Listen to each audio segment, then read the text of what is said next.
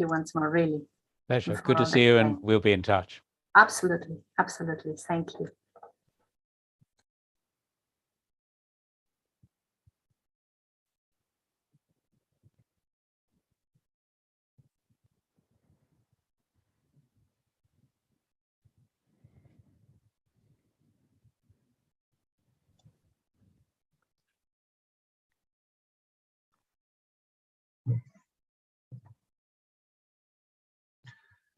Muy buenos días a todos y a todas. Les avisamos que ya estamos en streaming. Vamos a iniciar en unos minutos más esta sesión, la sesión del día de hoy. Así que, por favor, queden atentos. Empezaremos en unos minutos más.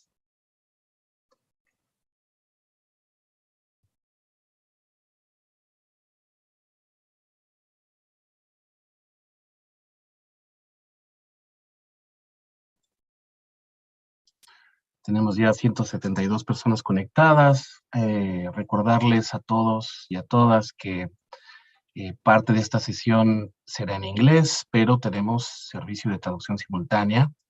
En la parte de abajo de sus pantallas está la opción de Interpretation.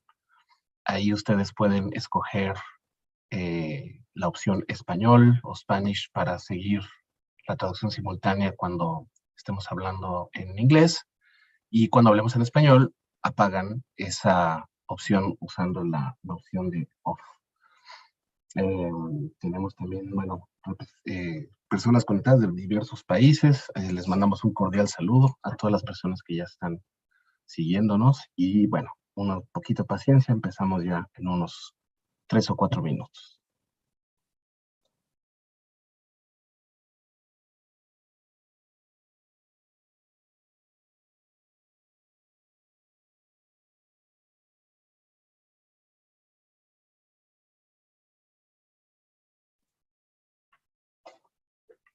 So, Professor Barr, I was just telling our audience, which is already following us through the streaming, that we'll be starting in 3 or 4 minutes.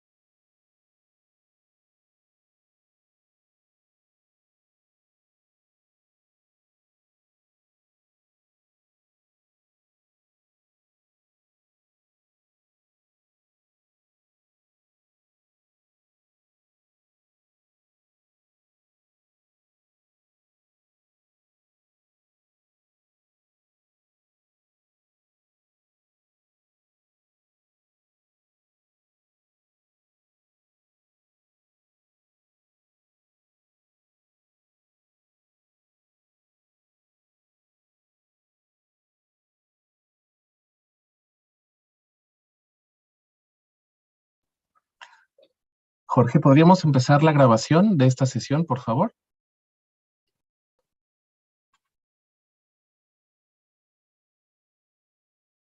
Y en cuanto me avises que está empezando la grabación, comenzamos. Dale, está grabando. Gracias. Pues muy buenos días a todas y a todos. Vamos a iniciar este día 2. Good morning, everyone. We will begin this second day of the regional seminar.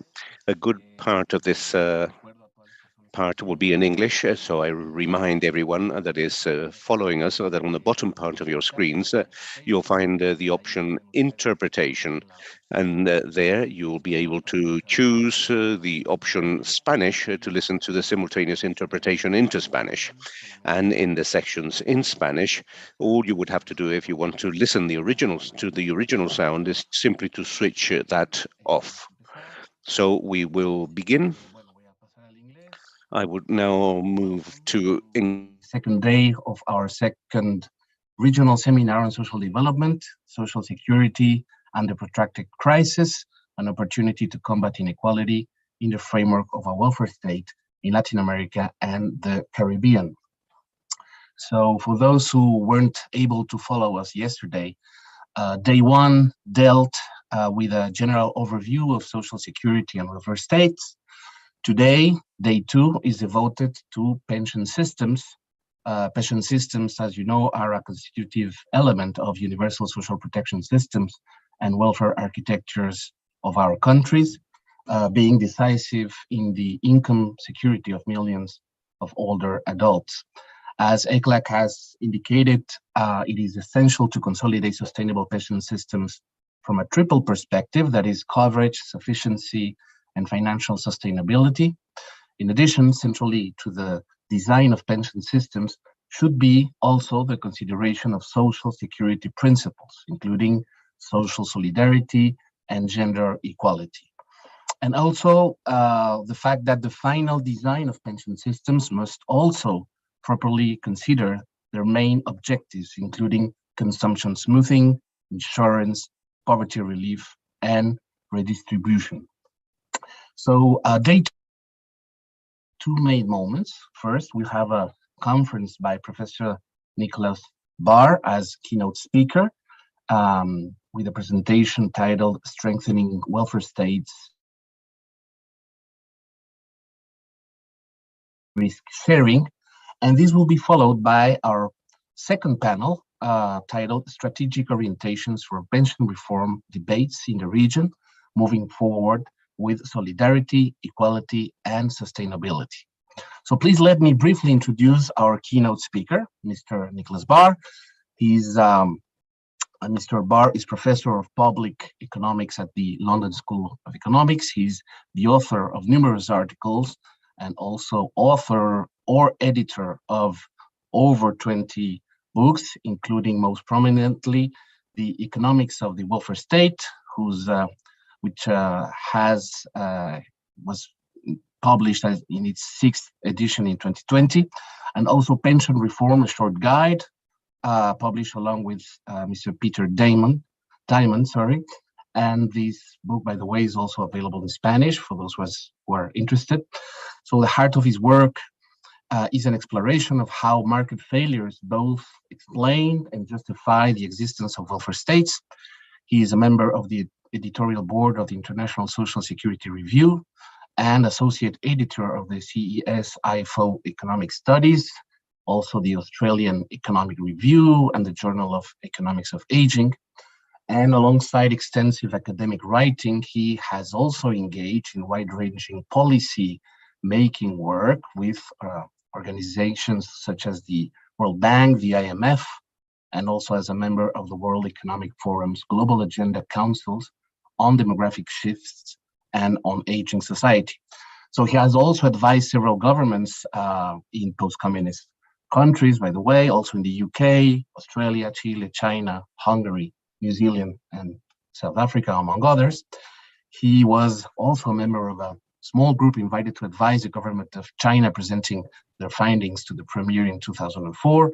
And recent activities include, by the way, being part of Chile's Bravo Commission. Yeah. So without further ado, Professor Barr, you are most welcome, and we look forward to your presentation. You will have the floor for up to 35 minutes, and later on, we'll address questions from the audience, which we'll make available to you, and we look forward for your presentation. So the floor is yours, and you are most welcome.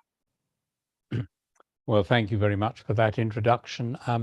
My apologies to everybody that I'm not talking in Spanish, sadly. That would not be kind to you. It's a huge pleasure to be taking part. It would be an even greater pleasure if I were back in Santiago. I did a count. I think I've had 12 trips to Santiago, including several, as the chair has mentioned, as a member of the Bravo Commission. So let me start off by talking about why a flourishing welfare state is essential. I sometimes start my courses at LSE by telling students that I'm going to give them 2 value judgments and ask them to put up their hand if they agree. So the first one is, in a civilized society, everyone should have access to adequate health care. So everyone's hand goes up. In a civilized society, everyone should have access to adequate nutrition. Everyone's hand goes up. So I say, so why does Britain have a national health service, but not a national food service? And I'm going to answer that question today, because everybody knows that we have a welfare state to provide poverty relief, to redistribute income and wealth, and to reduce social exclusion. But what is much less well understood is that the welfare state also exists to do things that private markets would either do badly or not at all. So the welfare state isn't some wasteful socialist plot. It exists to promote equity, but also it's part of a modern, efficient economy. So it's useful to explain briefly why markets might not be efficient.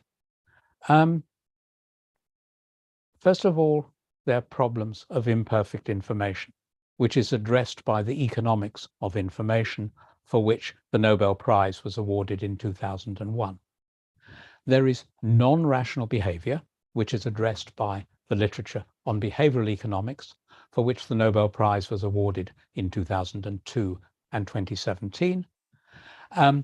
There are search frictions. It takes time to find a job. It takes time to find the product you're looking for which the Nobel Prize was awarded in 2010. There are problems with incomplete markets. For example, if you want to buy insurance against inflation that you will experience in 30 years' time when you retire, you can't buy that insurance. And incomplete markets was addressed by the Nobel Prize in 2016. And then you've got problems where taxation causes inefficiency, addressed by the literature on optimal taxation, Nobel Prize 1996. So why, you ask, am I going through all these Nobel Prizes? It's to make the point that what I'm going to be talking about this morning is not some idiosyncratic Nicholas Barr or European view of the world. It's rooted in the very best of modern economics. And that basically is part of the explanation for why a welfare state is essential. You will hear tomorrow about the role of the welfare state in healthcare. The various market failures both explain why we have a welfare state and justify government intervention. And in particular, things like imperfect information are a problem when asking people to make choices in complex circumstances like pensions. If you're asked to choose a good pension fund from over 800 pension funds, which is what workers in Sweden are asked to do, how can one do that? I wouldn't be able to do that. So there is a big problem. And good pension design takes account of market failures like that. So what makes a good pension system? Well, as the chair has said, first of all, it respects multiple objectives. Consumption smoothing, that's you redistributing from your younger self to your older self. There's insurance, for example, that you don't run out of savings if you live longer than your life expectancy. There's poverty relief, there's redistribution. So a good pension system respects multiple objectives. It also respects multiple constraints. Fiscal constraints, behavioral constraints, the fact that not everybody is an expert consumer of financial products. There's issues of institutional capacity, Some countries have the capacity to manage individual funded accounts, but not all do. So you've got multiple objectives and multiple constraints. Alongside those, pension design needs to improve gender equality. Women, on average, receive lower pensions than men for several reasons. They're typically paid less per hour than men. They more often work part-time, so they work for fewer hours than men. They take more career breaks, typically to look after young children or care for elderly parents, so they have fewer years of contributions. And in addition, if the pension system allows women to retire earlier than men, or if the annuity a woman gets is less than that of a man because women have longer life expectancy, all those things reinforce each other to explain why women have lower pensions than men, and good pension design seeks to counteract these effects. So let me now come on to some economic theory. This isn't a talk about economic theory, but it's important to explain why the policies I'm going to talk about are good design. And it's important to explain that those policies are not my personal opinion, but they are based on economic theory. And the main message from theory for the purpose of this morning's talk is that one shouldn't overstate the usefulness of consumer choice.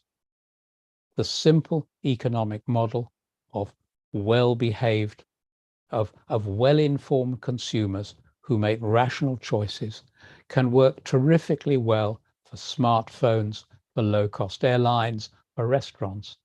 It's a bad model for policy design for complex products like healthcare or pensions. Problem one, imperfect information about the quality of products. For example, if you buy pharmaceutical drugs over the internet, are they fake or low quality? Secondly, imperfect information about price. For example, administrative charges for pensions. If your pension fund charges you 1% of your accumulation per year to manage, then over a full career, your accumulation and therefore your pension will be 20% smaller because of that 1% charge than it would be without it. So administrative charges matter greatly, but are not well understood. And these figures that I've been giving are not a personal opinion, they're an arithmetic fact. So you have problems of imperfect information. Also, people in practice don't always behave in the way that simple economics predicts. Conventional theory says you will decide voluntarily how much to save over your working life, and you will make sensible decisions, and then you will retire at a sensible time, and you will convert a sensible fraction of your pension savings into an annuity. That's what the simple theory says. Great theory, but it's not what happens in practice. Two problems. What economists call bounded rationality arises where the problem is too complicated for people to know what the right thing to do is. So people delay saving, they stay where they are. In theory, people should move from worse performing funds to better performing pension funds. In practice, they don't. Or they make no choices at all because there are simply too many choices to make, so people do nothing. Second problem is bounded willpower. People know that they ought to save, but they don't save or they don't save enough. And quite apart from those problems, an additional reason why people don't save is that somebody with low pay frequently can't afford to do so. So you've got technical problems in leaving pensions to individual choice. And what happens is that many consumers make bad choices. We've seen, I've argued, that the model of choice and competition is the wrong model because it has high administrative costs. Consumers don't save enough, they retire too soon, they delay choice or make no choice, or they choose an unsuitable pension portfolio.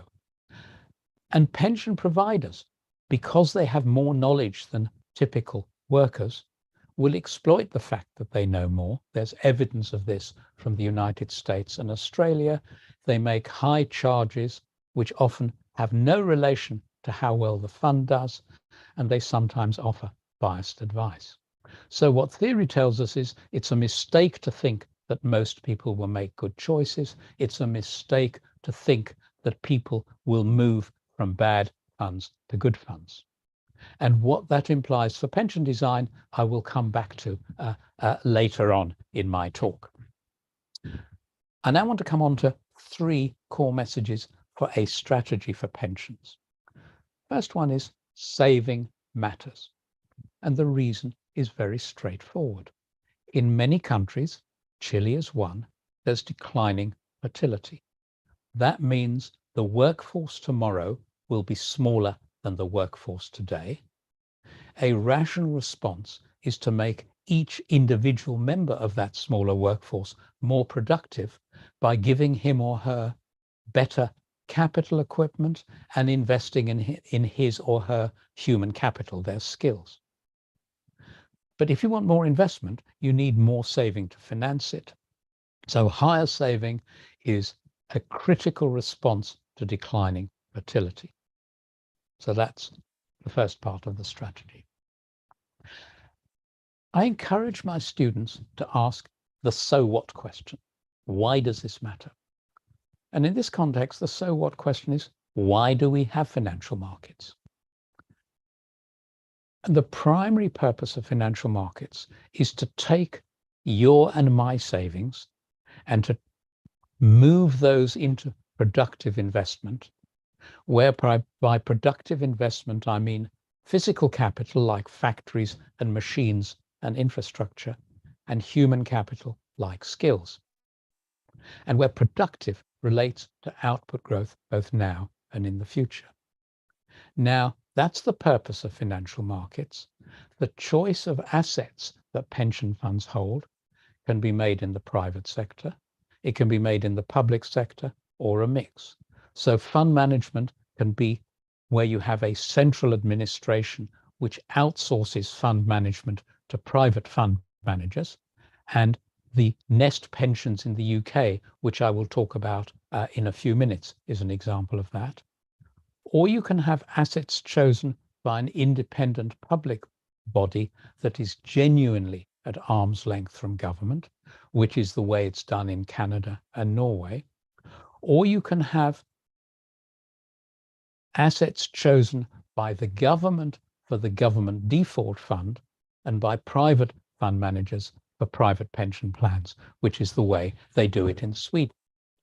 So that's my first message. Savings matters, financial markets matter.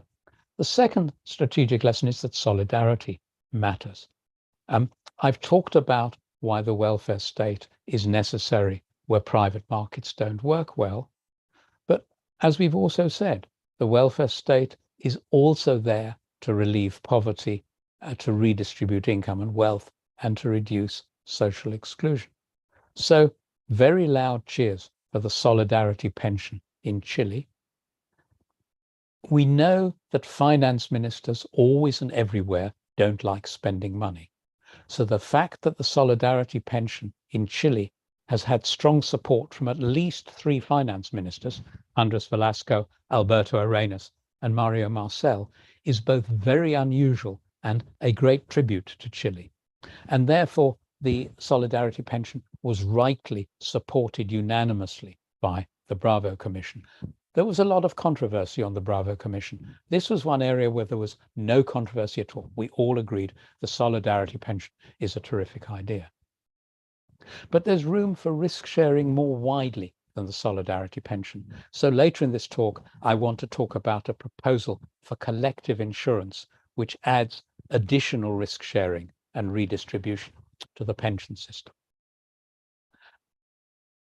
Third part of a strategy is you need strong central administration. Now, the role of the central administration isn't necessarily to run the system, it's to provide the overall framework within which the pension system operates. So a public body organizing the framework doesn't mean it has to provide the service itself. The UK National Health Service provides some healthcare services itself, but it buys a lot of things in from the private sector, like MRI scanners, pharmaceutical drugs, etc. And there will be more examples below. In the case of pensions, it's useful to think separately about two different parts of pensions. The first is what I call account administration. That's record keeping. And that's beneficial if that back office stuff is centralized, which is how they do it in Sweden. A second and different aspect is fund management, the choice of financial and other assets bought with a worker's savings. That can be private or public or mixed.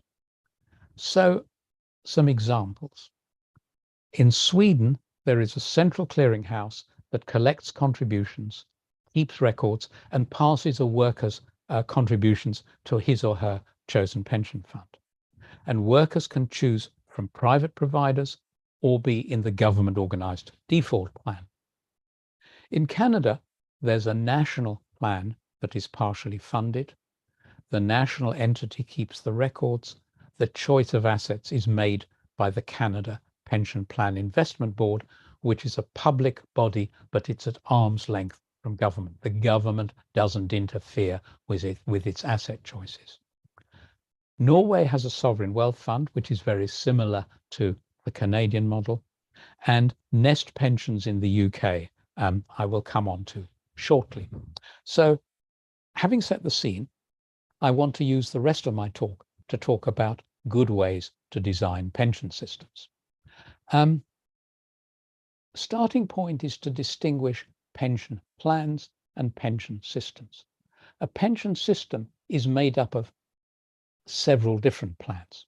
The current system in Chile is made up of the solidarity pension and individual accounts.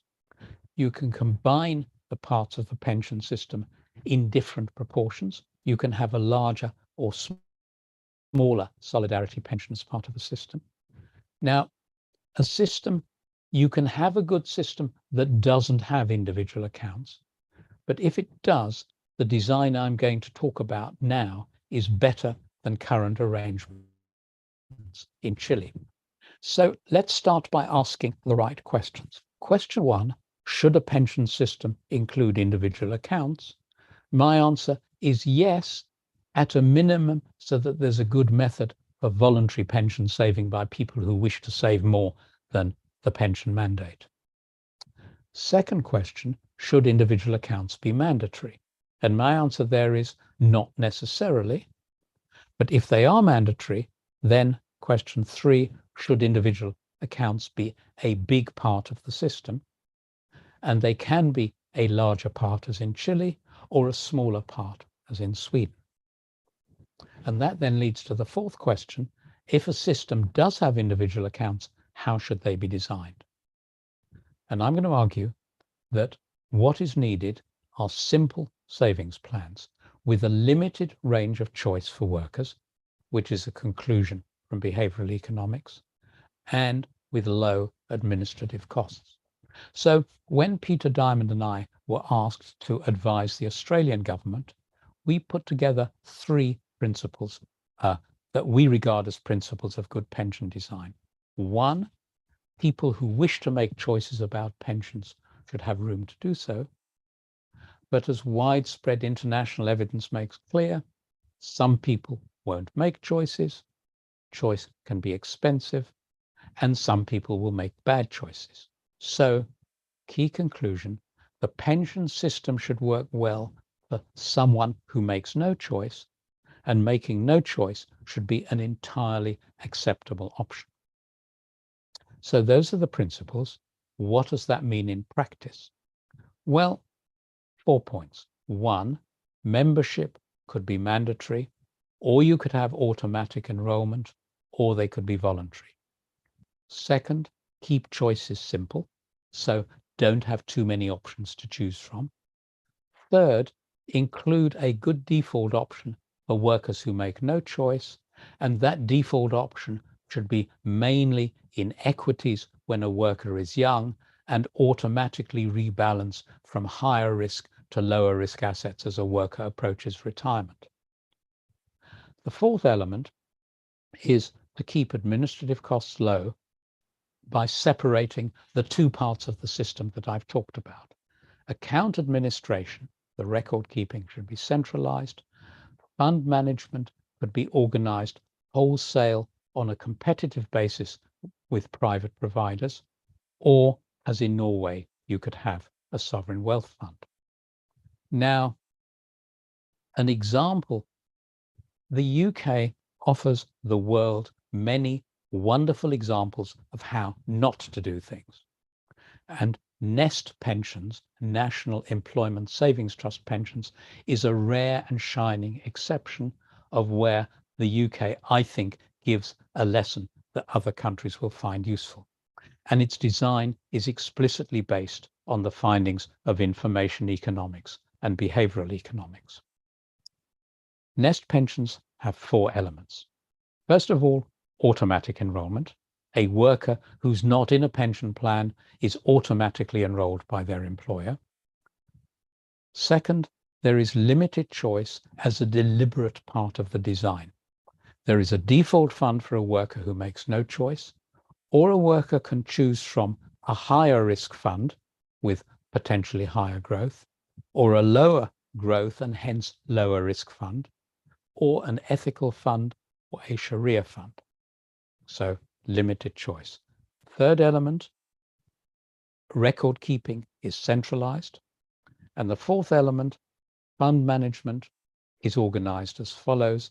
The managers decide in-house on overall exposure to building block funds. In other words, what fraction of the total savings they get is held in British equities or in global equities, what fraction is in government bonds, what fraction in corporate bonds, etc. Once that's decided, each of those elements is outsourced to private fund managers on a competitive basis.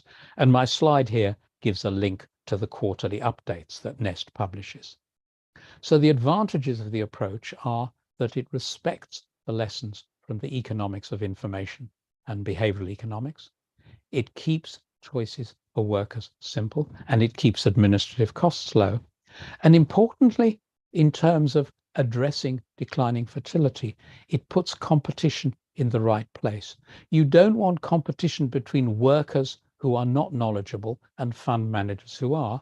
You want competition between knowledgeable Nest fund managers and knowledgeable private fund managers. So you're putting competition in the right place, and that helps financial markets to work better. So I now want the last part of my talk to talk about a new design. It's a brilliant idea. And I can say that because it's not my idea. It's the idea of a group of my graduate students at the London School of Economics. There's a group of them from Colombia, Chile, and Peru. And here I give the title of their paper and the link to the online version. Their idea, they call it collective insurance, is that this should be a third element in the system. So you've got the solidarity pension, you've got individual accounts, and you've got this new third element. And the idea is that this third element will pay an additional pension that is larger for people who have smaller individual accounts. And just to come on to what we mean by collective, with individual accounts, the individual faces all the risk. If my pension portfolio doesn't do well, the risk falls on me. And this is called individual defined contribution plans, IDC, individual defined contributions, which is the arrangement in Chile and Australia. Collective arrangements share risk, but an important question is, how widely is that risk shared? You could have a single fund for each birth cohort, so that everyone born in 1970 is in a single fund. So that's called collective individual defined contribution funds, that's CIDC. This is the way Nest Pensions in the UK does it. Or you can have a single fund, not one fund for each cohort, but a single fund for all cohorts, collective defined contribution, or CDC plans, which is what the Netherlands had until recently. Now, what the students have come up with is a wonderfully flexible design. And this next slide describes the flexibilities, but I'm going to talk about them from some notes I've got so that I can talk about them in the context of this diagram. The point about this design is it's flexible. The first element of flexible is that the size and design of individual accounts can be larger or smaller. So this dark blue here is individual accounts, and they can be larger or smaller. Those can be organized like Nest Pensions. The second element of flexibility is the size and design of the pension from collective insurance. And there are at least 5 areas of flexibility. The first is, what is the largest pension from collective insurance that somebody with low or no individual account pensions can have? And that's this vertical area here, AB. So that maximum collective benefit for poor workers can be larger or smaller.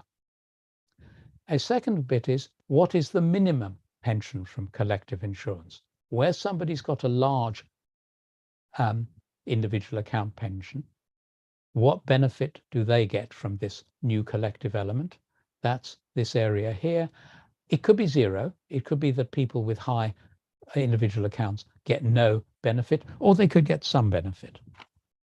The third area of flexibility is the taper rate. That's the slope from here, from A to C. That is, as people's individual accounts get larger, how rapidly does the benefit they get from this third collective element go down? And that can be faster or slower. The fourth element is how this collective element is financed.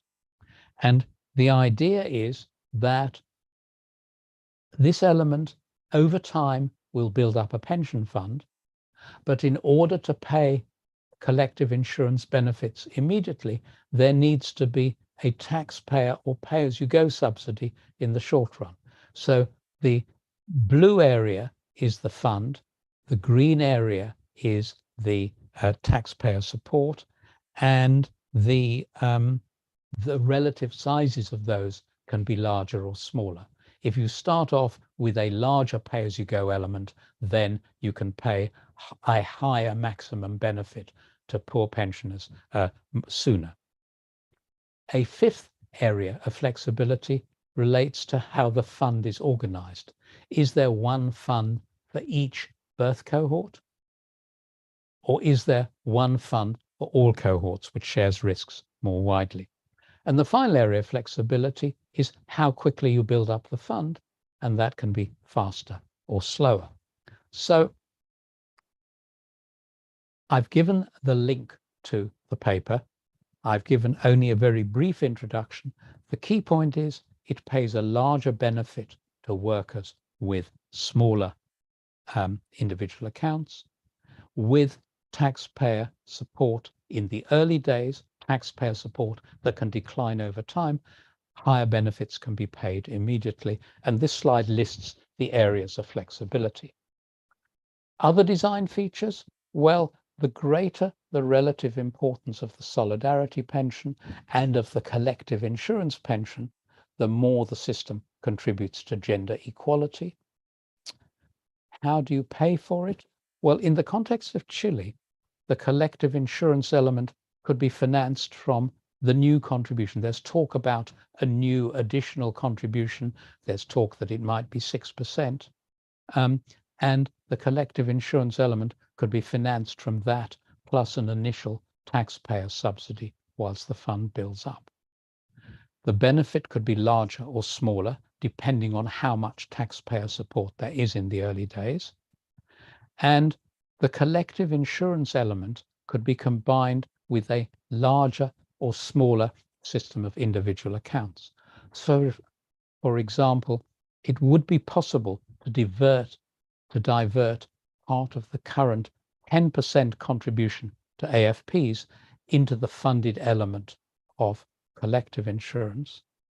But if reform includes that element, notice I've used a bold font, it's essential that any contributions that are diverted from AFP pensions to the new collective insurance element should go into building up the funded element. And the reason for that is, I've said savings is hugely important. It's the single most important way of addressing declining fertility. So what one doesn't want to do is divert AFP contributions into a pay-as-you-go element, but they could be used to build up the fund. So last slide, possible directions of travel. 3 directions of travel for Latin America are worth thinking about. First of all, maintain and strengthen the solidarity pillar. On individual accounts, the system could add a government AFP organized in the way that Nest pensions are organized in the UK. So you'd have centralized record keeping, you would have cheap administration, you would have thoughtfully limited choices for workers. And note that in a survey by the Bravo Commission, 69% of respondents said that if there were a government AFP, they would move their accumulation to it. On collective insurance, I've merely sketched out the idea. It's still a new idea. It would need further detailed work on the design, and clearly that would need to take account of the economic, political, and institutional situations in each country. But it's an exciting idea, and I think it should definitely be in the mix of things that are given serious thought. So in conclusion, this audience of all needs no reminding that pensions affect the lives of hundreds of millions of pensioners and also of workers. Pensioners have children who worry about their parents. So I wish you well in your important deliberations. Thank you very much. Thank you very much, Professor Ba, for a brief yet very complete presentation. We have already a few questions from both the audience and our team. So let me just phrase a few questions, and then we'll do a second round if time allows it. So there are first a couple of questions interrelated, probably in terms of the political economy of all these. So first, and this has to do with the first part of your presentation, how dealing with the COVID-19 pandemic has changed or not the debates regarding the need and viability of a welfare state in Europe in general, and what are, in your view, the consequences for its future development in general? Has the pandemic changed anything in the previous debates regarding the welfare state? And also, based on, this will be a second question, based on the comparative analysis you have undertaken of different experiences of reforms to pension systems worldwide, what is the specific role of the political economy? I mean, there is obviously a technical financial dimension to reforms, but how defining is the political economy, or if you will, the policy or political process in the final outcomes of these reforms? And a third question, which is more technical questions regarding pension systems, is regarding collective savings and or collective risk insurance based on models with risk sharing among cohorts. What lessons can we derive from recent experiences to be considered by ongoing reform processes, such as Chile, you mentioned, to pension systems in our region? So these will be 3 initial questions. Then we have more questions coming up in the chat from the audience. So I'll give the floor to you, and we'll keep on going. The floor is yours, Mr. Ba. Thank you. Great questions. There is a hugely important distinction. This is a nerdy point, but an important one. There is a hugely important distinction between risk and uncertainty. With risk, you have a pretty good idea of the probability that different things will happen.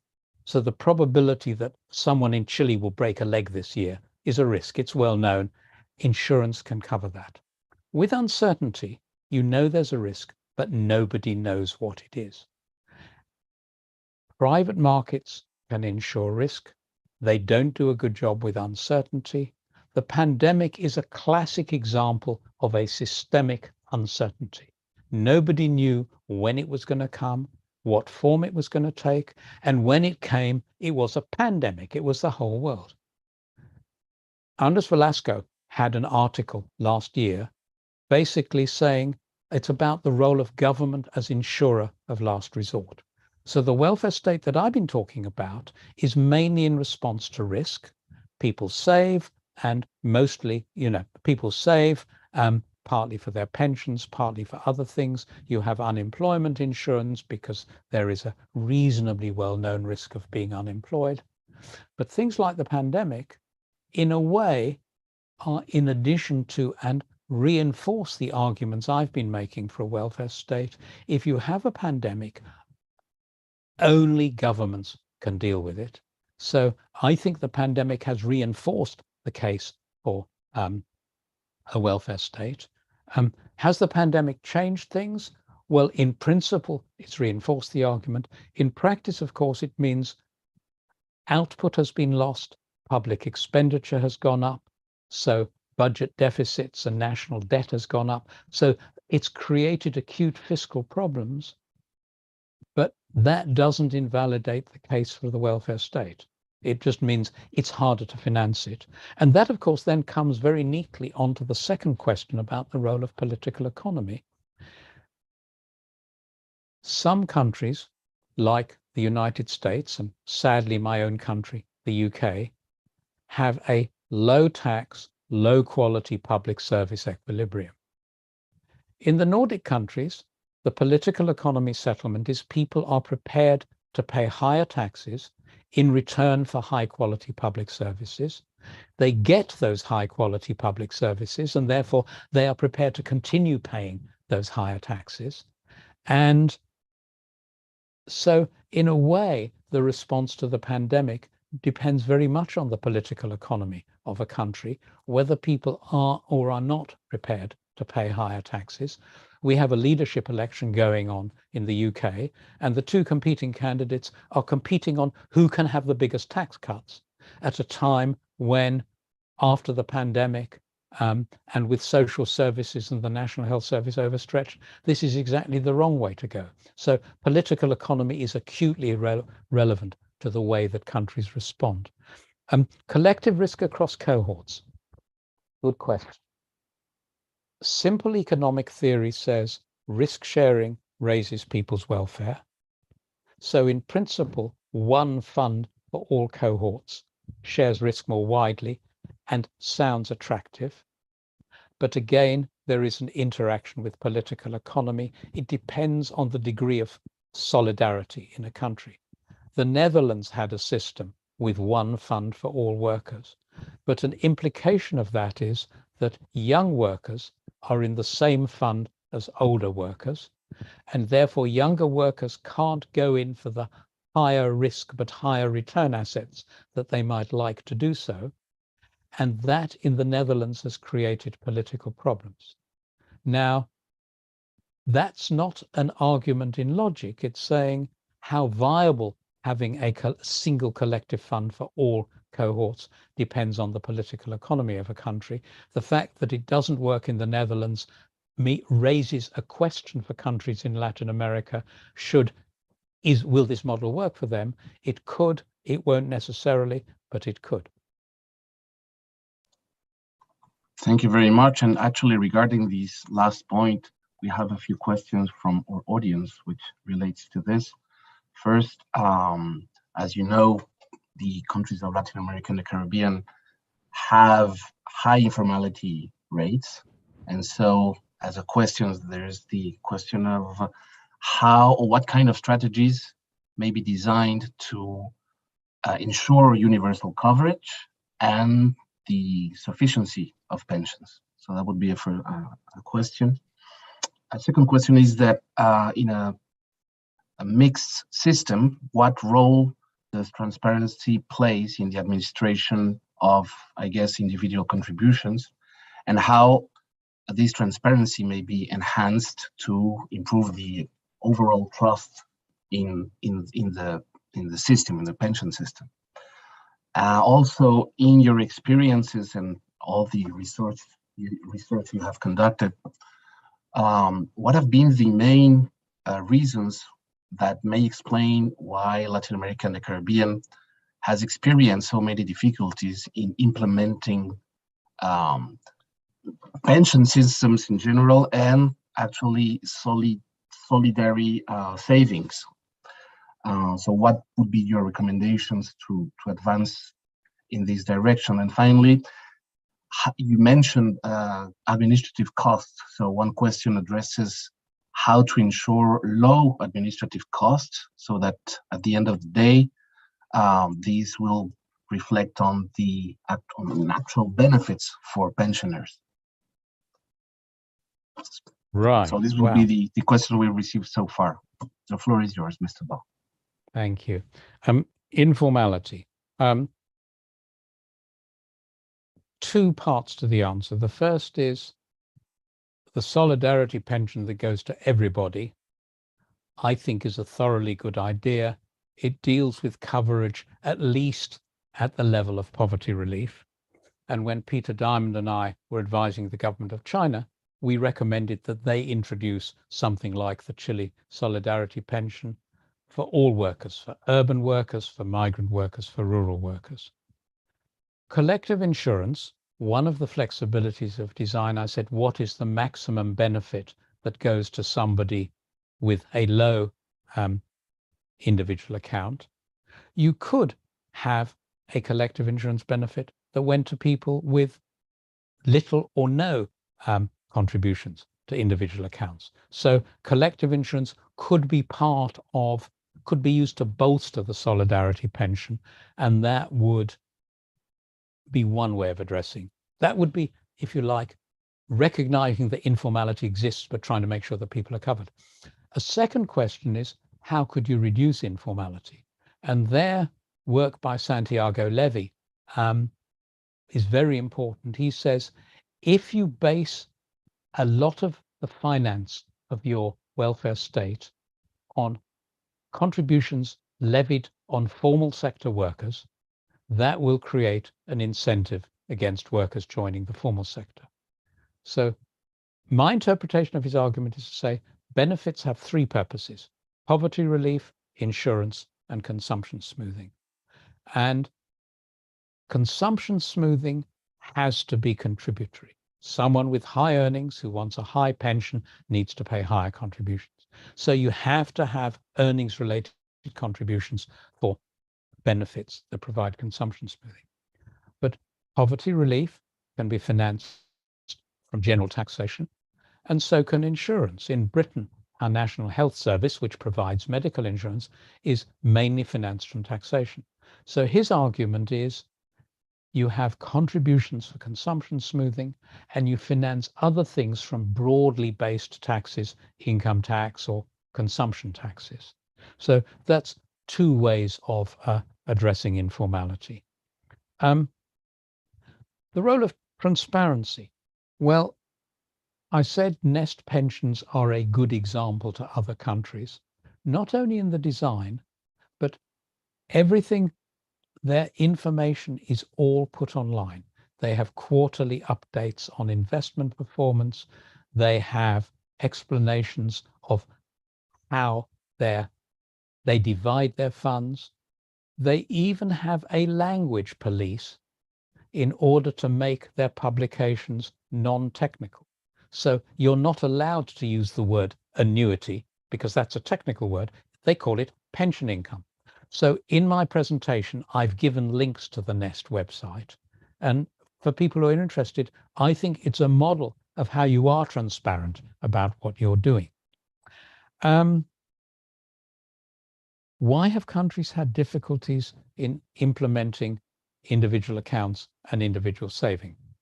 Off the top of my head, I can think of 3 reasons. Reason 1, individual accounts are technically difficult. And they require not only technical competence, but that government respects the funds over many decades. Now, I say to my friends in Chile, I've said this to Alberto, I argued in the 1990s that I thought that Chile maybe hadn't done the world any favors. The fact that Chile implemented individual accounts successfully, other countries all thought, well, if Chile can, we can. Now, Chile is an unusual country. It implemented them and it did so successfully. But many other countries lacked the technical capacity, or even where they had the technical capacity, they didn't have the political capacity to protect the funds. So in many countries, government in one way or another have got their hands on the funds. And I don't want to mention country names because I don't want to be offensive, but Chile is unusual in that Chile collected the money and it's kept the money in the accounts. Administrative charges are too high. That's a separate set of arguments, but Chile was successful. Other countries either lack the technical capacity or the political capacity. But there's a third reason for the problem, and that is the original Chile design was based on the simple economic model that said that the model of choice and competition that works so well for low-cost airlines and smartphones is the right model for pensions. And it's the wrong model. Nobel Prizes for economics of information, Nobel Prizes for behavioral economics, etc., etc. Not only are pensions too well, when I say pensions are too complicated for most people to understand, I write books about pensions. I understand the principles. Does that mean that I could choose a good pension fund from competing pension funds? No, it doesn't. I absolutely couldn't. And I have stories I could tell about that. So this idea that people can make good choices over technically complex areas is mistaken.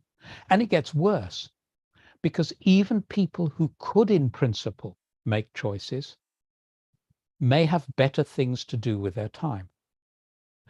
I don't want to have to manage my pension fund. I'm very grateful to belong to the British University Teachers Pension Fund. I would rather be writing books about pensions or giving talks to ECLAC or watching cricket or playing with our grandchildren. So the third element is it was based on the wrong model, and the evolution of the system in Chile and the UK has been adapting the system to recognize that. Low administrative costs, Nest or Sweden are the way to do it. Centralize the record keeping. Sweden not only does that, but the Central Record Keeping Administration negotiates with pension funds and says you can only belong to the club if you keep your charges below X amount. So it's a combination of centralizing record keeping, but also some central negotiating body to negotiate with the pension funds. So Sweden has charges of 0.3% of accounts, and Nest is aiming for the same thing. Thank you very much, Professor Bob, for addressing the questions. I guess we have time for a couple of more questions, which have arrived from the audience. And of course, maybe a final thought you may want to share with us. So one question is how a social security system may be financed through the taxation of great wealth and fortunes, and how these, I don't know if I understand correctly the question, but how these may affect the depth of the different markets, I guess, to financial markets. The second question is individual contributions is dependent on the stability of work, of the work of people. So how states may improve that the contributions made by workers may be sustained when they face long terms or long periods of unemployment?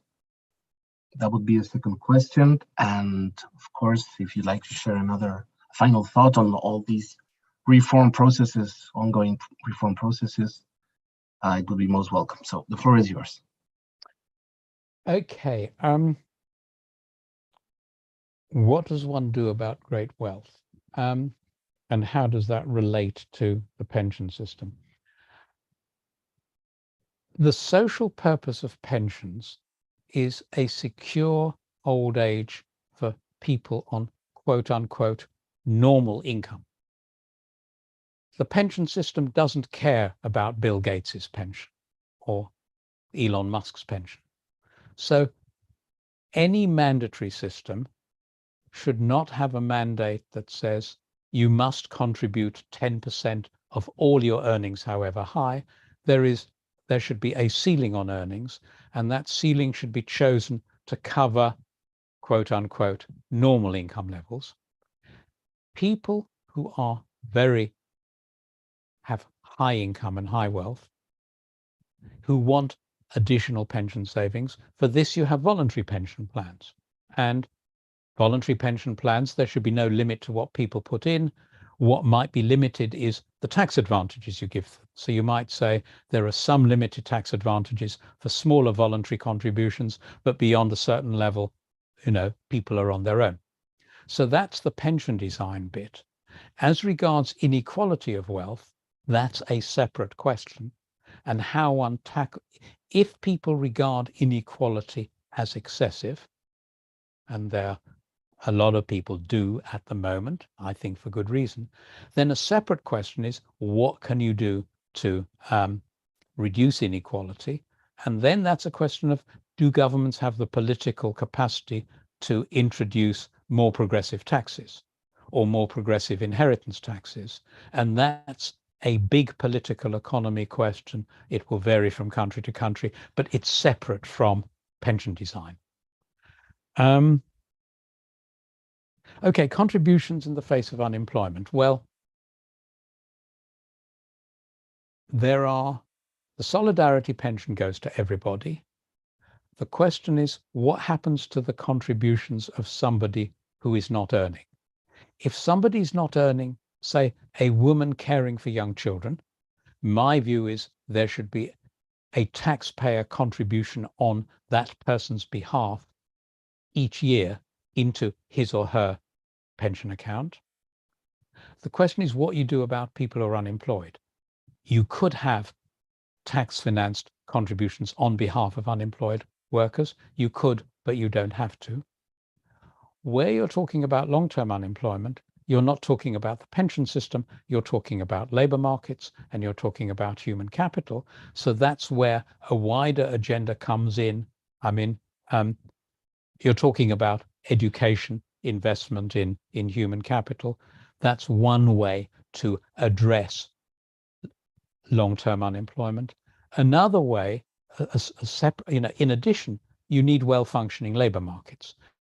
So then there is an issue of access to jobs, and do you protect jobs or do you protect workers?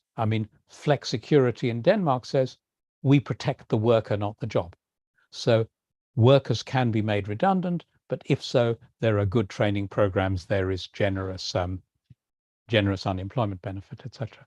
So I would say the two bits of the puzzle are investment in human capital on the one hand, and contributions on behalf of people who are not in the labor force or who are unemployed, investment in human capital, and policies to improve the performance of labor markets.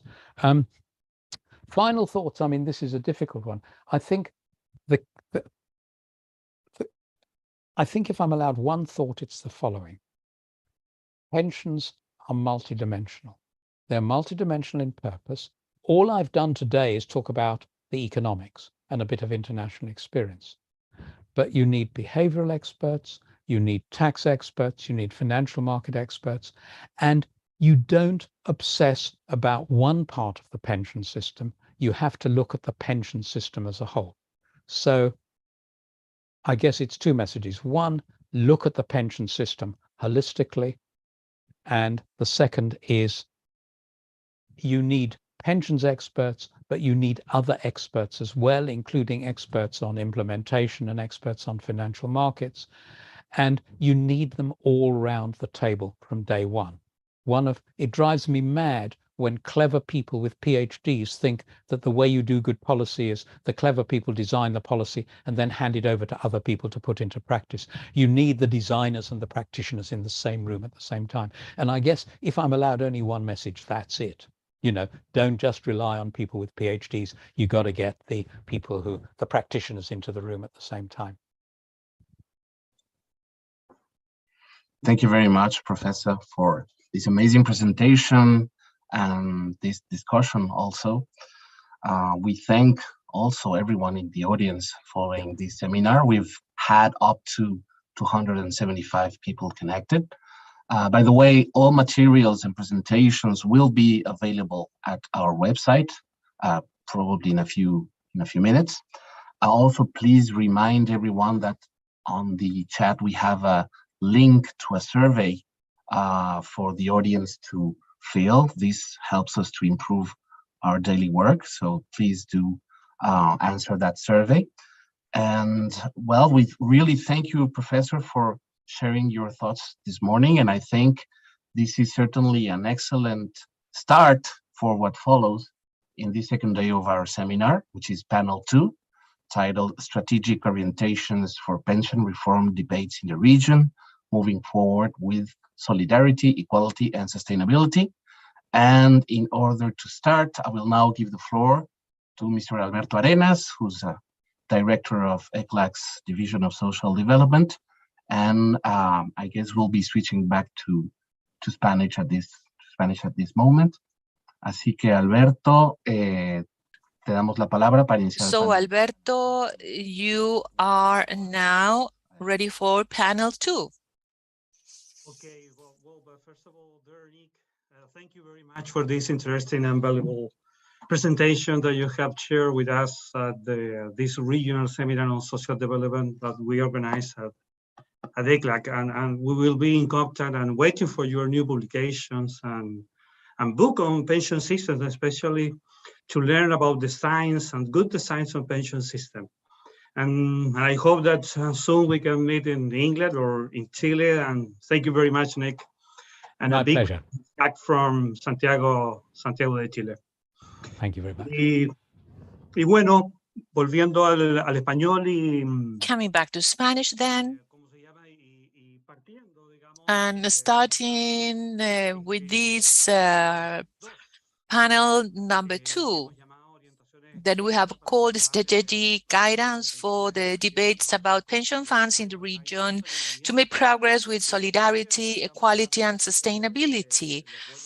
Of course, good morning and good afternoon and good evening, everyone. The ones who are connected from different countries, from Latin America and the Caribbean, especially, we have a great audience this morning.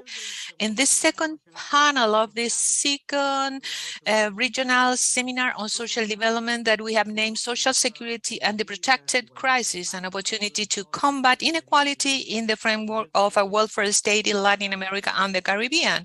And from the Social Development Division from ECLAC, it's a pleasure to welcome you all after this great presentation that we had from Professor Barr, beginning this day of discussion about pension systems.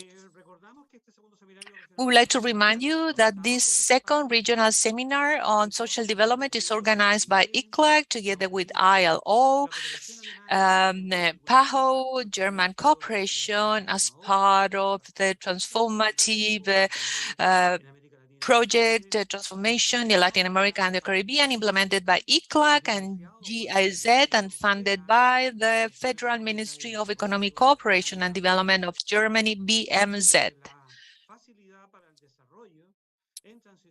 Now, and the Facility for Development and Transition in the European Union. And after this great, interesting presentation provided by Professor Nicholas Barr, where he has put forward interesting guidance to be implemented, some ideas in the region, I would like to welcome all the panel members who are joining us for this panel 2, Claudia Robles, Officer of Social Affairs of Social Development Division of ICLAC, Dr.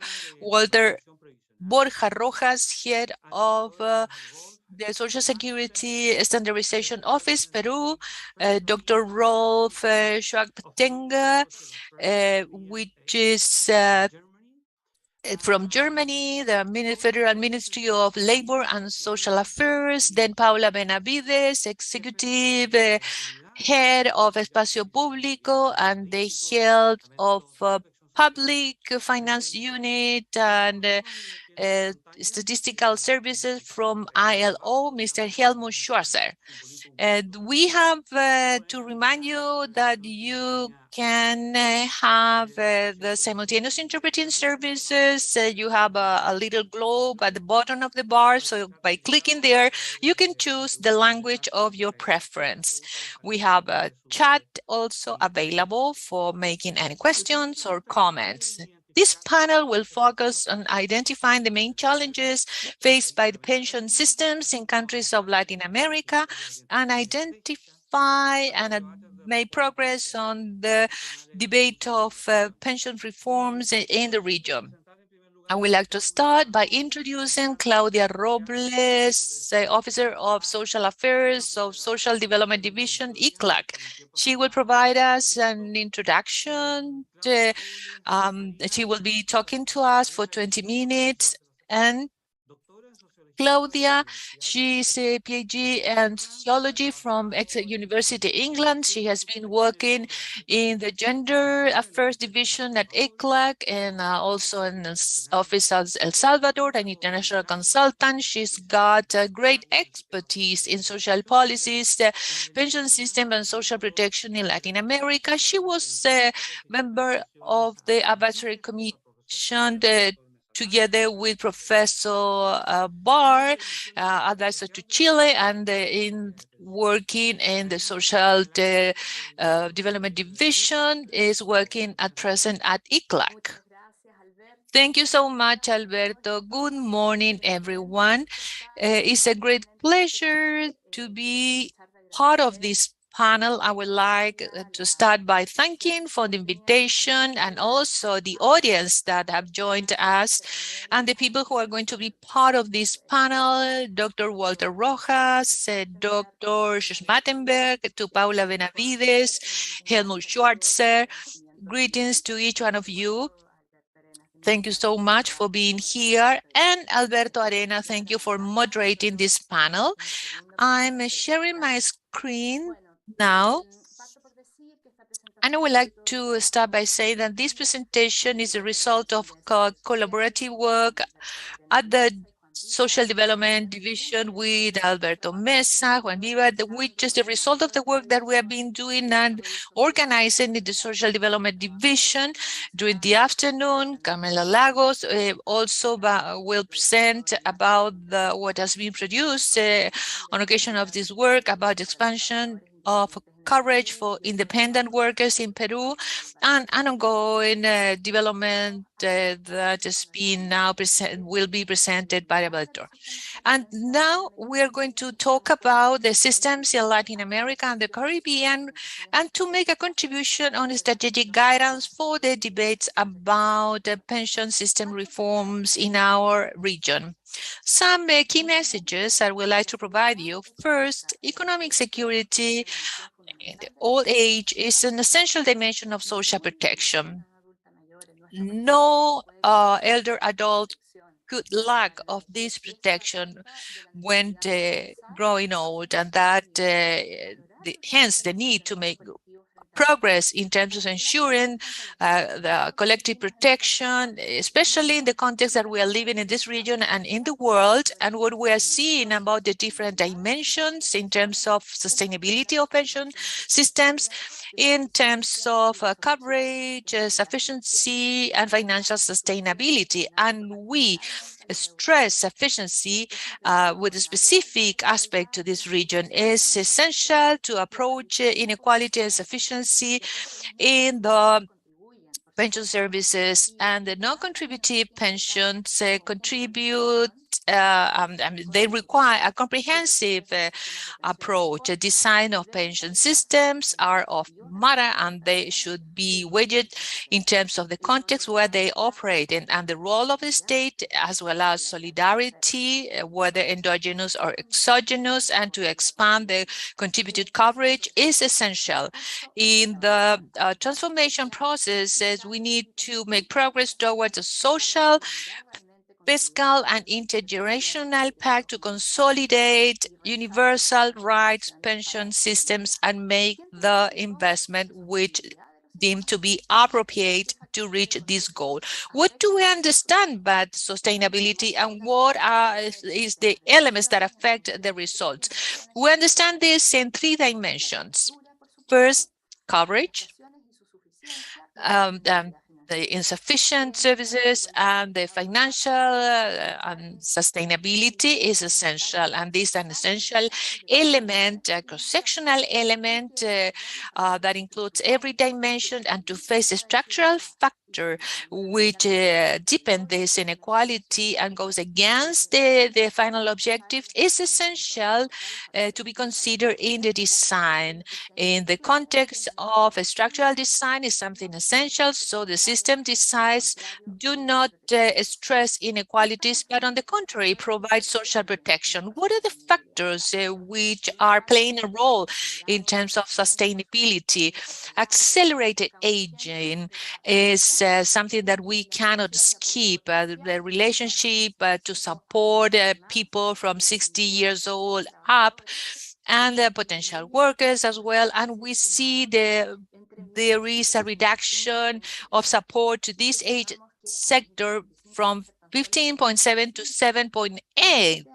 And in 20 years, this will be double the number of people from 65 years old and above, more the women and men, and that tells us about gender inequality, which is so important in our region, and especially in terms of our pension system. The labor markets we have of high informal inequality level is essential to approach them and dimension of sustainability of the pension systems. The coverage is greatly affected by the informal labor, the low income we see as a result of the pandemic. We couldn't restore and unemployment increases, especially in the women's sector. This will have repercussion in sustainability and sufficient pension systems provided. So what we have seen in the region is that the pandemic has had a great impact in terms of the drop in the contribution paid. We have identified almost 1 decade back in terms of the basis of contributors paying, and we foreseen an increase in the tax burden because of the demand for pensions. More than the half of the active population in Latin America would be excluded of this coverage during the active stage, and we still have inequality in the occupational coverage. You can see the rural population that reaches about 22%. 22.3% compared to the urban population, where more than the half of population, active population, would be covered during the active stage. And then the occupation of young people are also amidst of a lack of social protection, and this is a message for labor inclusion policies that we are designing in our region. We can see also massive differences, inequalities between the poorest sectors and the lower income levels in terms of job access. 1 out of 10 people are paying contributions or are affiliated to pension systems. In terms of coverage and of elder adults, so we see that almost 82% of the population is receiving pension, and this coverage has been expanded essentially for non-contributed scheme, and within that this has been increased in 23 percentage points, and non-contributed coverage is in the downward trends, and we highlight lack of access and gender inequalities of people who are in the lowest income level, and where we see the people in the first quintile and the half of less than the income less than the half is being received as pension, even non-contributed pensions. So sufficient level are very low, and they anticipate a greater dependence on tax contributions in the future year. In Latin America, we have people would be receiving pensions below the poverty line. And in the case of women, almost 1/4 of them are receiving pensions which are below the poverty line. As to the expenditure,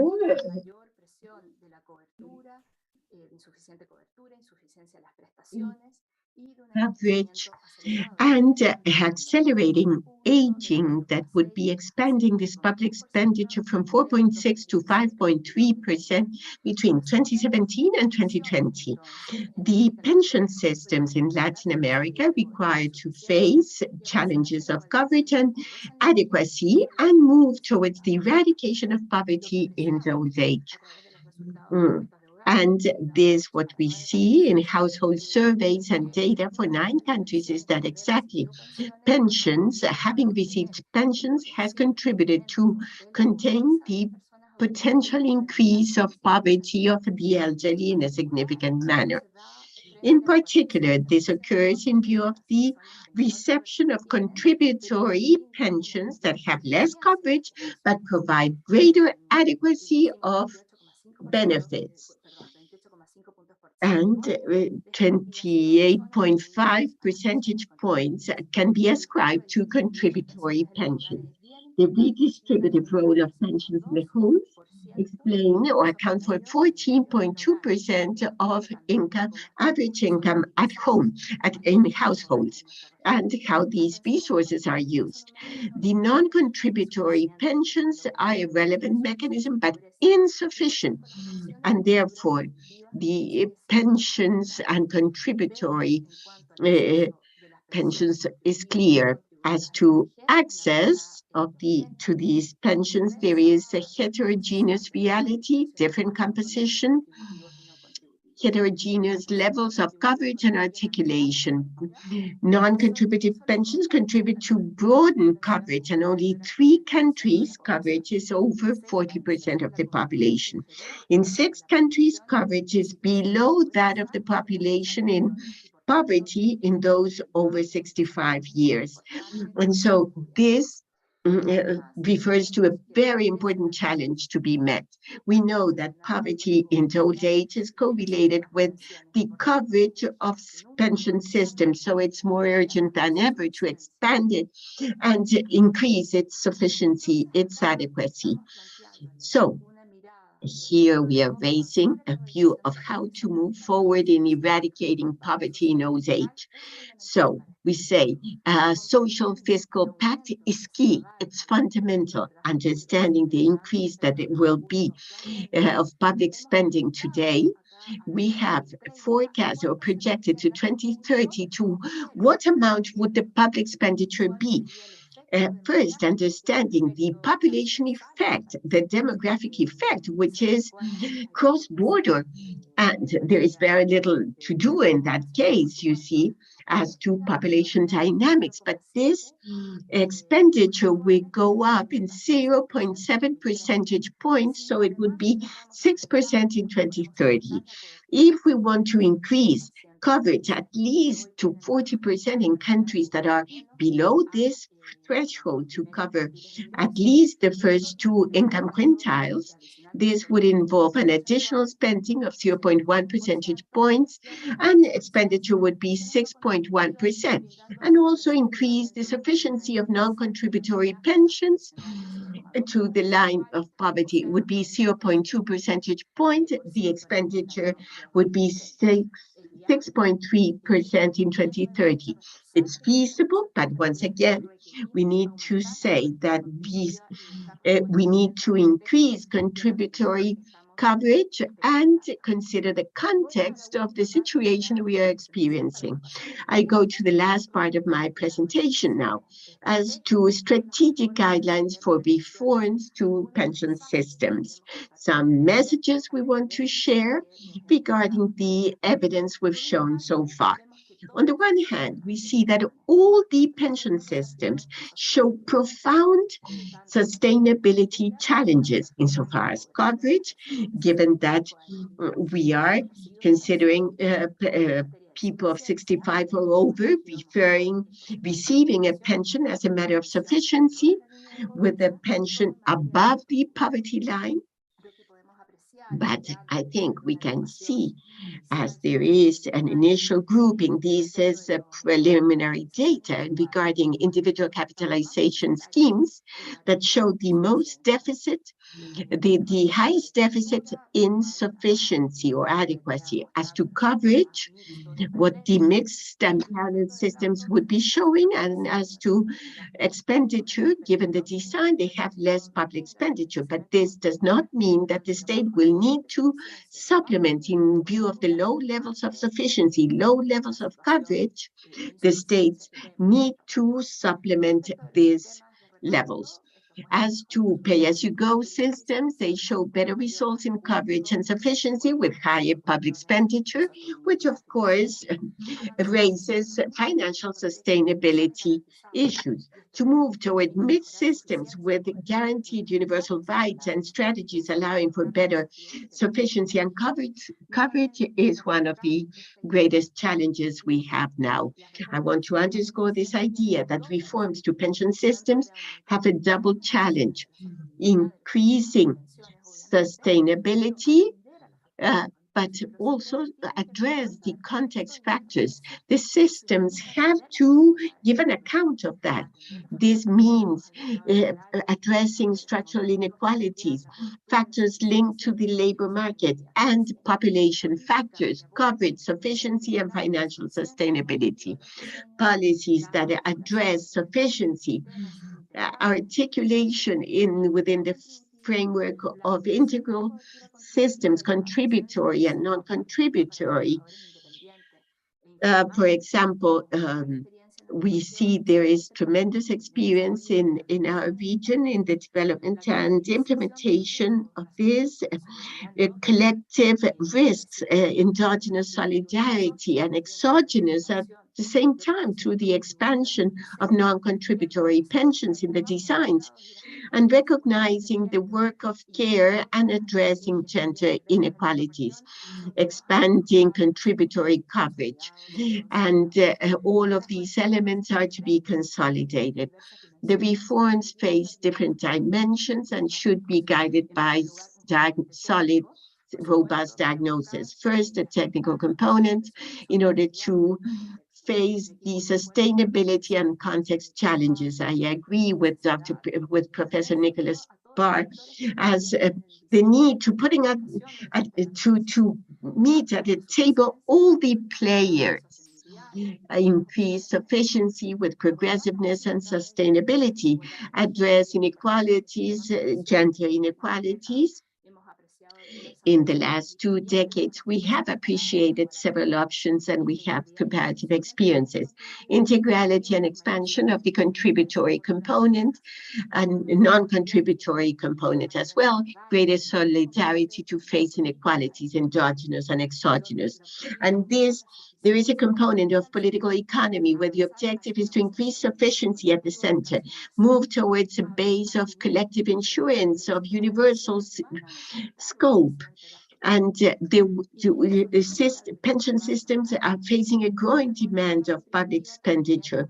Sustainability of the expenditure will increase or will demand an increase in contributory coverage, face poverty in old age, inequalities and gaps. This must be linked to a financial component, to communicational component, in order to expand social legitimacy that it has been decreased in our pension system. Towards a social, fiscal, intergenerational pact for pension systems with universal rights. Some guidelines. One, the role of the state is key, fundamental for a system of universal rights in its design, management, sustainability, and active reduction of inequality gaps. This is a trend that has been identified by ESTAT in recent reforms in the pension systems of our region, and also in all processes in Latin America. This role of the state is not exhausted in the non-contributory component. It's key, its role in the contributory component, yes, in the design and growing solidarity and integrality. The strengthening of social institutions of pension systems is key, and we need to move towards social fiscal pact to reach sustainability of social protection, particularly pension systems. There is urgent to transit towards a new development style. ECLAC has said that, calling to rethink investments required intergenerationally in order to sustain and support agreements, increase productivity, social development, investment in childhood, and adjusting designs with financial sustainability, solidarity, and sufficiency and rights. Thank you.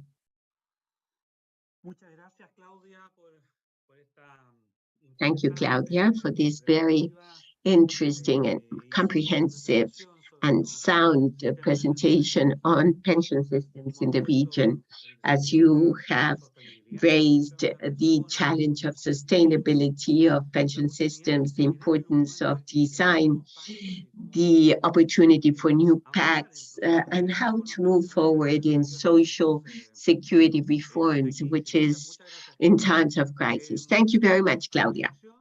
Now, continuing with our second panel, we will give the floor to our panel members, high-level panel members. They will have each one 15 minutes for interventions. Firstly, it's a pleasure to introduce Dr. Walter Borja Rojas, head of the Social Security Office of Peru. We thank your participation and constant exchange we've had with in Social Security with ECLAC. Dr. Walter Borja Rojas is the head of Social Security Office, a surgeon from San Marcos University with graduate or PhDs in public or health.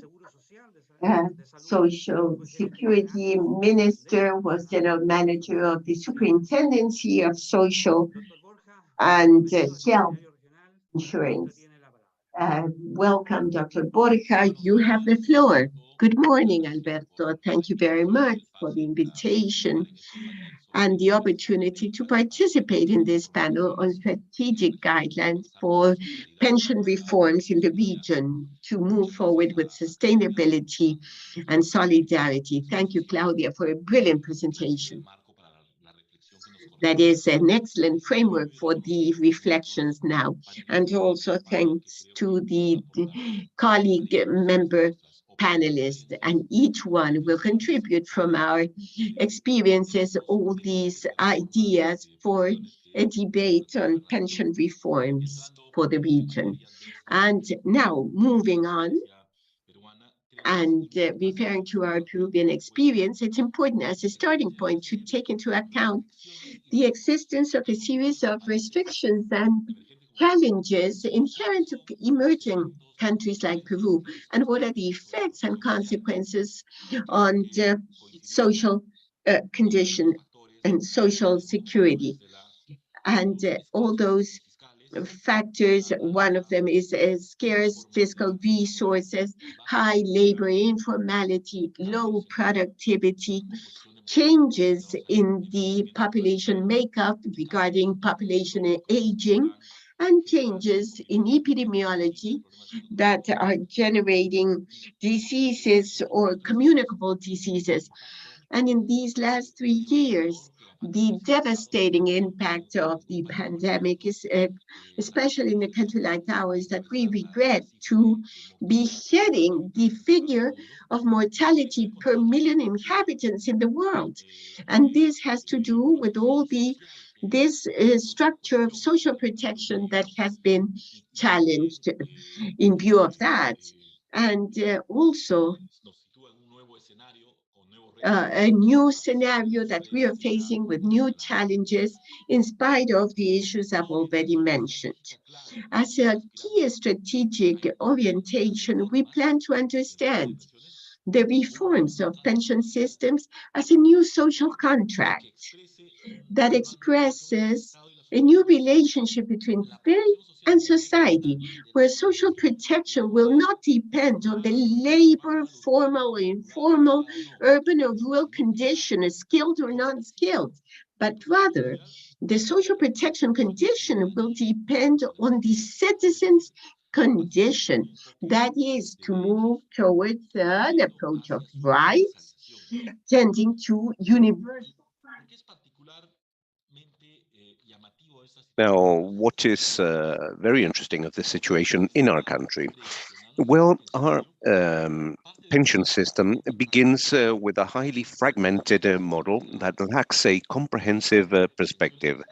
Our pension system is comprised of two different systems of the national pension system that compete for the same objective population, the formal workers.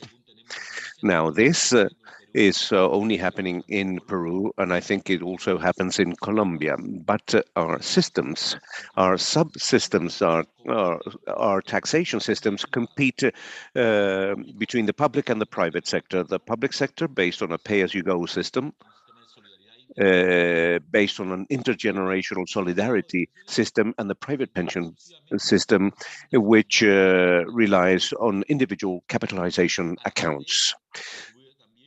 At the same time, what expands our coverage is a non-contribution based pillar, which is Pension 65, which was born as a social program to cater for the poor and extreme poor, and which today has a coverage which is very similar in terms of pensioners as the national pension system. And as a result of that, we have a low and decreasing level of coverage as a result of this system that focuses on the formal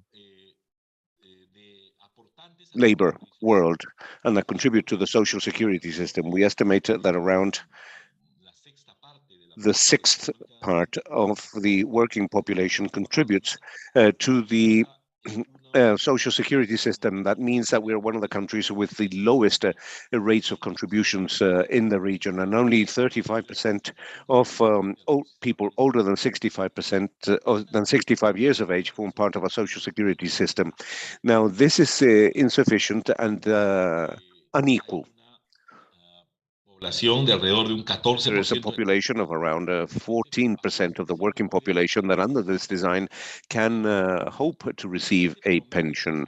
But this national average hides, in turn, an important limitation, because the wealthier population can have up to 20% possibility of gaining access to a pension, but that expectation in the lower income population is even smaller, because they either do not have a sufficient fund in their individual capitalization plan within the private pension system, or do not reach the minimum contribution, which is a 20-year contribution up until last year, and now since October has dropped to 10 years, because the number of contributions that they are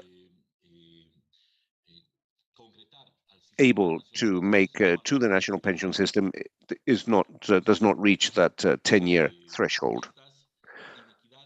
And therefore, these inequalities are far more significant when one differentiates between working population based on their income levels. Now, these conditions, I believe, have been magnified within the framework of the COVID emergency, because it has meant that informality, which was already high,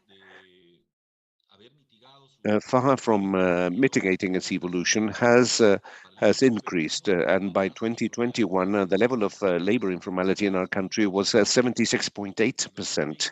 And in 2020, it was 75.3%. And in 2019, before the pandemic, 72.7%. In other words, today we have a rate of labor informality which has been the greatest in the past 11 years.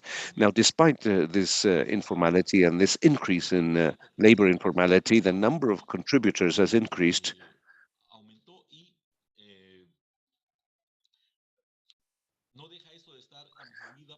And that is impacted by these variations in the dynamics of the labor market. I believe that under or considering this starting point, how do we envisage a new social security system? What do we believe should be the strategic aspects of that should be envisaged or included in a reform? I believe that we are very clear on the need to encompass these three aspects that relate to the determination of a pension reform. First of all, the aspect related to coverage. In other words, how much progress we can make towards universality, considering that our starting point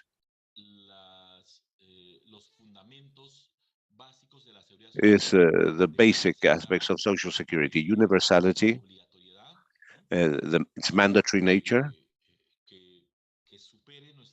and that it goes beyond our present fragmentation and includes a system whereby, as from their condition as citizens, all our inhabitants can gain access to a social security system at the end of their working life, or to a pension system at the end of their working life. And therefore, the first aspect that has to be taken into consideration when we talk is expanding coverage and aiming towards universality. The second aspect has to do with insufficient pensions, and this has to do with replacement rates in one context, which is shaped not only by the high level or high degree of informality, which has to do with a high labor turnover, but also with a low competitiveness, and this has to do with low salaries. So we have a replacement rate that differentiates these low-income population and reduces their risk of falling into poverty. And this will enable middle-income and high-income workers with sufficient replacement rates, enabling them to maintain a level of life when they retire. And finally, the financial sustainability of these interventions, because it is evident that with low pension savings, the participation or the share of public financing in this matter has to be far more decisive. And that is where we find the need for our countries to have greater fiscal capacities, greater fiscal resources devoted to the financing of pension systems. I believe that we face the possibility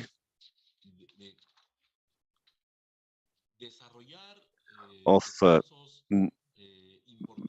making important effort on the part of institutions working with social security and pension issues, so that we may be able to build a consensus and feasible solutions, both from a technical and political viewpoint, that include the various perspectives, the various stakeholders involved in this issue. I believe that we are all aware of the need to continue to make progress in increasing social security coverage, aiming at universalization. And in that sense, the possibility of holding this dialogue and these discussions is, I believe, very relevant. As from our office, we are making all possible efforts within the mandate that we have as a specialized technical entity linked to the economy and to the financial area in terms of being able to provide a timely and quality service to all our affiliates and pensioners so that we may achieve comprehensive protection when it comes to providing them with welfare. We have defined some policies and some management decisions to advance in that direction. We have been able to expand the coverage of pensioners based on pensions, proportional pensions after 10 years of contributions that were in place, that have been in place in our country since 2021, and that breaks away with a tradition, a 30-year-old tradition, whereby in order to gain access to a pension system in the national pension system, they had to accredit 20 years of contributions, and that has been reduced to 10 years. And we have also developed social security loans, accreditations via affidavits that enable us to increase pension coverage. We are working with the perspective of guaranteeing rights because our office for many years was one of the public institutions that received the largest number of complaints in our country. And that has changed over the past decade. We have improved our internal management practices. We have been able to certify key processes with quality management processes. And our office has been the first entity in our country to move towards a regime that makes technocracy based on meritocracy, and that is very good when it comes to strengthening our institution, and that has enabled us to overcome that situation. In fact, in the past decade, our office had a large number of legal proceedings of people demanding pension systems, and that has been reduced. And we are now moving away from that improvement in processes and in management to acting within a framework of pensions and social security that guarantees social benefits that improve the quality of life of the older population via measures that imply accompanying and protecting the rights of our pensioners and affiliates. And so we are working on this aspect in order to improve the quality of life of our affiliates and members, and also to decisively contribute so that our country may be able to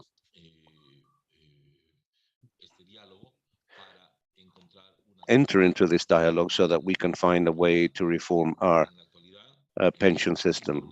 At present, there is a multi-sectorial commission presided by the Council of Ministers and appointed by a supreme decree that has a mandate in terms of undertaking a diagnosis and submitting a proposal for the reform of the Peruvian pension system. As an institution, we are making a contribution to that commission. In fact, last week, we were invited to participate within the framework of that commission. and we will be contributing to the extent that is required of us, because the need to advance towards universal pension coverage with sufficiency in terms of the pensions and with in a sustainable fashion is one of the challenges that we need to deal with as a society. This is as far as I will go with my presentation. Thank you very much, Alberto, and thank you to the organizers for this invitation. Thank you, Dr. Walter Borja Rojas, for your presentation in this panel. At the end of the panel, we will have time for panelists to answer perhaps a couple of questions and share some final reflections. And it's very interesting what you mentioned in the sense of guaranteeing rights to citizens within the sphere of social security and social protection. And certainly we wish you the best success in the world in this process of pension reforms that you're working with in Peru, and where your office is, the ONP is participating. Now, I would like to introduce to you Dr. Rolf Schmachtenberg, Permanent State Secretary for the Federal Ministry of Labor and Social Affairs, BMAS of Germany. We would like to especially thank you for finding the time to participate in this seminar.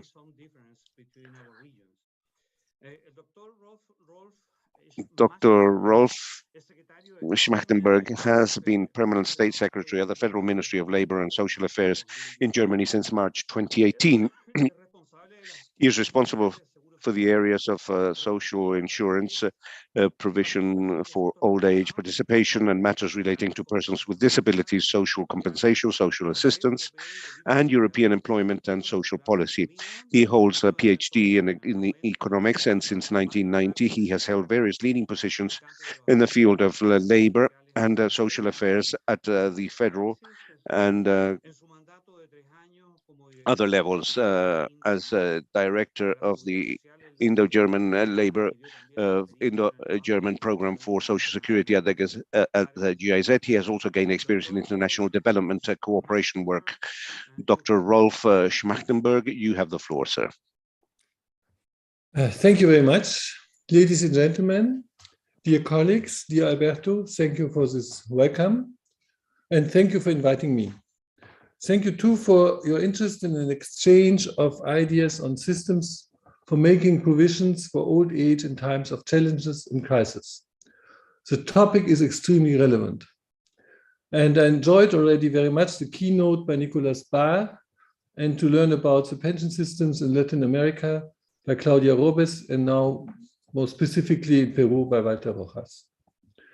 Before I talk about the challenges facing Germany's system for making provisions for old age, let me tell you about how the system is structured and financed. No two countries have systems that are exactly alike. National pension systems have their own history. The German one is at least 140 years old, and are influenced by different political, economic, and social circumstances. Pension systems vary even within the European Union, sometimes greatly. Accordingly, EU member states are explicitly given the power to determine the principles of their social security systems on their own. This means that an alignment of the systems in the sense of harmonization is not to be expected in the future either. A holistic comparison of the overall performance of the European pension systems based on EU data shows that the share of old age income in the more developed EU members, which you can compare, varies between 10 to 16% of GDP. In Germany, the share is 12%, what means that it is relatively small if one takes into account that the share of population above 65 is already relatively high. For the most part, Germany's system is based on 3 pillars of actually very different sizes. For most people in Germany, the first pillar, the statutory or public pension insurance, is the most important pillar of provision for old age. More than 80% of the pension-insured persons in Germany are members of the statutory pension insurance scheme. At the start of this decade, 39 million people, that means half of the population, were actively insured in the statutory pension scheme, and there were around 21 million people receiving pensions, which is equivalent to a quarter of the population. In addition to providing pensions for individuals in old age, the statutory pension scheme also provides pensions for reduced earning capacities, survivor pensions, and, very important, rehabilitation benefits. That means it is truly a social insurance against risks and uncertainties during the life. Occupational and individual provisions represent the second and third pillars, which complement the statutory pension system. Among those active employees from the time they turn 25 up until the time they turn 65, almost 54% have coverage in the second pillar, the occupational pension. Alongside the statutory pension, and almost 30% have an additional individual pension, so-called Riester pension. The statutory pension scheme, the first pillar, is a pay-as-you-go arrangement based on the solidarity of all those making contributions. This means that the financing for all benefits paid out in a certain period of time comes from the income of the same period. The contributions received by the pension insurance institutions are therefore immediately used to finance what is due to be paid. The pension insurance institutions have some financial reserves to compensate for limited possible income fluctuations only during a given year. As a very important consequence, actually, the costs of administration are relatively low. In addition to contributions, the statutory pension schemes payments are tax financed through federal subsidies. So overall, the income of the statutory pension schemes was around 348 billion euros in 2021, out of which 106 billion euros were paid out of federal funds, and expenditures was 1 billion less. There was a plus of 1 billion, so expenditures were 347 billion. What is approximately actually 10% of the GDP? The remaining 2%, which I mentioned earlier, is mainly the pension system for state officers, public service. Individual pension amounts are mainly calculated according to the level and duration of the contributions payment from gross earned income over an individual's entire working life. It's very important. It's based on the entire life cycle. The compulsory contribution rate to the statutory pension scheme for employees is currently, and since many years, 18.6% of gross income. Half of that is paid by the employee and half by the employer. The contributions of those covered in the scheme earn them points for the individual pension account. How many earning points they get is determined by the sum of each employee's earnings subject to contributions in that calendar year. If an employee's earnings were exactly the average earnings of all insured persons in the same calendar year, the employee would get 1 earning point. And actually, there's an upper limit. The maximum you can get is 2 points, because there's a cut in contribution. As Nicolas Barr said, it's not the purpose to have very, very, very high income still in the statutory pension system. Then they are cut with a certain income. Pensions are thus strongly linked to wages and contributions, but in some areas, social policy is a mitigating factor. For example, earning points are granted for certain periods without contribution from employment, and this is very important, in particular while raising children. So you get points, a mother of a kid gets points, 3 points actually per kid, and then even some other benefits, which is also part of a social arrangement. In contrast to many other countries, there is no basic or minimum pension in Germany within the statutory pension schemes. People whose income and assets are not enough to live on in their old age may apply for tax-financed basic income support, guaranteeing the minimum amount needed for participation in social and cultural life. Actually, for this, the budget is now about 4 billion, so a relatively small amount, because for really most people, the statutory pension system works fine, so that they are not in the need to apply for this social minimum money, but it's very important to have a basic income. This benefits aim to enable every person to live in dignity and have at least a minimum of participation in social life. Actually, in Germany, that is a constitutional granted fundamental right. Actually, it's even based on Article 1, sentences 1 and 2. It's very, very high ranked in the Constitution. Basic income support provides for certain exemptions with regard to deductible income and realizable assets. For example, to take an individual's own provision for old age into account, so that there is a good incentive. Since 2012 and until 2032, the standard retirement age in Germany's statutory pension scheme is gradually increasing from 65 to 67. The standard retirement age of 67 will then apply to those born in 1964 or later.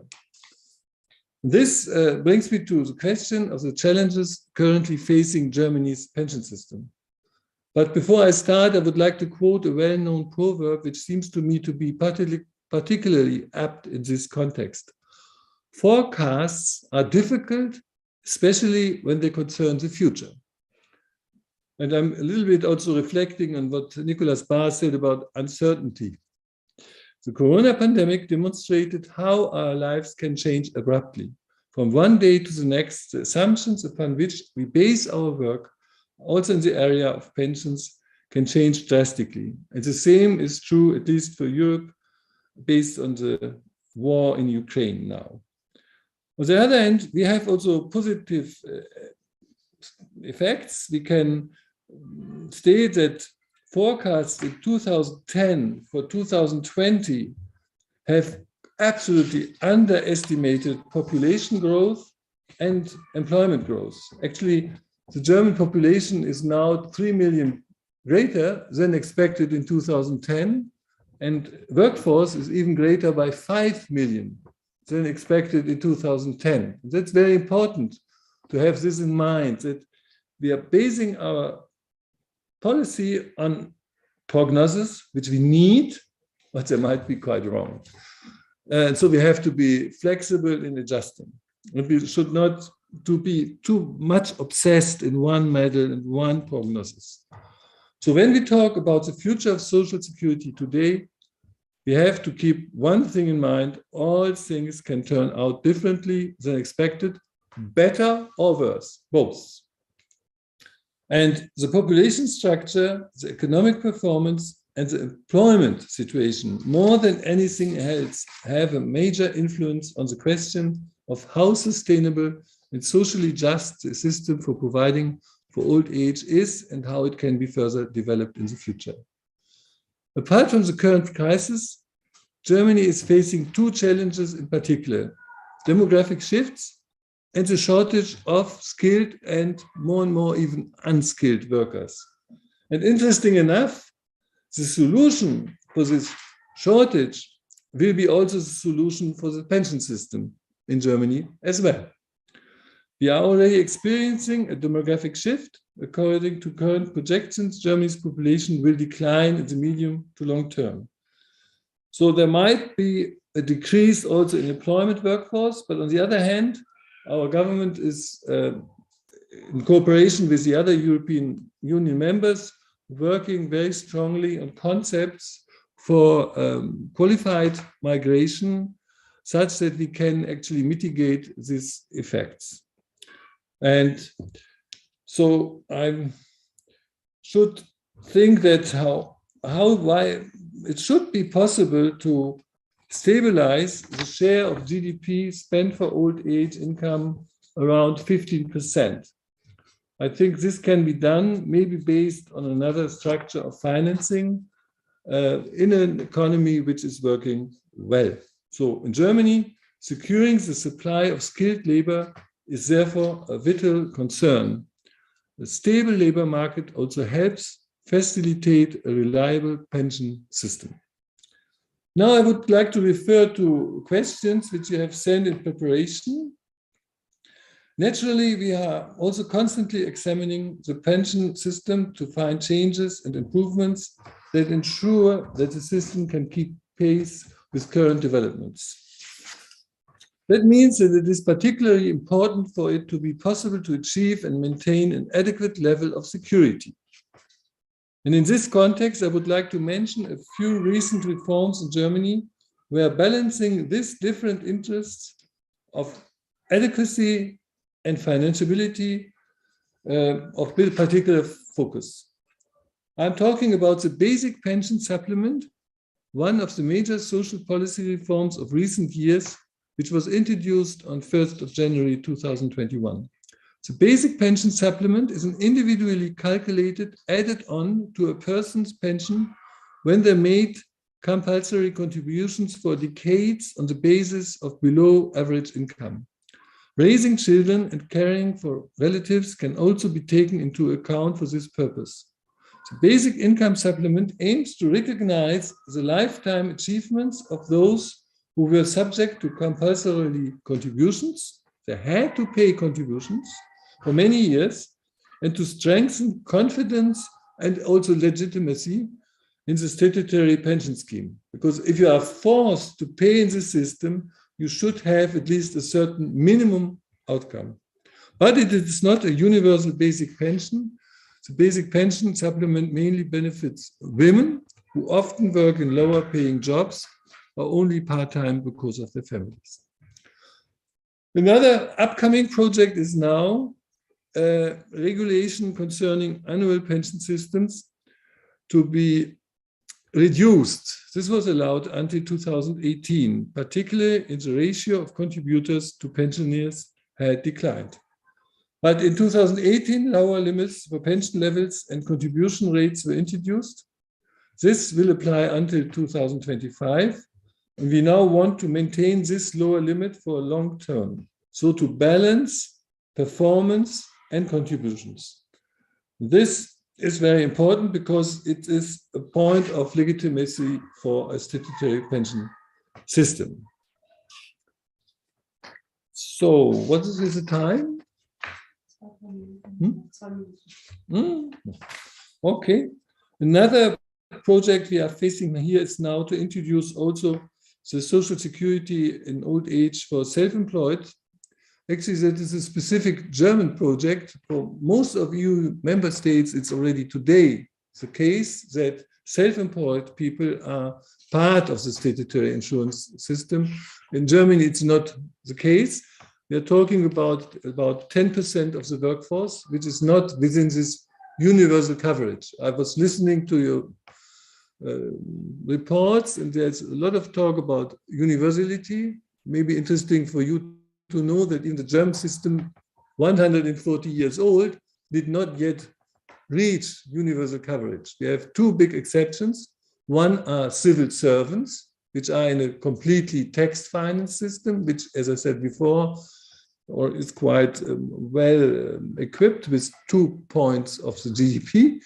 And then we have another, it's also about 10%, and 10% of self-employed, which are not introduced in the system, but I have a lot of hope that we will start legislation next year to get this way. Actually, it's a historical step because the German pension system started with the workers in 1889, then added the employees in 1911.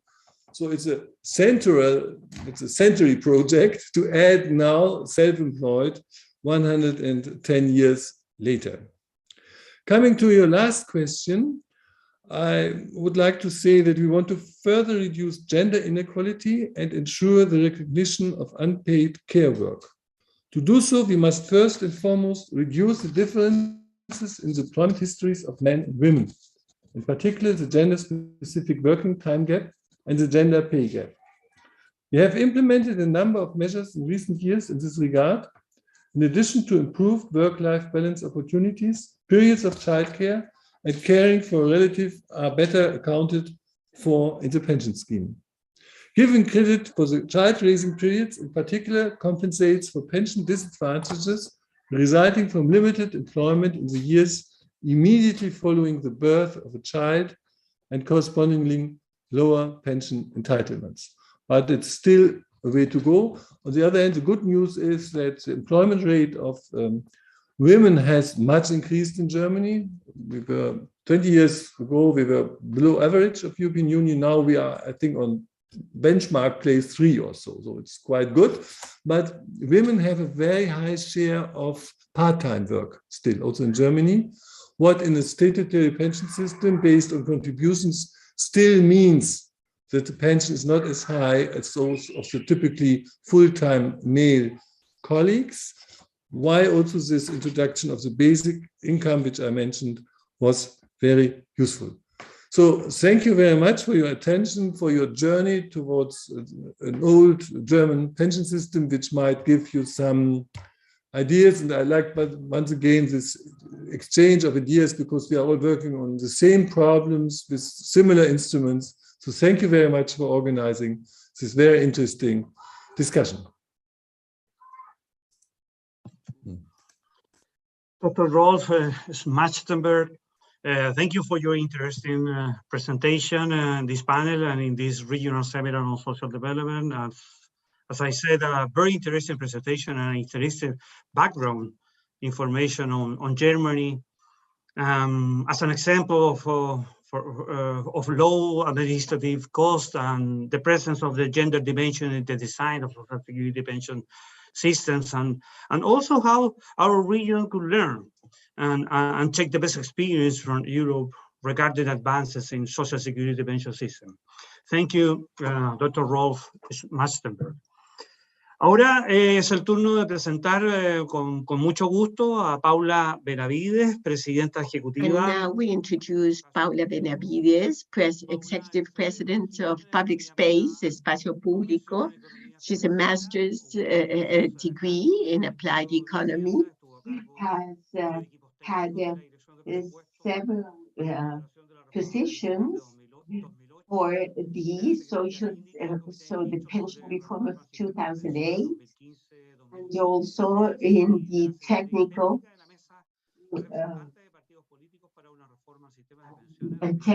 table of representatives of political parties for the reform of 2017. She is executive president of Public Space. Thank you, Paula. It's wonderful to have your participation. You have the floor. Thank you, Alberto, and thank you, ECLAC, and co-organizers of this seminar for the invitation. It's a true honor, and I greet Professor Barr and panel members here today. I will share my screen, please. Can you see it correctly? Perfect, thank you. Now, the presentation of today, I will focus in the Chilean experience based on the pension reform that we are discussion that we are having. I will put into context briefly the situation of the pension system in Chile in order to focus on some strategic designs or guidelines which are important for the pension debate we are having in Chile and probably can be of interest for any debate on reforms that are taking place in several countries of the region. And I will finish with some final comments as to central elements of pension reform processes like the one we are having in Chile. Well, this pension system in Chile has a main component, which is the system, the civil system of pensions with a solidarity pillar on one side, mandatory contributory pillar, and one-off voluntary savings, that the mandatory contributory pillar is in transition since the 1980 reform, which was a pay-as-you-go system, concentrated in the Social Security Institute, and now it's the individual capitalization system in the pension administrator funds. In parallel, we have a system for the armed forces, security and order, that lies in two pension systems, CAPREDEMA, one is pay-as-you-go, and the other one for DIPRECA, which is for forces of order and security. As to the magnitudes, I must say that the system that is in transition of pay-as-you-go, practically there are no contributors, 0%, 97% of contributors is in the system in force now, but in terms of paid pensions, still there is an important volume of 27% in the old system. And in the case of the armed forces, order and security, they have a low volume of contributors. This special, and they are allocated to this segment of population, 1%, low volume of pensioners, and however, there is a magnitude of fiscal expenditure related to it, which is relevant. That is the overview of our pension system in Chile. I will now focus on the civil in-force system, and therefore I summarize the way how our system, the civil system of pensions, is set up. One first pillar, the solidarity pensions created in 2008 with a universal guaranteed pension existing from January of this year with the purpose of preventing poverty in old age and disability. It is financed by general revenue tax and the benefit, and there are two contributions for solidarity and disability that are addressing 80% of the poorest population, and in the case of old age, a guaranteed universal pension addressed to the 90 poorest percent of the population and managed by the Social Security Institute, a public institution. The second pillar, contributory, we have individual capitalization system from 1980. The purpose is to smooth out the consumption between the active and passive stages. It has an individual savings of 10% contributions, and there's one contribution for survival, and that pensions depend on the saved amount, and it is managed by the pension funds administrators, private. And then finally, the voluntary savings pillar with the voluntary individual savings existing since 2002, and voluntary savings, collective savings since 2008 with very little impact, not with good with results, and it is concentrated in the first quintile of the population and seeks to supplement the savings for improving the pension. There are some voluntary measures and fiscal issues, and management of that is also private by banks, insurance companies, administrators of pension funds, and other institutions. That's the overall view of the civil system we have today. In the solidarity pillar, I would like to underscore that there are benefits for old age and disability. The solidarity basic pension was created by those who didn't have the right of Social Security pension, no contributions, and the solidarity contribution to those that had the lowest contributions, PMAS. That was in its origin, and until 2021, that is last year, was only focused in those 60% poorest population of the poorest sector of the population. In this year, the PGU, Universal Guaranteed Pension, replaced the solidarity pillar and APS with a flat rate, a flat amount that does not depend on the contributory amount, which is 193,000 917 pesos, Chilean pesos. It's a fixed amount until one threshold of pension, 660,000 pesos. And then it starts going down. That is and reaches zero for those pensions that are 1 million pesos or more or less. That is the graph of the universal PG, universal guaranteed pension, with a trend for a small amount of very high pensions, those over 1 million. And as to the system, this PGU is allocated to 65-year-olds or more, excluding the 10% wealthiest percent of the population. You need to accredit residence, 20 years from 20 ages, and 4 or 5 upon request. And those pensioners of armed forces, order and security are excluded from that. And the original design of the basic solidarity pension was maintained, and the contribution to disability, and that amount was made equivalent to the universe, to the PTU. So we have a disability contribution, and that was included in this PGU, and the coverage now is being increased from 60 to 90%. So we are moving in an important change in our solidarity pillar within this floor of social protection that is taking shape. As to numbers, before this reform, the elderly accounted for 85% of the benefits, and something very interesting is that the solidarity pillar had a gender impact that was very substantive, because that was allocated to those who had never contributed. So benefiting 70% of these basic solidarity pensions were received by women, and solidarity contributions, as they were focused in the lowest pensions, well, majority-wise, they were received by women. And this is going to change once we have PGU, but it has a gender concept that we need to bear in mind.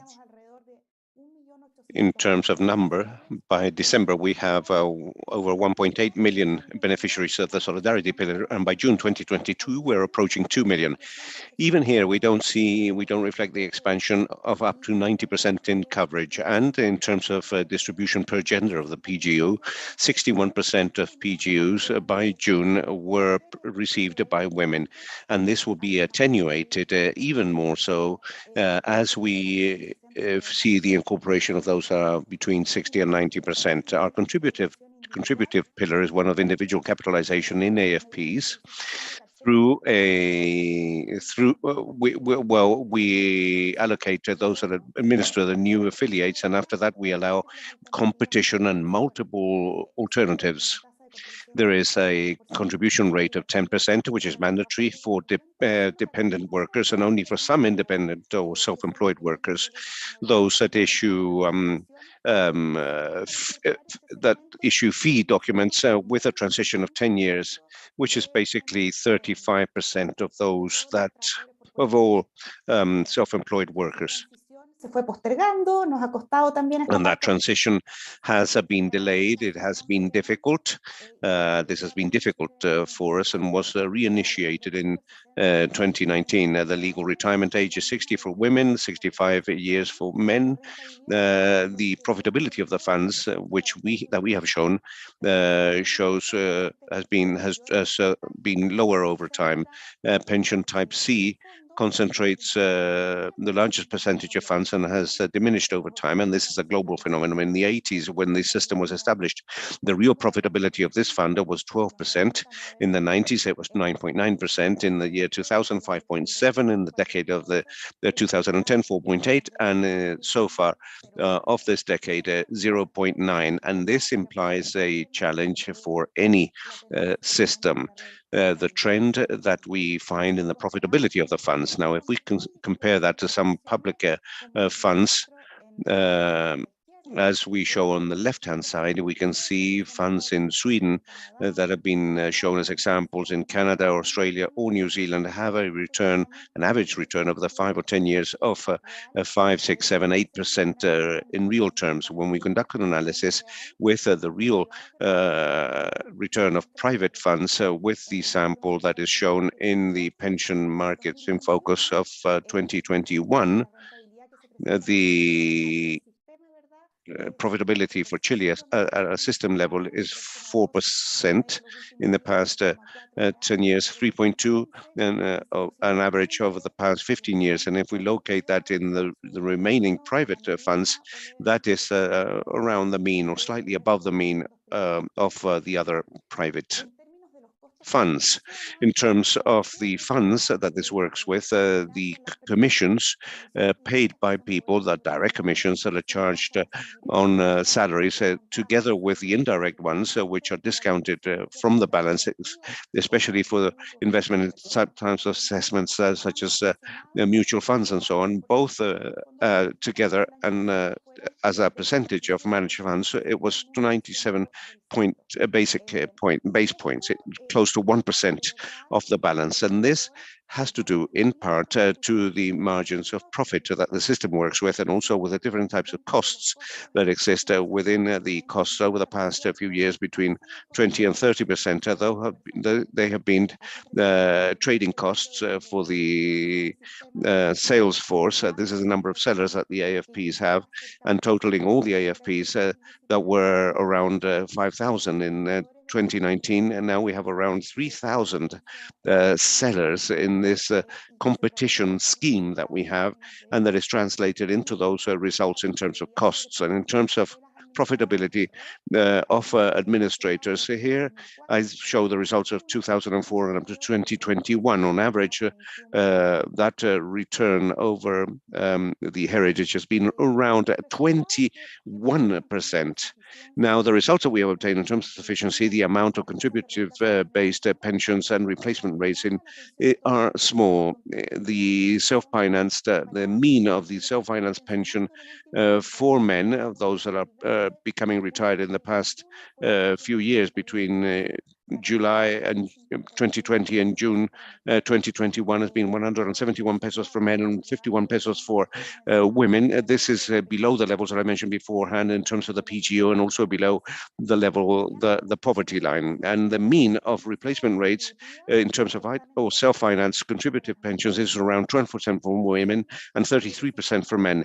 In other words, we face an abrupt fall when people move from their working life to their non-working life, and there is also great uncertainty in terms of the income that people will have when they retire, because when we have a contribution pillar based on individual capitalization, the risks are borne primarily by the individuals. We have no space in the contributory pillar to share risks at present beyond the disability insurance. In terms of coverage, this is low.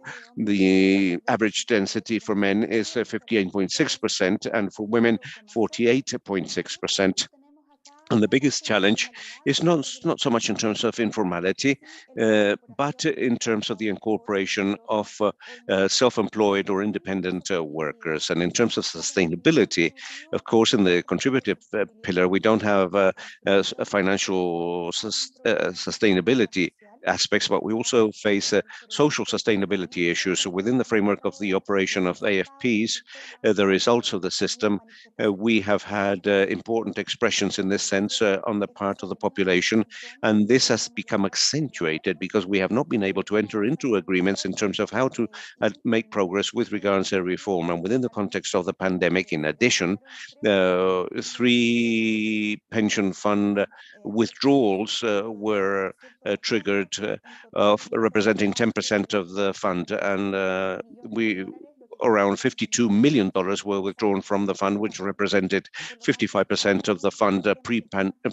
before the pandemic. And therefore, we face a problem, a system that faces various challenges.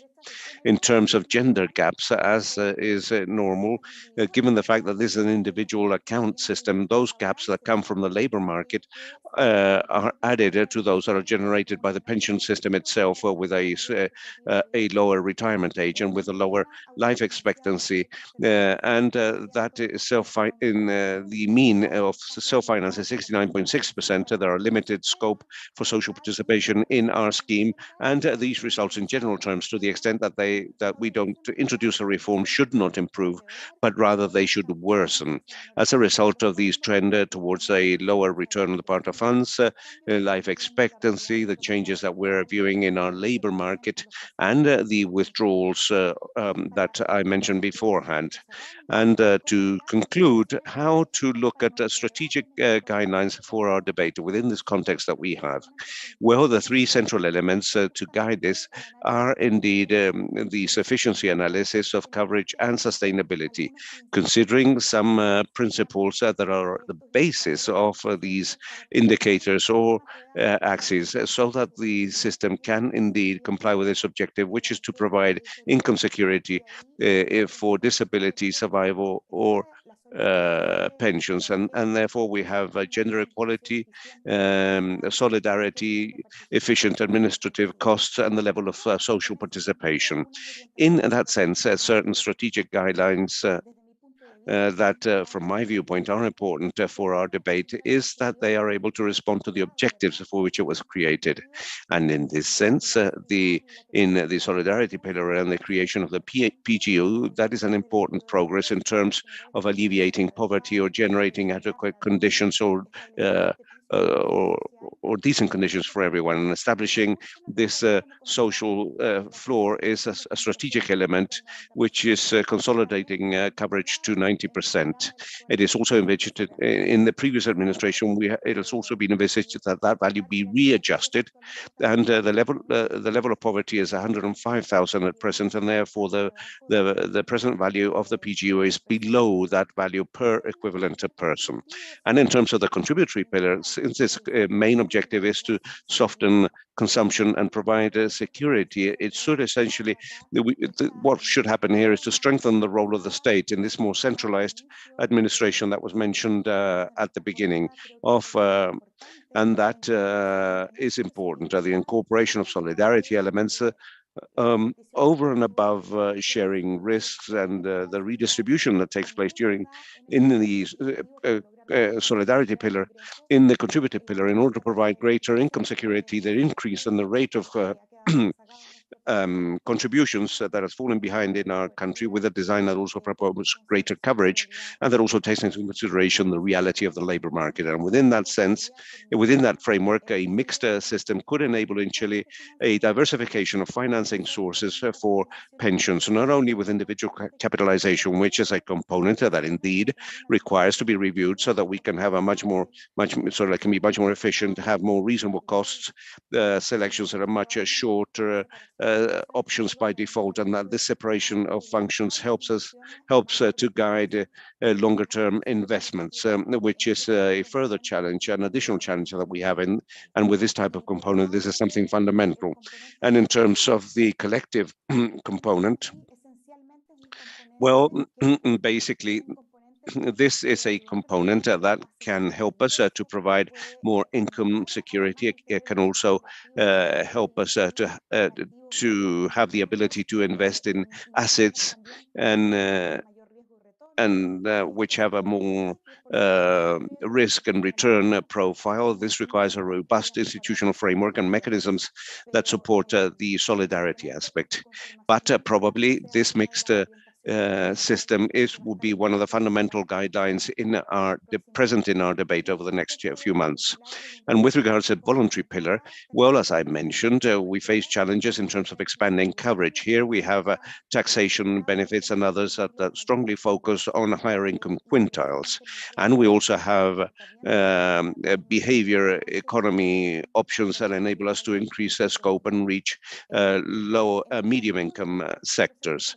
On the road to these reforms of each pillar and trying to point towards the objectives. The institutional framework of the system is essential, and it must also be within our strategic, what must also be within our strategic guidelines is the management isolated from political cycles, also taking into consideration international experience. We observe the importance of some independent advisory councils that monitor pension systems and that facilitate regular adjustments, and not as has happened here when we postpone things and many years go by before we introduce the necessary reforms. So the participation of members of affiliates and also gender equality. The change towards the PGO, as I mentioned, will diminish the role of generating greater gender equality that was existent in the previous solidarity pillar, and therefore the challenge to tackle this in the contribution pillar with specific means that enable us to bridge gaps and compensate inequalities in an effective fashion is something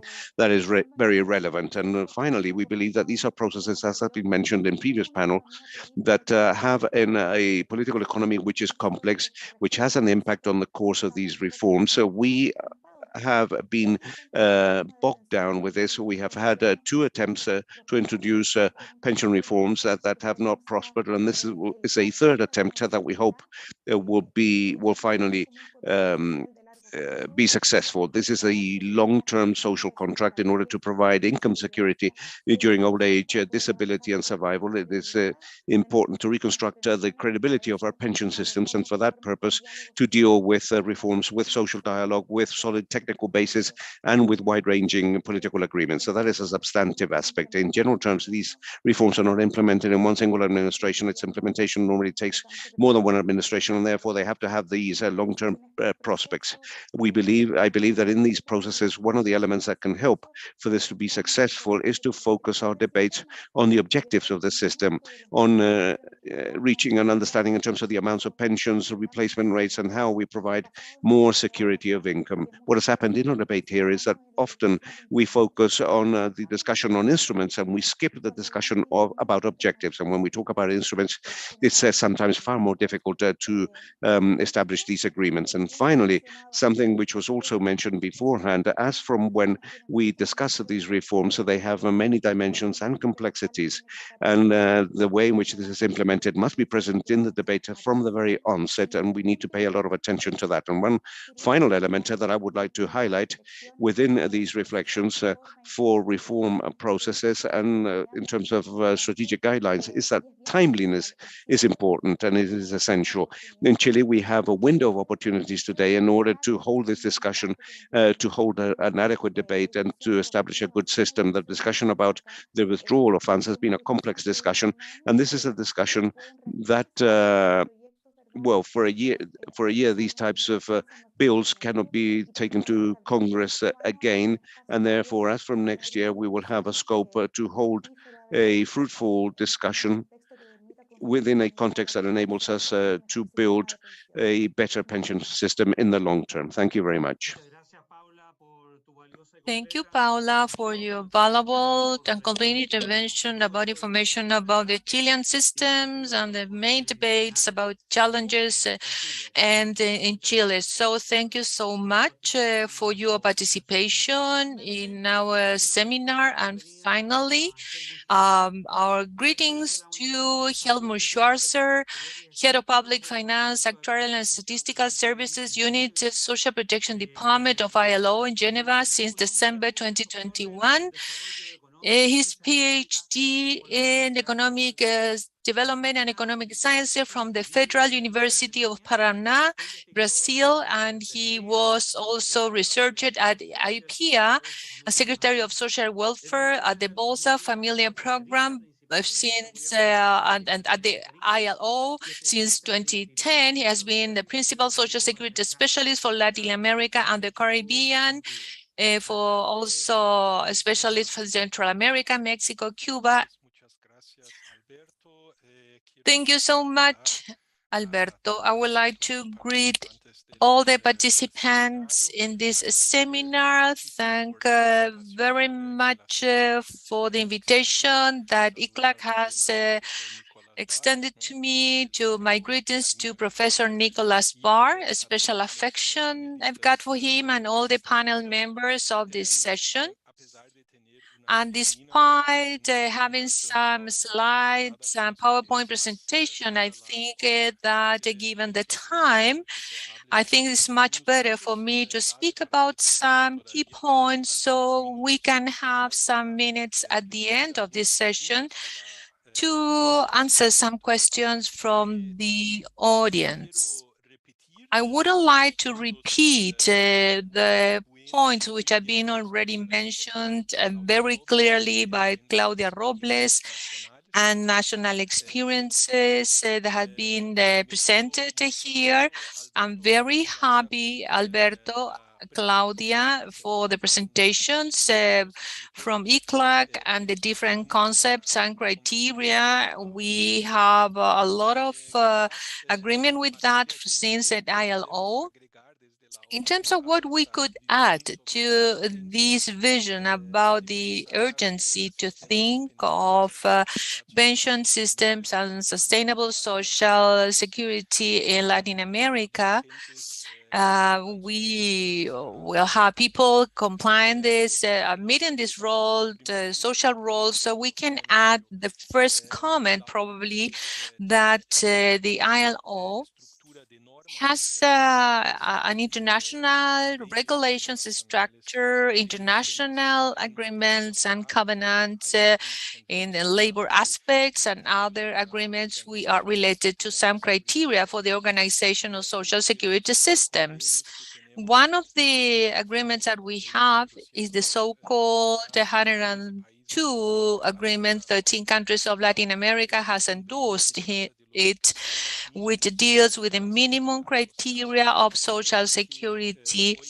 And today, 60 countries in the world have adopted it. The idea is to reach 2026 with 10 another countries adhering this agreement. So there is an ongoing process of ratifying this agreement. This 102 agreement deals with the need for solidarity and funding the needs to have a three-party social dialogue with the participation of workers, employers in the reform processes, and also the social security management system. And that would be an additional recommendation to the need to build a road to reach consensus, which are so necessary in the different countries of Latin America.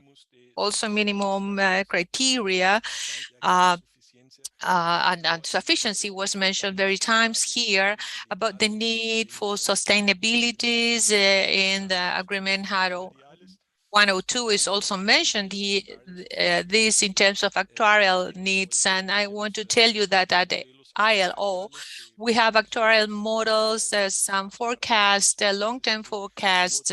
So the countries which are lacking those tools to have the proper scenarios for reforms, or what are the consequences, costs, and the necessary opening, those tools are available at the ILO. And we are still improving them, but we have them available already. We also have something that I think that is very interesting to mention, which is a discussion that we have in 2003 in the International Labor Conference, where workers, employers, and governments debated about how to coordinate the different challenges in terms of demography with the development of labor markets and the need to provide universal social protection. Although we have about 10 years after that meeting, and no much repercussion has been felt, but the lesson learned is that the labor market policies are essential, not only social security system, but the social security system and pension systems as part of development where the labor market development plays a key role. And the presentation of the Secretary of Germany also shows how the social security system in Germany has been developed throughout the time together along with the labor policies. The presentation of Peru also shows the challenges, how they are strictly related. And Claudia Robles has also talked about the specificities in terms of Latin America in this regard. So this is the first point, the agreements, the standards, and the need for social dialogue to, with a view to implement these reforms. And despite ILO is not defending one single model for pension systems, because the countries need to decide by themselves the different tools they are going to implement in line with regimes that could provide the best possible results in each situation. But these international standards and regulations and specific experiences that we have seen not only in Latin America but also in other countries, and the experience of the OECD countries tells us that we need to have multiple pillars, and not the model of the 90s, multi-pillar models of the 90s, which were spread by privatization of the security social system, but rather a model where different regimes are combined, where the social insurance, contributed social insurance managed by the state plays an important role, because this requires a combination of a model based on compulsory social security system, which could better comply with this minimum criteria of Agreement 102. So I would like also to speak here about our concern in terms of the current context of not only the Latin American economy, but also inflation and poverty. And ICLAC has been extremely, has acted very promptly, I would say. And colleagues of other departments at ICLAC, they have published about the impact of the crisis of Ukraine about Latin American economies. And so there is an increase of inflation and in average also the food crisis as well. And we in the pension systems, we are adjusting on a regular basis the real amounts of the main contribution, especially the minimum contributions, because this helps to, otherwise this increases poverty. Pensions have really a key role to play in terms of, Claudia's presentation was very clear in this regard. And in terms of fighting poverty, inequality, but also this is not possible to be done if we do not correct the real value, especially when the acceleration of inflation is present. So this is one problem, and this is a matter of concern today, because we're talking probably in long-term issues. The pension system should be focused in the long run, but in the short term, we need to consider this. And we know that the countries in Latin America and the Caribbean, they have automatic adjustments of pensions, the minimum pensions, and the pensions funded through taxes, the minimum pensions, the minimum guarantee for these pensions, and that's something important to highlight. The last point I wanted to mention here, it would be a message on the funding, long-term funding of the social security systems. We see a lot of, or some situations rather, where we can listen a speech, this discourse that the pension system should be contributive and the social contributions would create a distortion of the labor market. And so the social contributions could be a cause of informality.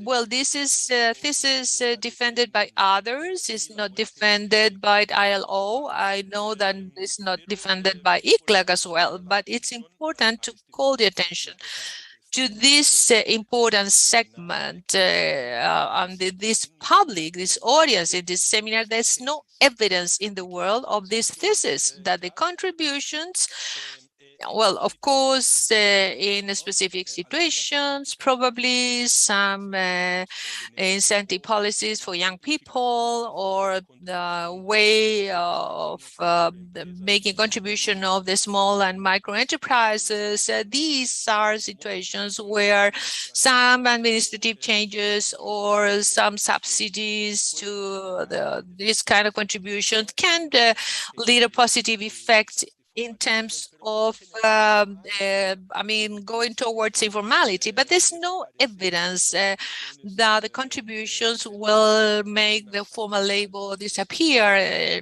or impact on the payroll or other basis. And where they are, of course, this doesn't exist in the world. So how in Latin America, the average of contributions collection, social contribution collections is equivalent to 4% of the GDP. That's an amount of resources which is absolutely necessary. It's not a reform in terms of taxes that will provide you the 4% of GDP to replace those contributions. So that would be probably, I'm making a call here. I'm calling your attention on this topic because the right way to go is looking for what was presented in terms of Chile, looking for a mixed funding structure where the social contributions have a structuring role to play and a welfare state as well, where from the social contribution, we can have expectation in line with the strengthening political systems or just security systems, where we can have a kind of a stability of the long-term model. And on the other hand, taxes which have a increasingly significant role in terms of redistribution, in terms of compensations, and in terms of extension of coverage for those sectors which have no possibility to make enough contribution on their own. So I think that would be, Alberto and Claudia, these would be my observations, the most urgent comments, and I just would like to congratulate you for the organization of this event. I congratulate all the panel. I'm at your disposal here for any questions, discussion that you may have, and other collaboration in the future. Thank you.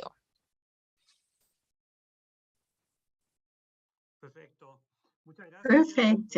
Thank you very much, Helmut, for your intervention and constant support to our activities of the Social Development Division of ECLAC. You are an expert in all systems of pension systems in Brazil and also now from ILO. And how interesting your ideas on financial sustainability of pension systems. And some distortions or some labor markets do not have the evidence, and sometimes it is forgotten. Thank you very much, Helmut. And now we'll have a short time for questions and comments. We've received chats from the audience, and I'll give you 3 minutes to each one of the members, and then to Claudia to close the panel. And the main question is, Can you go deeper into the principles that should be in the center of the discussion of reform processes of pension systems and main challenges based on the experience of your countries, or in the case of Helmut, from the region? So we start in the same order. So Dr. Borja Rojas has the floor. Thank you, Alberto. Yes, what needs to be in the center of a reform, I think, and is the need of expanding coverage, recognizing Social Security as a fundamental right, the Social Security system as a constitutive part of the social security, and therefore this proposal of reform should be centered in the citizenship condition of inhabitants of national territory. Today, we are mainly based on the labor conditions, formal or informal, and having two parallel systems that do not converge or do not synergistically articulate in order to reach out universal coverage or universalization. That's one first element. So the principles of Social Security, of universality and solidarity should guide the reform of the system. And another aspect that Claudia has highlighted, and Paula as well, are the gaps, gender gaps in access to pensions. It is quite outstanding, the feminization of old age, and it is more visible in this fact, the access to labor market that women had in their previous years, where gender is a key element to be considered as a framework for a reform. And those are my two comments. Thank you. Thank you, Albert. Thank you, Dr. Walter Rojas Borja, for your valuable contribution, participation in this panel and sharing the experience of Peru. Lots of success. We wish you in your reform processes. Now I invite Dr. Wolf Schmettenberg and to give us your final thoughts.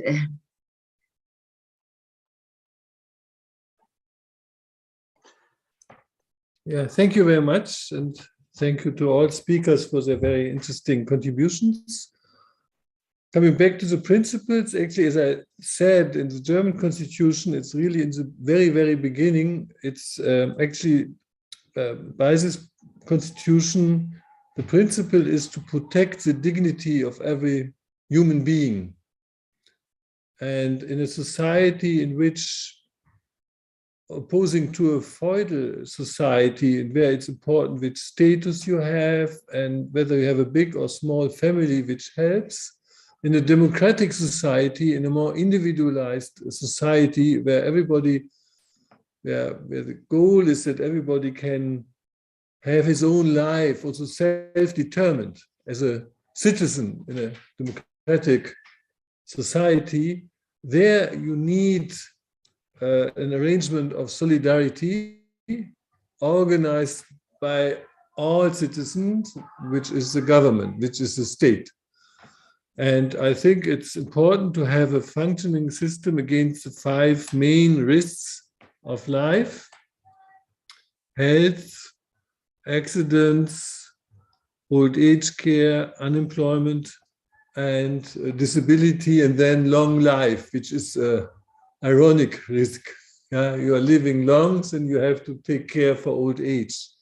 Actually, interesting fact, the other day I realized when in Germany, I mentioned the history, the pension system was introduced. It was a pension for disability because the statutory age of receiving old age pension was then 70. 70 in 1889, while life expectations was 40. So for most people, that was really far beyond to ever reach this status. Yeah, very interesting. And so actually this pension fund had a lot of money when we started First World War. We used it to buy then other things. That's a very, very dark chapter of the history. But this only wants to show that actually this is an interesting risk, the risk of long life, which is actually a very great gift of our modern society.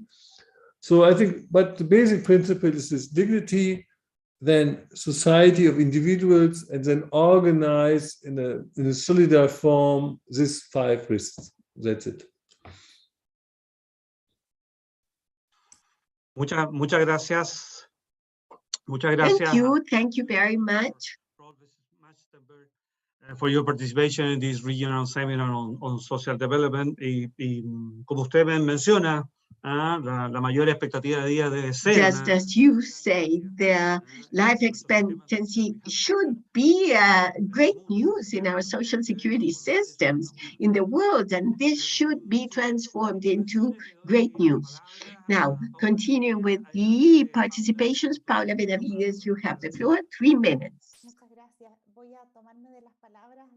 I will take the words of Dr. Wolf, dignity, and link that with these floors of social protection as the universal guaranteed pension, and add security, which is one of the most important challenges linked to the principle of solidarity.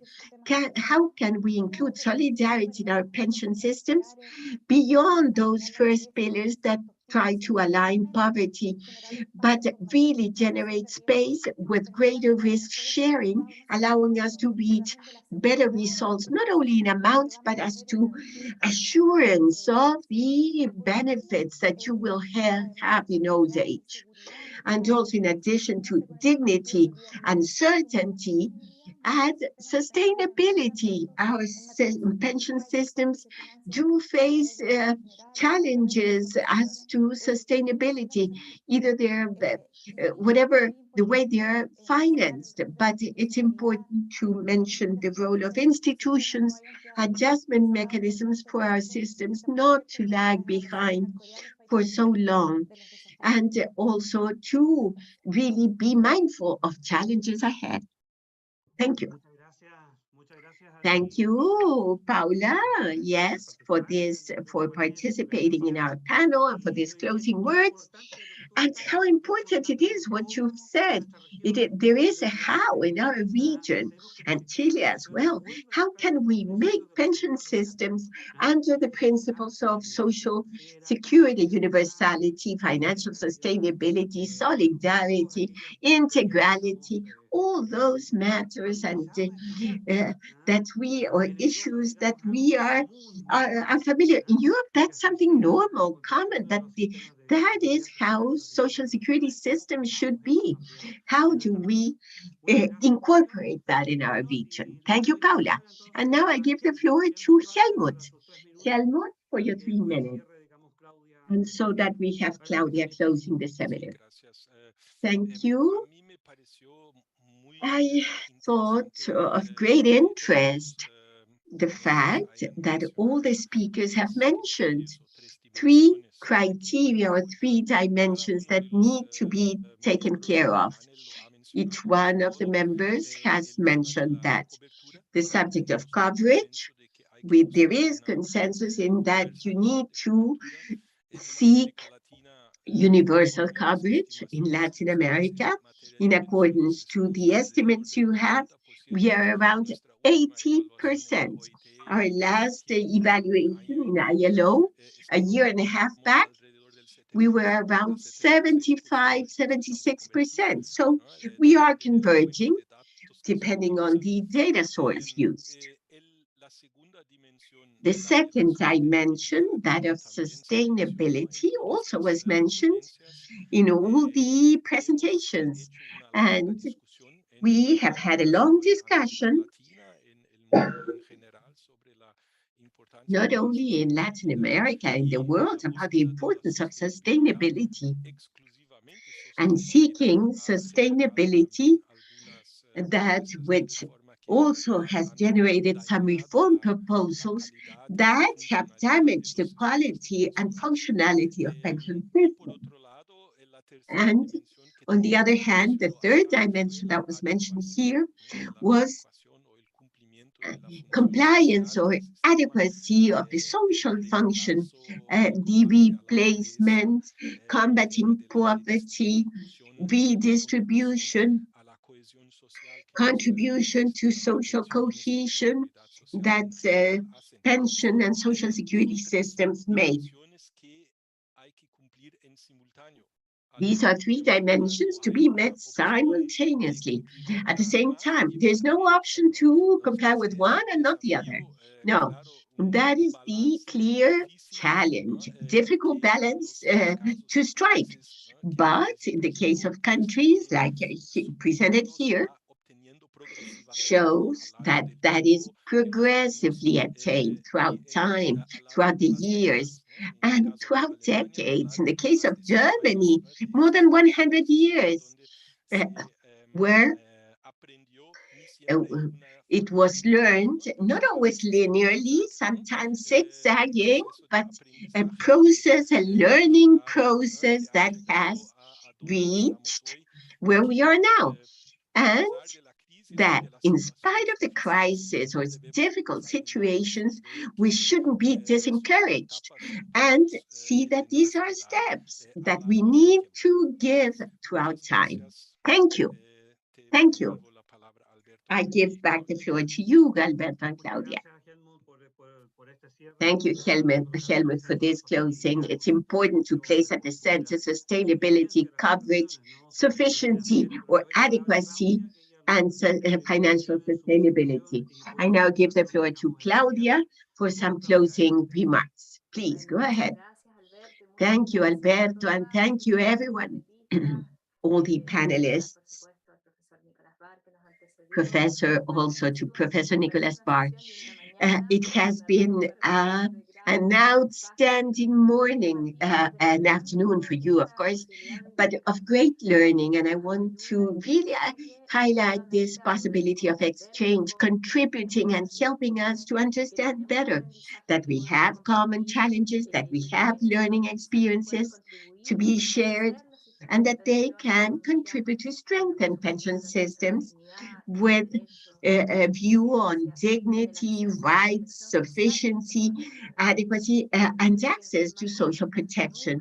It's more fundamental than ever for us and the region to resume this basic concept of social security and its principles, the principles in the ILO conventions and in international treaties on human rights: universality, comprehensiveness, sufficiency, adequacy, financial sustainability, solidarity, income distribution, equality, unity, and participation in management.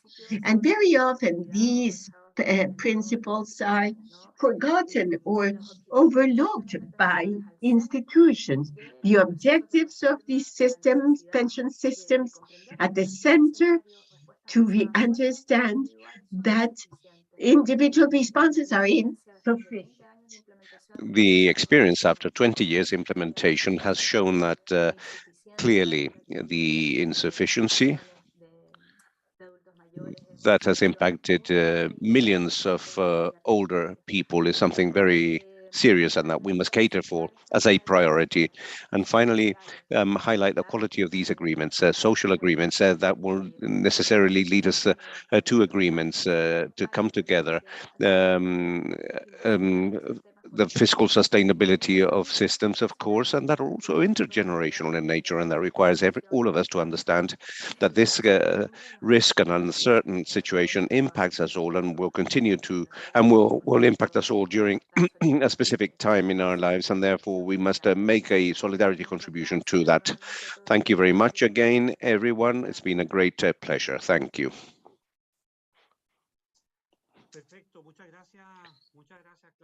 Okay, perfect. Thank you, Claudia, for those final remarks.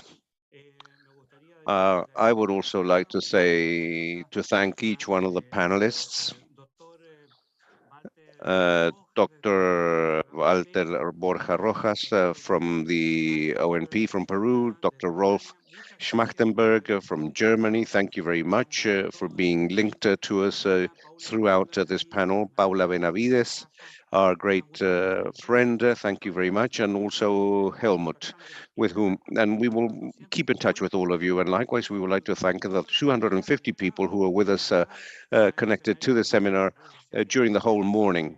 And I would simply like to share with you one idea. Pension systems are indeed social contracts. The society agrees on how much they contribute, what they finance, and the benefits that society will provide when one is a pensioner, and we will advance in that direction. And in that contract, what is very important is the design of those contracts and how we learn from these social security principles that we take to pension systems. And especially, as was well mentioned by Claudia during her presentation, the challenge of sustainability, which is a tripartite concept in the sense that it involves coverage, sufficiency, and financial sustainability. And that challenge of pension systems in the region is cross-cutting, and it cuts across our whole region. And in that sense, in closing our panel, I would like to also say, well, I've been given a message here in the sense so that you can all switch your cameras on so that we can take a photograph. I don't know if I see all of you, but at least several of you. Please switch your cameras on. And basically, to close this session, please answer the assessment survey for this second social development seminar. The survey is present in the chat, and we certainly invite you to participate in panel 3 this afternoon, which will be the challenges of the reform of pension systems in the region within the new scenario as from the pandemic. It will begin at 3 p.m. Chilean time in order to discuss in detail this issue. And there we will listen to the presentation of Professor Carmela Mesa Lago. Thank you very much for your participation during this second social development seminar that we have organized as for MECLAC. Thank you very much, everyone.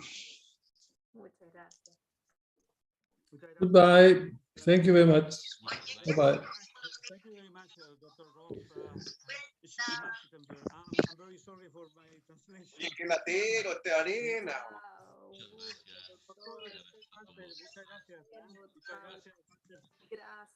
Mucho éxito en la reforma allá en Perú. Muchas gracias.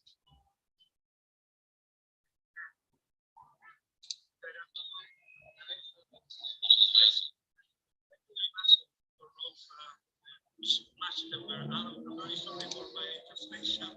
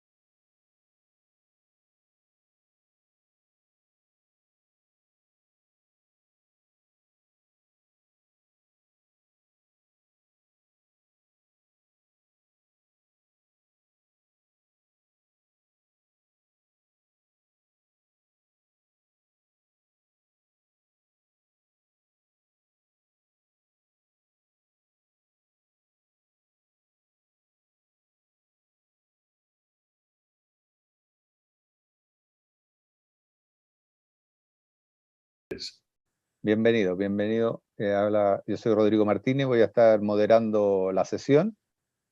Así que muy brevemente, porque ya estamos a 3 minutos, estamos casi en tiempo, vamos a seguir el orden que ya está programado, con una primera presentación mayor. Yo voy a dar solo una introducción al inicio para entrar en materia. Luego vamos a tener la presentación de don Carmelo y después los comentarios que tienen de ustedes, que son 5 presentaciones, y después seguimos con un espacio de preguntas a la luz del tiempo que nos vaya quedando. Y perfecto. Mauricio, como les indicaba en los anteriores casos, si aparece mi cámara cuando estés presentando, significa que nos van quedando 2 o 3 minutos para que vayamos, para poder ir cerrando la sesión, la presentación. ¿Okay? Perfecto, si no aparezco, muchas gracias. Si no aparezco no significa que el tiempo es infinito, ¿va? Pero solamente ese es solo un aviso en caso que se vaya avanzando con los tiempos. Gracias. Está muy bien, gracias. Ya estamos en el streaming, don Rodrigo. Usted me avisa cuando empezamos la grabación y empezamos la reunión. Perfecto, a las 3 en punto iniciaremos. ¿Ok? Ok. Gracias.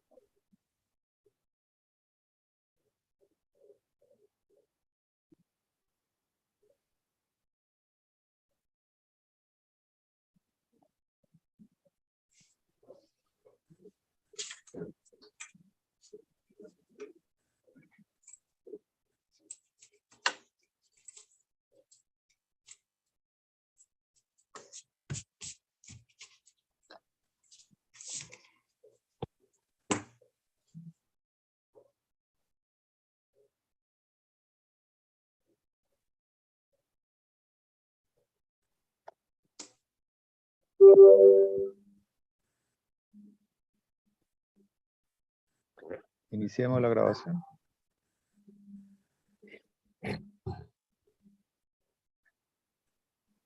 Muy buenas tardes. Good afternoon. Bienvenidos a este tercer panel. Welcome to this third panel of the second regional seminar on social development, on social security and the protected crisis, an opportunity to combat inequality in the framework of a welfare state in Latin America and the Caribbean. This is a second regional seminar related to social development, added to the activities that we normally carry out at ECLAC and the social division specifically in this case. This is a collaboration space with the German cooperation, GIZ and BMZ, facility for the transitional security and Pan American Health Organization and the ILO, which have been very active in the organization, as well as the presentation that we have had since yesterday, and we will continue till tomorrow. A brief introduction to the work they are going to be developing after an interesting participation in panels 1 and 2. Today, in this afternoon, we started with more than 120 people who are online already. And so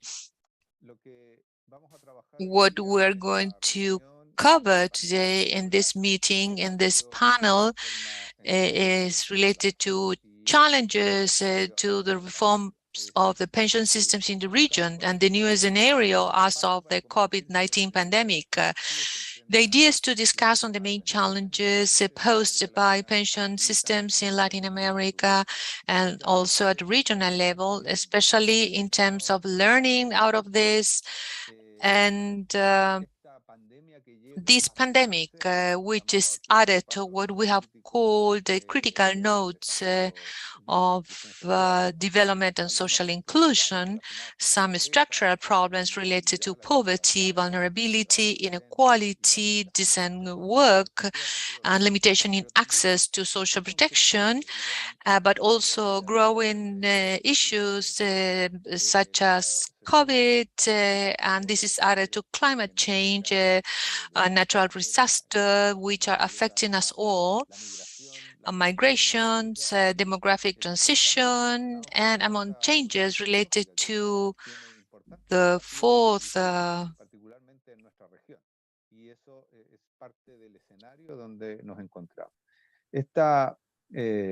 panel brindará también un espacio para comentar sobre cuáles son las This panel will also about give the us recommendations to be considered in terms of the system, considering heterogeneity and the process over the last decade. In this way, what I want to share with you is these experiences and face challenges and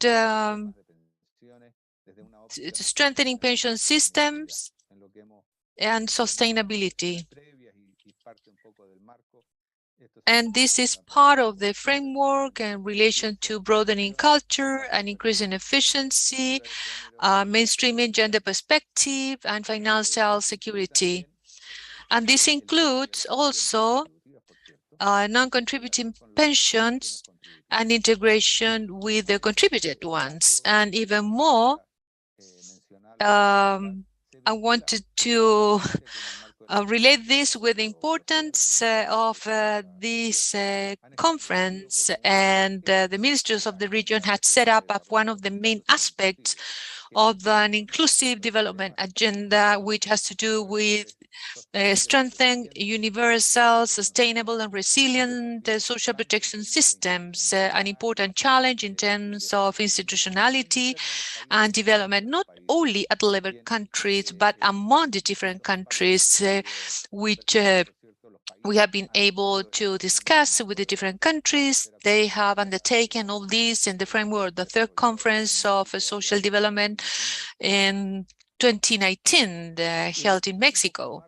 And this is what provides us with the starting point. And we are going to have first a main presentation,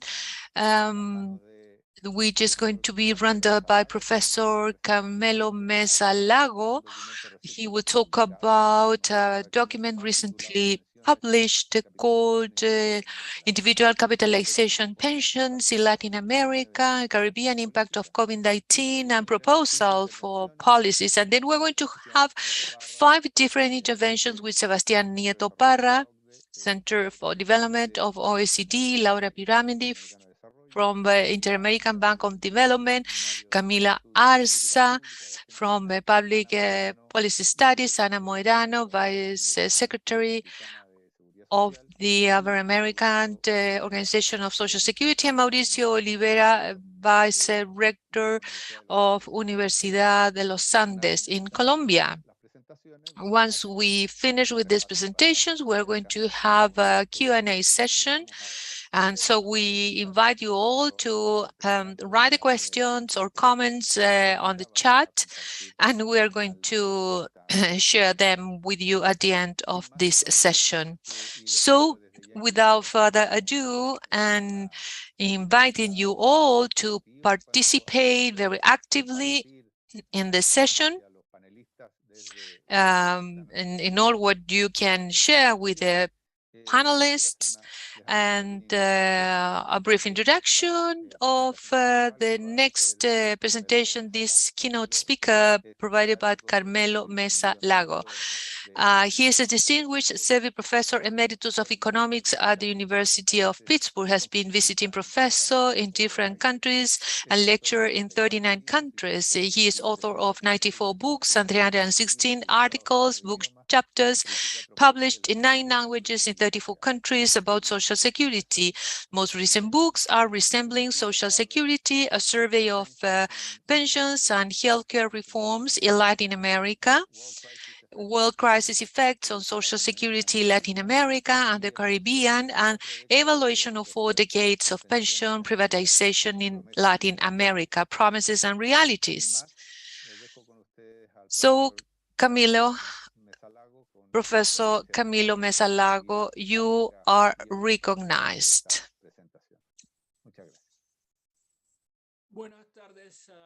Good afternoon, everyone. I would like first to say that I'm very happy to participate in the second regional seminar on social development.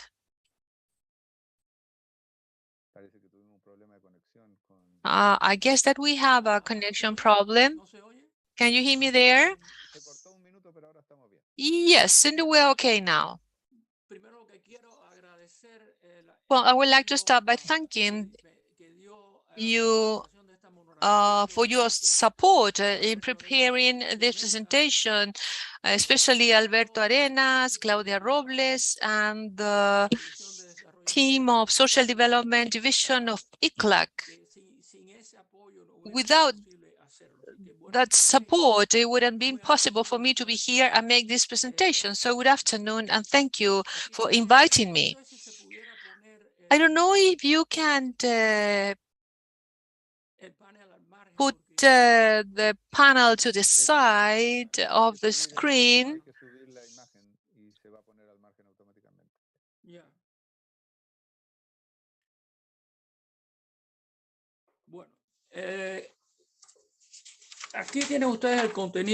Here you have the content of the presentation.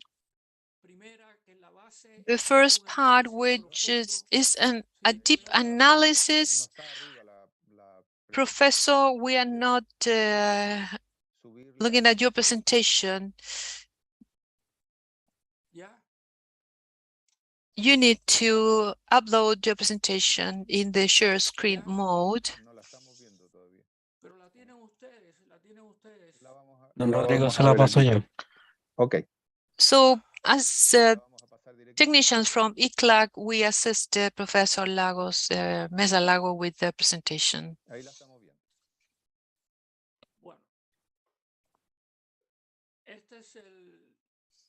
Well, this is the index of the document. First, an analysis of failures of individual capitalization systems in Latin America for the years since 1980.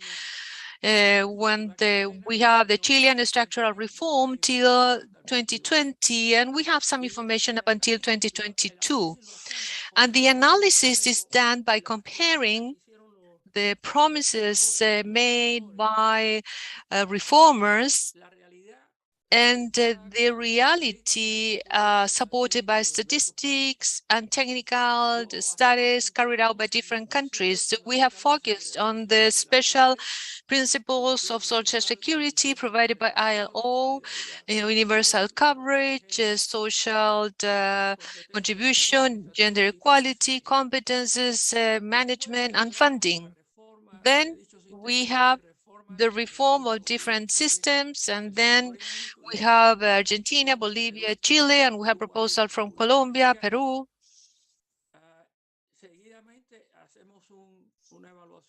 And we have made an assessment of the impact of COVID pandemic in the private social security services and the impact on the principle of social.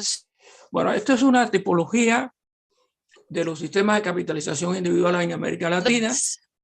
Y en esos 40 años And these 40 years, between 1980 and 2008, we have 11 Latin American countries which have implemented the structural reforms. And this reform changed completely or partially the former public system characterized by definite services and from the public and private sectors with a specific contribution, individual capitalization, and private management with for-profit private management. And then we have the different systems 2 years later, and you can see there are 3 models of structural reforms, not one single model. The first one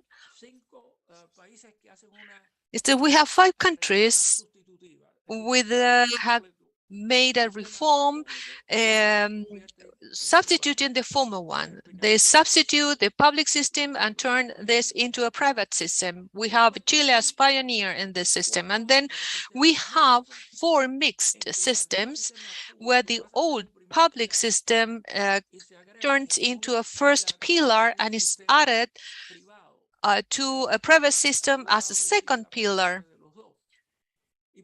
And so then we have 2 parallel systems, which is the unique case in the world, that is Colombia and Peru, where the public system is kept as a parametric reform is added to the private system, and both compete at least for a while.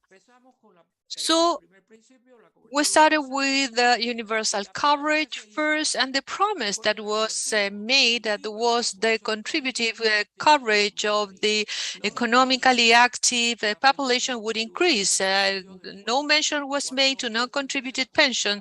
That came after, when the contributed pension wasn't be able to be completed. And so the coverage of PEA dropped in every country, and then it grew, but in the last in the 5 less developed countries, between 21 and 38% of PEA. So it's so difficult to expand this because of the size of the promise, but because a number of countries didn't adapt these pension systems to the structure of the labor market. There is a lot of successful examples on how this can be done. And about elderly people, this number increased everywhere, but essentially because of the non-contributed pensions funded by the state, and not because of the private system. There was an external component, a state external component. The second principle of social equality and gender equality and social security, well, theoretically, at least, the contributor is or the owner of money, and there's no transference between generation of age group and gender or financial group. So the evidence and the social solidarity improved, but not because of the private system, as we said before, but because of state policy as a non-contributed pensions, fiscal contribution to improve the contributed ones, and consumption policies. We showed that the private system accentuates gender inequality. And for example, the differentiated mortality rates by sex that has been abolished in some countries, it is a discriminatory element. And the increase of coverage of elderly women, they were referred to the non-contributory state pensions. Here, the promise was sufficiency of benefits, adequacy. The José Piñera, under the government of Pinochet, promised that the replacement rate would be 70% of the last salary. But what do statistics say? A study of IDB or figures of 2015 shows that the average replacement rate of the private system is 39.8%, whilst the average rate of the public system was 64.7%, and the rate of the private system was less than the minimum standard replacement rate established by ILO, 45%, whilst the public system exceeded that limit. Also, in five countries, the replacement rate, including Chile, is below the 45% minimum of ILO, and most of the pensioners will not receive a pension, but rather the balance of individual accounts. The fourth principle is management, competition, and reasonable administrative costs. The promise was that competition would reduce administration costs. The idea was that AFP would compete among themselves and that the public would choose the best ones, those with less administration costs, a higher return on capital, and the best pension. That did not happen. The changes are because of competition and commissions. And the evidence says that competition has not worked in most of countries. And there are several variables used to prove this. The first is that the number of administrators has dropped significantly, and concentration in the two major ones has grown or comes to a stall. Secondly, the annual percentage of affiliates that moves from one to another is decreasing. In 5 countries, it is only 0 to 1%. In other places, if there are 5 countries where there is no transfer, no movement, that means that there is no competition. And Chile, after 40 years, in 2020, only 4% of affiliates moved or changed pensions to changed administrators. Then the profit as a percentage of capital of equity fluctuates between 20% and 48% in 4 countries, and between 12% and 16% in another 4. In the other 4, it is 12 to 16 of the net capital. Therefore, there's no competition, so the promise that administrative costs would go down has not occurred.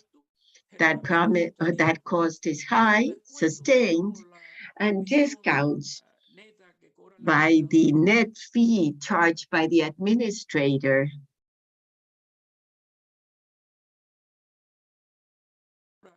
fluctúa entre 23 y 30%. Audio came to stop. Well, it fluctuates between 20 and 23%. A Nobel Prize award and an economist, Nicholas Barr and Peter Diamond, have proven that for each point of administrative commission, the future pension goes down in 20%. In the case of Peru, it goes down in 30%. The fifth principle, and key, because it supports all the rest, if there is no financial sustainability, the other principles cannot be maintained. And it is here that we have the largest number of promises. The first one, the ownership of the individual account and private administration will be incentivized to contribute to the individual account. All my contributions or employers go to my individual account that is invested, and based on that, my pension is paid. Well, that is going to be a reason for me to contribute specifically to the account. But statistically, the proportion of affiliates contributing has drastically decreased in all countries. In some cases, it has decreased up to 32 percentage points from the beginning of the system until 2020. The second promise is that there will be growth of invested capital. That is the only promise that is met, it's complied with, of all of them. In fact, accumulated capital in the fund has grown, has gone up, calculated in dollars as a percent, and as well as a percentage of GDP. But it's not the same in all countries. The small countries, Ecuador, Bolivia, the fund or individual accounts are lower and also as a percentage of GDP. The third promise is that the investment portfolio would be diversified and benefit national shares or stocks. And what we found is that the investment portfolio mainly is concentrated in state debt, as it has been the case with public systems. Then in foreign investment, countries like Chile and Peru is 45%, almost half of the investment. In bank deposits, 2/3 in two countries, Bolivia and Panama. And in spite of the promise, zero in national stock or shares. And fourthly, the fourth promise is that will be a high yield of investment profits. What we measure here is the gross yield without discounting the administrative cost. It is the gross that is calculated, and therefore it is an estimated yield, unreal, because it is adjusted to annual inflation. And that yield, since the creation of system until 1999, it was high, yes. And why? Because there was a high demand of instruments for investments. There were very few instruments, and with that, it overvalued the price of those instruments. Then we had the global crisis of 2007 and 8, and they did not recover the level pre-crisis in most of the countries in 2009 or 2019, which is the period where the stock market values are highest in the world. And there is a drop once again of yield in the year 2020. And one last thing is that the risk is only faced by the pensioner, not by the administrator. It is the pensioner when the individual account drops. That means when pension will have a low amount, so therefore needs to wait for that value to be recovered in that account in order to receive a pension. Given the failures that we've shown, there have been reforms of these private systems. There are 4 countries where there are reforms, and they are listed not only by depth, but also by date. In the case, there is only one case where the private system goes back to be totally public, and that is the case of Argentina, as improvement in social security. Then we have a group of countries where there have been 6 steps, or countries that had a mixed system consolidates it, or moving from private to mixed. That's the case of Bolivia. Chile goes from private to integrated, which is almost mixed. Mexico also is mixed, and El Salvador as well. And afterwards, we have reform projects in Colombia and Peru. Those are parallel systems where apparently, because of the information we have, they're moving towards mixed models. And all of this improves social security. The case of Uruguay, a commission ratifies the importance of the mixed model, and the only country remaining with a pure substitutive system is Dominican Republic, that is undergoing a present reform system and has not concluded. Finally, in Panama, there is a debate in order to reform the public pillar of the mixed system. So there has been a true change. The great majority formerly was subsidized. Here, there's only one that's subsidized, 6 mixed, and 2 moving to mixed, and 1 that is public. This is a tight summary of the analysis and the COVID impact and economic crisis on private pensions. And basically, the effect is is opposite. First, coverage of PEA declined in all countries at an average of 2 percentage points. In Dominican Republic, it fell in 4 points. The percentage of contributing affiliates went down in all countries.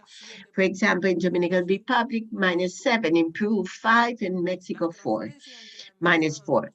Transfers or moving from one administrator to another in order to have more competition fell 1.6. Dominican Republic dropped 1 point in Chile, and thus impacting on competition.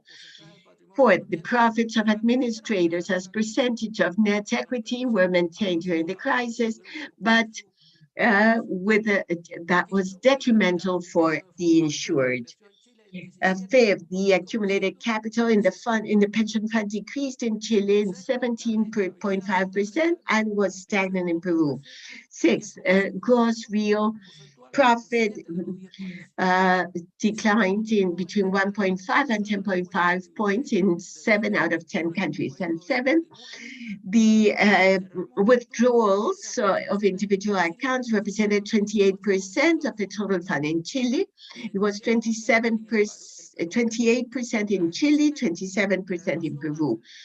The withdrawals in connection with the fund were less in Bolivia, El Salvador, and Mexico. Anyhow, in the first two, the withdrawals will reduce the future amounts of pensions and the financial sustainability of the system. And we have here a list of the impact of reforms in the principles of social security. Reforms have had beneficial positive effects. We have listed countries from top to bottom as the number of improvements. In Argentina, 16 improvements and change to a public system. In Bolivia, 13 improvements and change to a mixed system. Chile, 15 improvements and transformed to an integrated system. Mexico, 11 improvements and change to a mixed. El Salvador, 8 improvements and change to a mixed system. And change to mixed system. Now, the issue of financial sustainability is very important. The reform of Argentina and the state of Bolivia face low financial current sustainability, what endangers the progress achieved. The Chilean reform has been more cautious regarding sustainability. That is why its cost was relatively low compared to the previous one. And it was as compared to the two previous reforms, those of Argentina and Bolivia. And there has in Mexico, we lack information on the cost of the reform because the most recent one was in 2020. And in Salvador, the present financial sustainability is precarious, has made no previous study, but shows limitations and restrictions as to sustainability in the medium run. There are a whole series of lessons derived from this. I don't know if I'll have time to refer to all these points, but in any case, I'll explain as far as possible. Now, with regards to lessons, well, these are issues that I have been discussing for 50 years now, and that is that there is no ideal pension model for all countries. That is what the World Bank sought when they promoted the Chilean model, not only in Latin America, but in other countries of Asia, Europe, and so on. Why? Because countries have diverse characteristics, and therefore the reform has to be adjusted to those characteristics. The second lesson.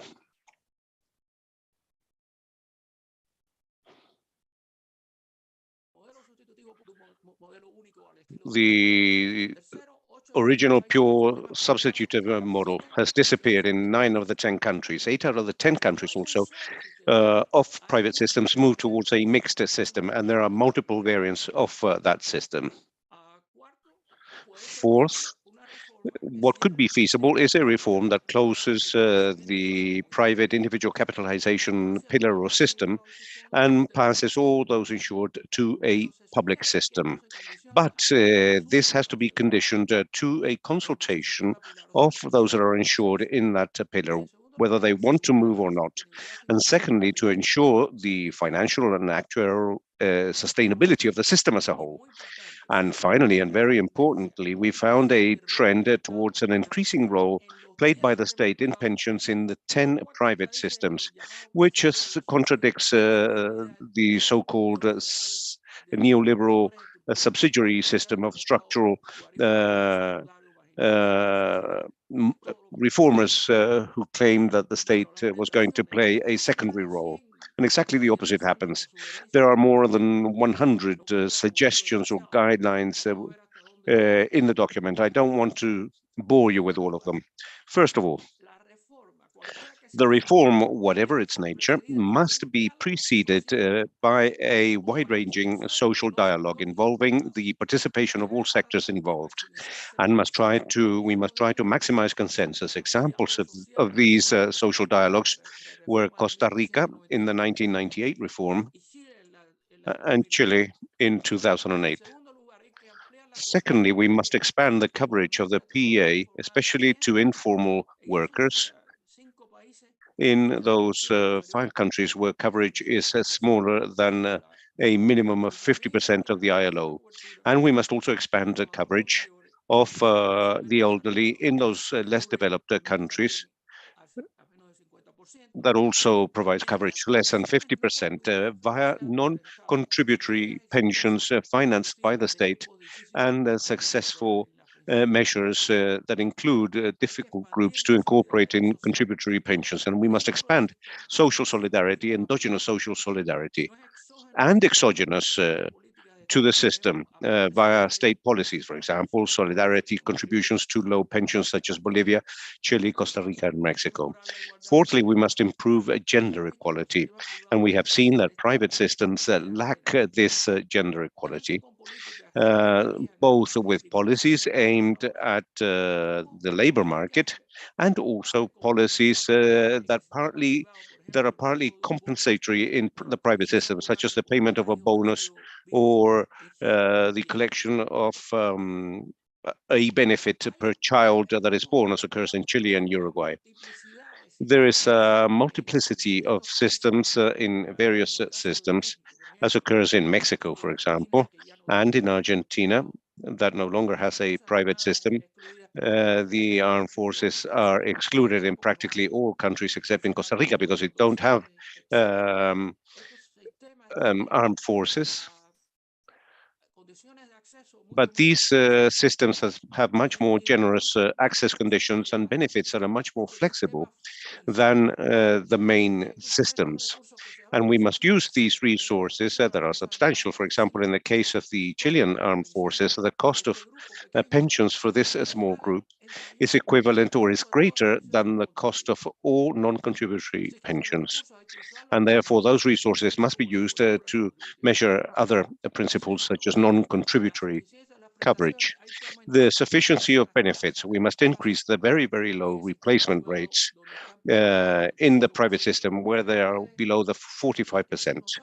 You will see that a few years ago, there were public demonstrations, millions of people complaining about the low rate of replacement of the system. And this is constant in practically all private systems, even after undergoing reforms, or at least most of them. And one way of doing this, not the only one, is to introduce mixed systems. And in accordance with the IDB study, reaches replacement rates that are greater, combining Pillar 1 public and with Pillar 2 private and therefore we must increase low contributory pensions and adjust pensions to consumer price indices in several countries. And that is not done. We must reduce the high commissions that are paid, profits, and advertising expenditures of pension fund administrators in order to increase pensions and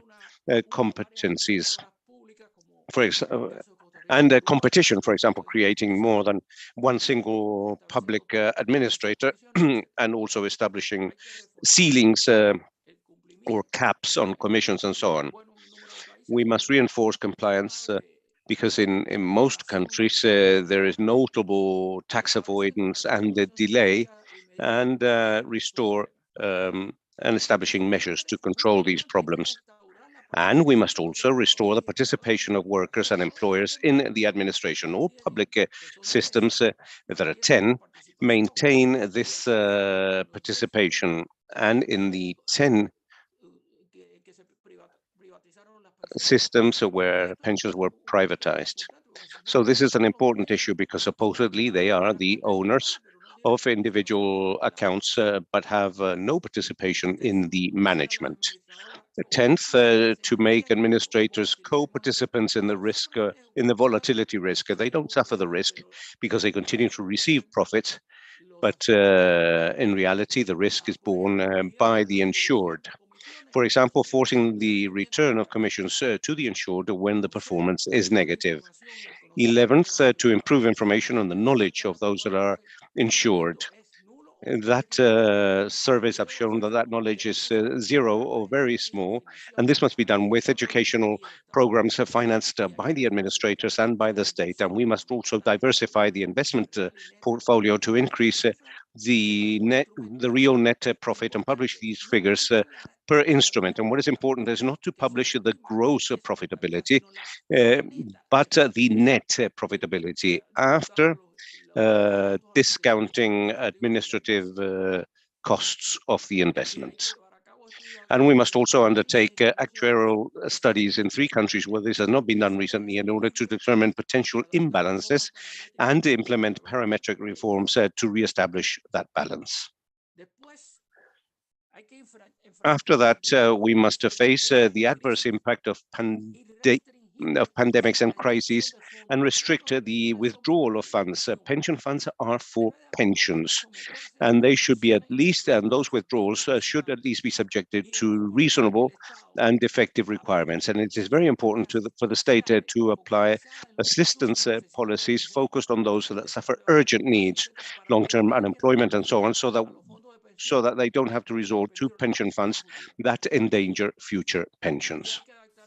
And we must adapt pension systems to population aging. This is one of the major challenges faced by Latin America. And this issue of aging is faced by both public and private systems. Reformers claim that public pensions were not impacted, but they are impacted. And this is something that is being demanded, the adjustment of retirement ages and contributions.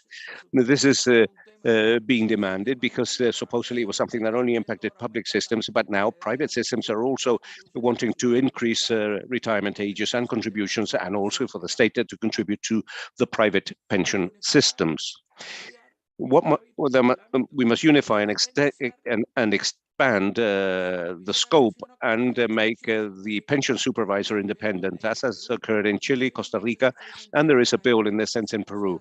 And finally, we offer 10 major rules which we advise for a successful reform. Thank you very much.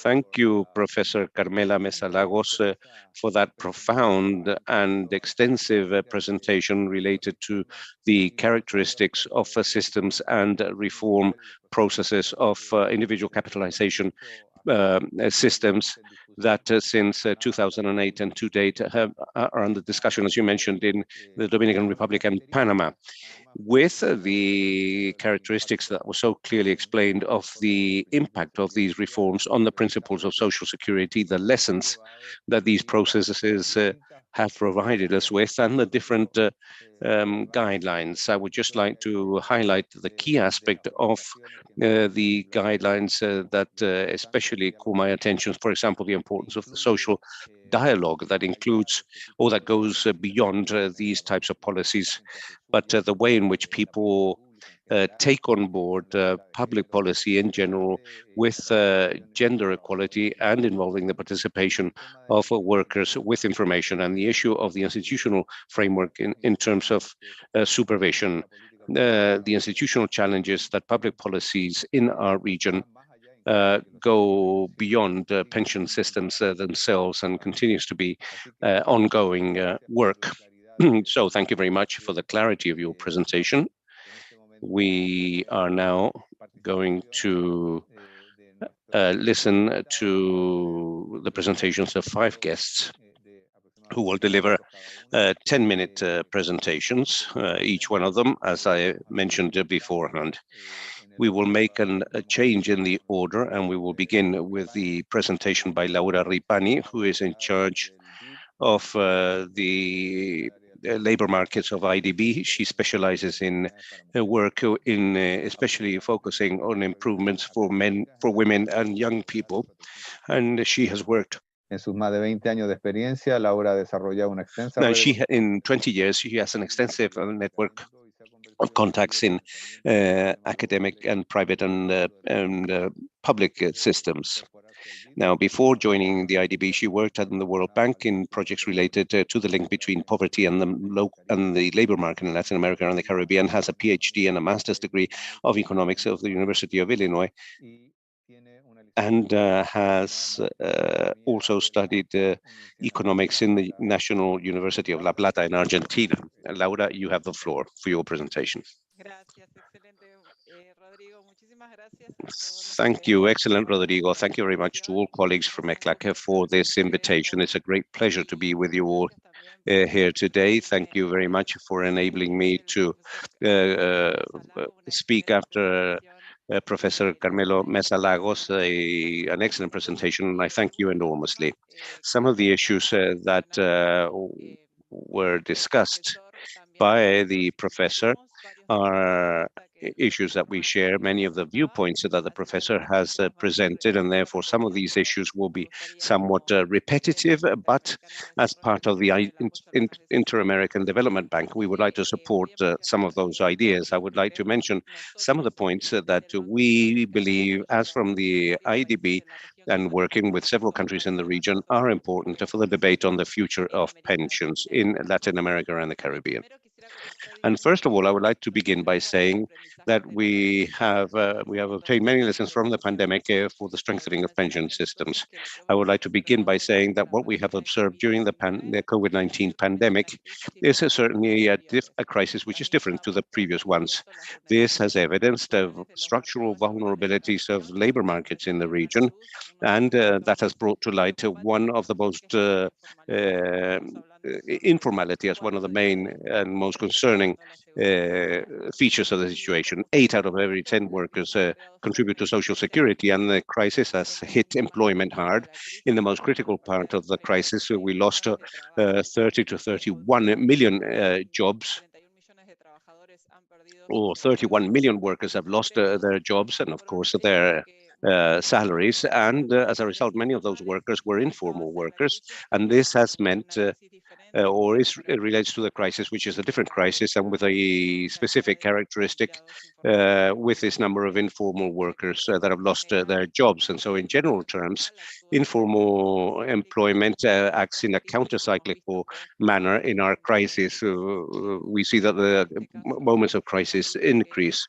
However, we have seen that the major impacts, this has impacted on total employment that has been lost. But we must also add differentiated impacts upon people that have been most impacted, such as women, young people, and those with a lower level of education. So, in terms of pensions, specifically, the COVID-19 crisis has worsened the pension systems in Latin America and the Caribbean in terms of their deficiencies, which are reflected in the pension systems, current pension systems at lower level in the coming years, something that was clearly mentioned by Professor Mesa Lagos. Additionally, many countries have experience withdrawal of the pension funds very significantly in some countries in the region. With this measure intended to alleviate the the economic situation of households in the short term, but it will have a significant impact in the long term, worsening the challenges in terms of sufficiency and sustainability of the pension funds. Lessons learned. First, it would be an error to think of building a pension systems which depend exclusively on the contributions of former workers. Looking for the labor markets in our region can have a good pension funds. It would be something almost impossible. Secondly, to promote a proper performance on labor market should be one of the objectives as part of the design of pension system. And then to face the challenges has not only to do with reforms, but also with measures to strengthen institutions, and many of them need to incorporate digitization of the systems, elements that were critical during the pandemic, and the reform processes. This goes beyond the pension systems. So will require a more holistic view, considering the tax systems, funding of health care systems, and unemployed individuals protection systems. Very recently, the IDB have presented a new report of aging in Latin America and the Caribbean, where we have this general consideration on approaching the pensions and health systems and dependence also. Specifically, in terms of pensions, the report talks about reforms aiming at more equitable systems to expand the contributed systems and to improve their integration with contributed systems, to adapt systems to the new job modalities, especially distant and virtual mode of working, incorporating technologies and information technology, and to bridge the gender gaps in terms of coverage and pensions. In this point here, we have some elements which are considered important in line with the point presented by Professor in terms that not all systems will require the same type of reform. But it's clear that we need a type of systems that adapt to the reality of our labor market, and at the same time, a system that may contribute to formal employment. This could be multi-pillar system with universal systems. A non-contributed system is the basis of the system, strongly integrated with contributing as well as voluntary systems. The main complementary aspect would be a contributed pension design in such a way that the contributing and universal systems both are equivalent to enough replacement rate. Low-income workers, this design will provide low contribution rates contributing to the formal employment. This could contribute to the to eradicate poverty at age time, then regulate consumption of people. Third, to improve progressive nature of income distribution, ensure financial distribution, although the population aging that is occurring in many countries. And finally, the design of the pension system should take into account a proper functioning of the labor market. The main element of design of this sort could meet this objective, given that the contributed pillar is integrated to the universal non-contributed pension. The low-income workers, together with employers, may have a contribution rate for the low-income sector almost reaching zero. This effort, because could promote the proper functioning of the labor market. I wanted to mention something that you all know,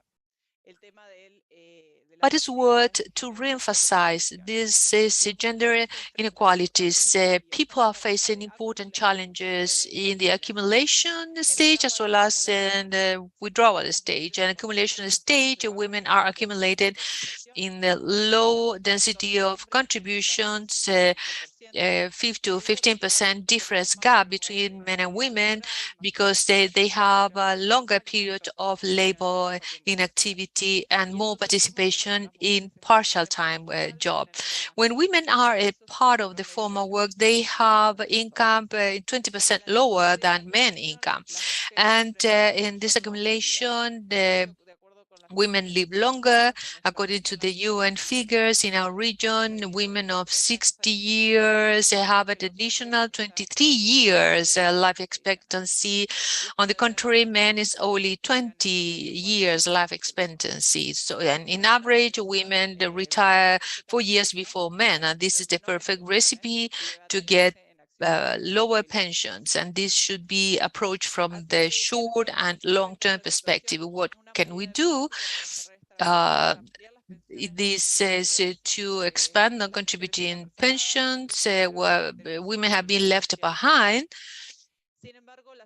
And the solution in the long run are related to changing the labor market, increasing the formal employment for women in line with policies promoting flexible job opportunities for men and women, and regulation promoting higher parity in terms of maternity and also policies to promote childcare and elderly, and investment in capacities such as the digital world. With these last two slides, I would like to mention that all this should go along with actions aiming at reducing the gaps in terms of women's pension to make the system more flexible, to increase the participation of partial-time and low-income workers and on women, implement the strategies promoting saving through technical tools and implementation of behavioral economy approach and design policies of a neutral retirement in terms of gender, that is that men and women receive the same pension, or as the professor said, to promote direct subsidies of some compensation measures for women in line with the number of children. We require adequate systems which are equitable and sustainable for all of us in our region. That has to do with implementing reforms that we know that are very complex sometimes, but we need to work with them, designing a broad social protection system, improving access and formal work, and also improving the role of institutions. Thank you so much. Thank you, Laura, for your clear presentation and on the different approaches that you have provided here. And with Alberto today in the morning in the former panel and the comments of Professor Mesa Lago, there is a full convergency there. And I can highlight 3 points about the reforms that we have been dealing with. Access and formal worker is a challenge that we need to face, as well as the role of the institutions. As we said a couple of minutes ago, the challenge of institute participation to have sustainable public policies and policies of quality which are efficient, sustainable, and participatory. Hence, participation has been mentioned more than once, and with this solidarity perspective and mainstreaming gender, all what is part of your presentation also. Thank you so much. Now we'd like to continue to the next presentation now. Next presentation from Sebastián Nieto, who is with us today. Sebastián, are you there? We had to change the order in the agenda, and so I want to have Sebastian's presentation. Sebastian Nieto Parra is head of Latin America and the Caribbean at the OECD Development Center. He coordinates and manages the Latin American Economic Outlook in partnership with the CAF, UN, ICLAC, and the European Commission. He also manages other regional reports in key topics for Latin America, including well-being, fiscal revenues, and informality. He has participated in different projects and reports of OECD, and before that, he worked as senior economist for Latin America at Santander Bank Group in Madrid, and he worked at the Central Bank of Colombia and the Colombian Ministry of Finance. He completed his graduate study in economics at Sciences Po Paris and Toulouse School of Economics. He holds a PhD in economics from science, and he also teaches economic policy of emerging markets at Sciences Po Paris. Thank you, Rodrigo. It's a pleasure to be with all of you in this important seminar, the second regional seminar on social development. Greetings to Alberto Arenas at ECLAC. It's a pleasure to continue cooperating with ECLAC. Special greetings from the OECD. And this is a great opportunity to see some friends, at least on the screen, with whom we have shared these topics. It's difficult to add something about what has been mentioned before about the pension systems in Latin America, and I would like to focus on some work that we are doing at the Center of Development at OECD system about the pension systems and how we have taken this crisis to rethink about the social protection systems. I would like to insist as a starting point that given the crisis of COVID-19, we realized that we had about 40% of population not covered by any social protection system. And this was the result of the pandemic that we realized about that. And so innovative measures has been taken. And finally, we could cover a percentage of that population, just in the case of universal family bonus, and which is the cases that have been occurred in Colombia, Argentina, Chile, to try to resolve this emergency situation. And in Latin America, as experience that we had the crisis of COVID-19, we have to see how we can rethink these pension systems or contribution to elder adults for them to have a better welfare at that stage of the life, and which has been contributing to the most of their labor active life. So we have realized the crisis in Colombia, and where we saw how the way to contribute to, on one side of the informal work, the contributing with the state, but contributing also for the formal workers. Why is it important? What we see are figures on inequality we have in Latin America, not only in the total population, but also of the elderly over 65. We see it's repeated in the old age in Latin America with high inequality. The case of Colombia, it even increases even more for elderly.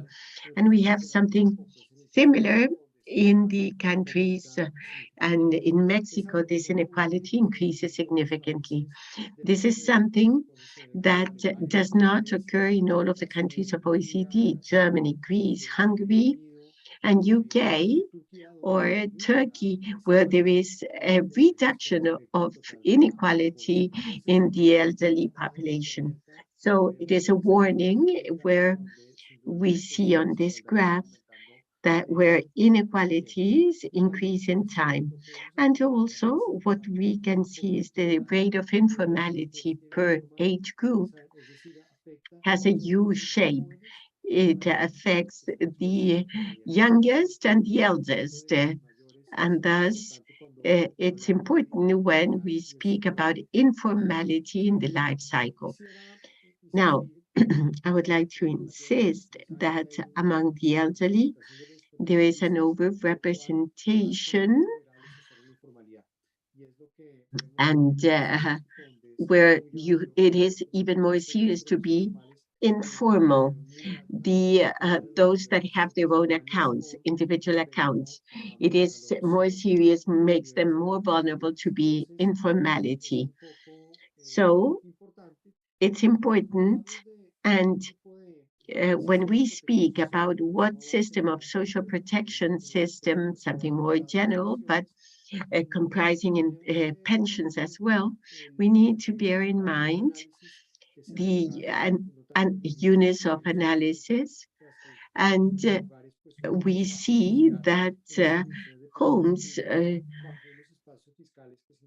and fiscal spaces that are very reduced in Latin America, and we know that in that area, in households who are totally informal and who are dependents, we see that in Latin America, there are 45% of informal households, and we have high ratios of dependents, young and elderly, and therefore the vulnerability of that household increases.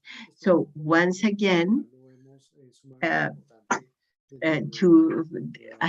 underscore this focus, and also in the territorial area, we see that the distribution at household level varies in an unequal manner depending on the location.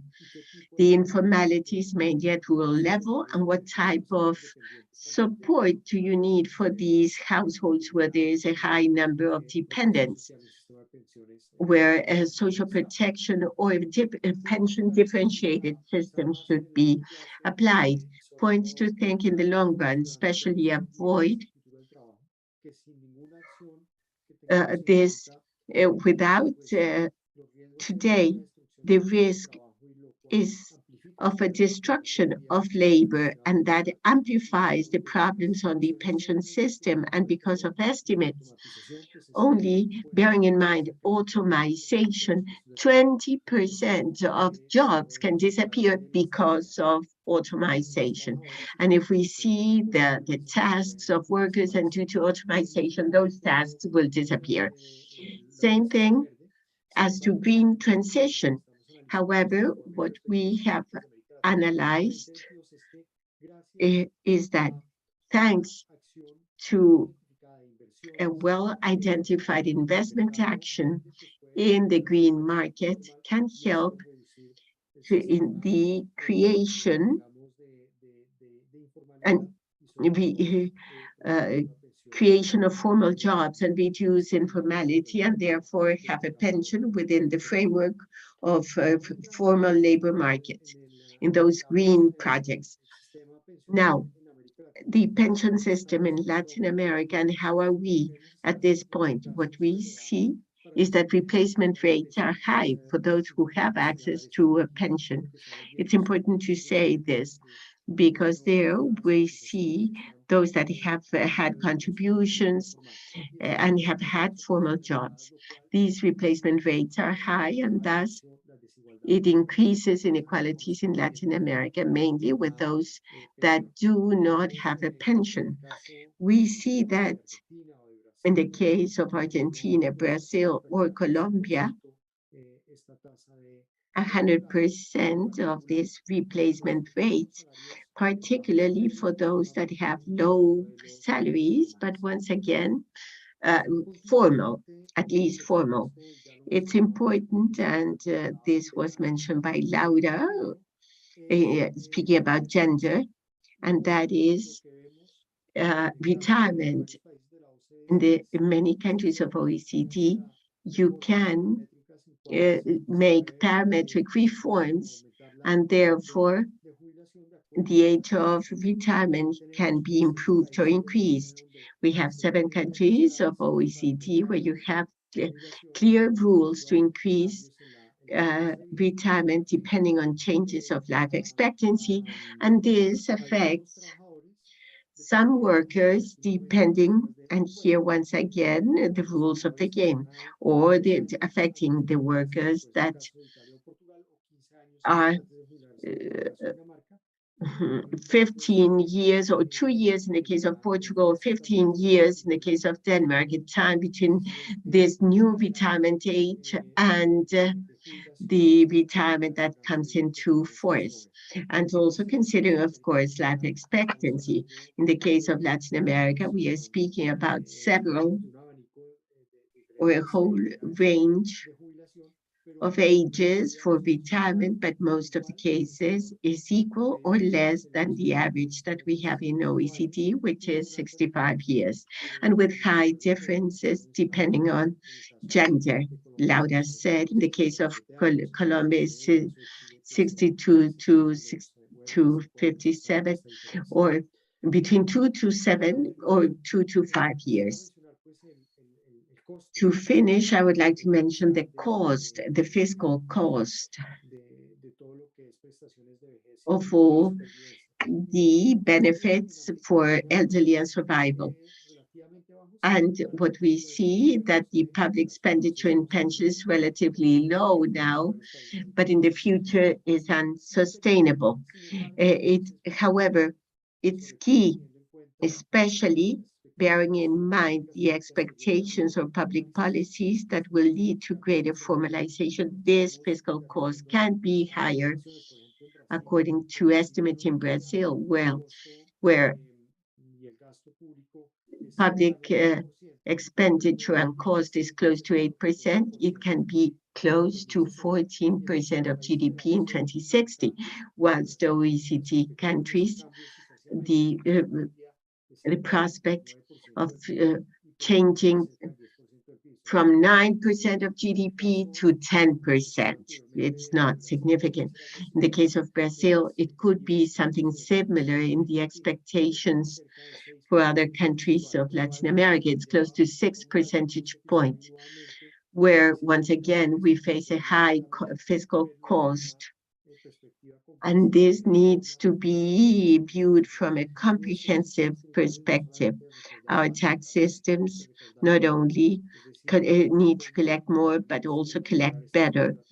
How we can raise this tax structure in order to improve the incentives for formalization, and at the same time have a more progressive system on the fiscal side that will help finance this fiscal cost for the pension system we want in the future of Latin America. With this, I finish, and thanks for the invitation. And hopefully you will have an excellent discussion on pension systems in Latin America. Thank you, Sebastian, for your contribution with comparative data among countries within the OECD. And particularly, I underline a couple of elements: the asymmetric impact and informality that has been raised by more than one speaker. But there are a couple of points on the risks of automation and green transition, which is truly a challenge. And here in ECLAC, it's concerning. It's a very concerning issue. How do we take this opportunity or this space of coming out of the crisis as an opportunity for new spaces or for new how do we face that? And the fourth industrial revolution, to do it with inclusion, that is the complex point. And the light on the expenditure in pensions and fiscal or tax challenges that go hand in hand. It has been mentioned in more than one presentation, where it's a financial sustainability and the challenges involved with the data. Now we will continue with the next presentation. We have Camila Arza as our next participant. She is a independent researcher of CONICET in Argentina and of the Interdisciplinary Center of Public Studies. ICIEP has a PhD from the London School of Economics and Political Sciences of the UK. She is an expert in social gender policy, and her recent research has analyzed the changes in the social Latin American policies after 2020, the development of non-contributive benefits for old age, childhood, and the impact of social policy on gender and economic inequality has made different academic publications in international magazines and books. So now I give you the floor, Camila, for your presentation. Thank you, Rodrigo, for this introduction. And thanks, ECLAC, for the invitation to participate in this seminar. It's a true pleasure to be here with you. I'll share my screen.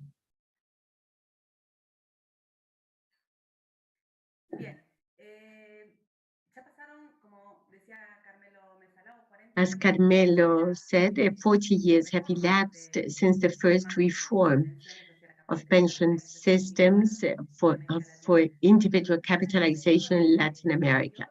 I want to focus in the year 2000 and onwards in some aspects that have to do with the reorientation of the social security policies towards the social and solidarity.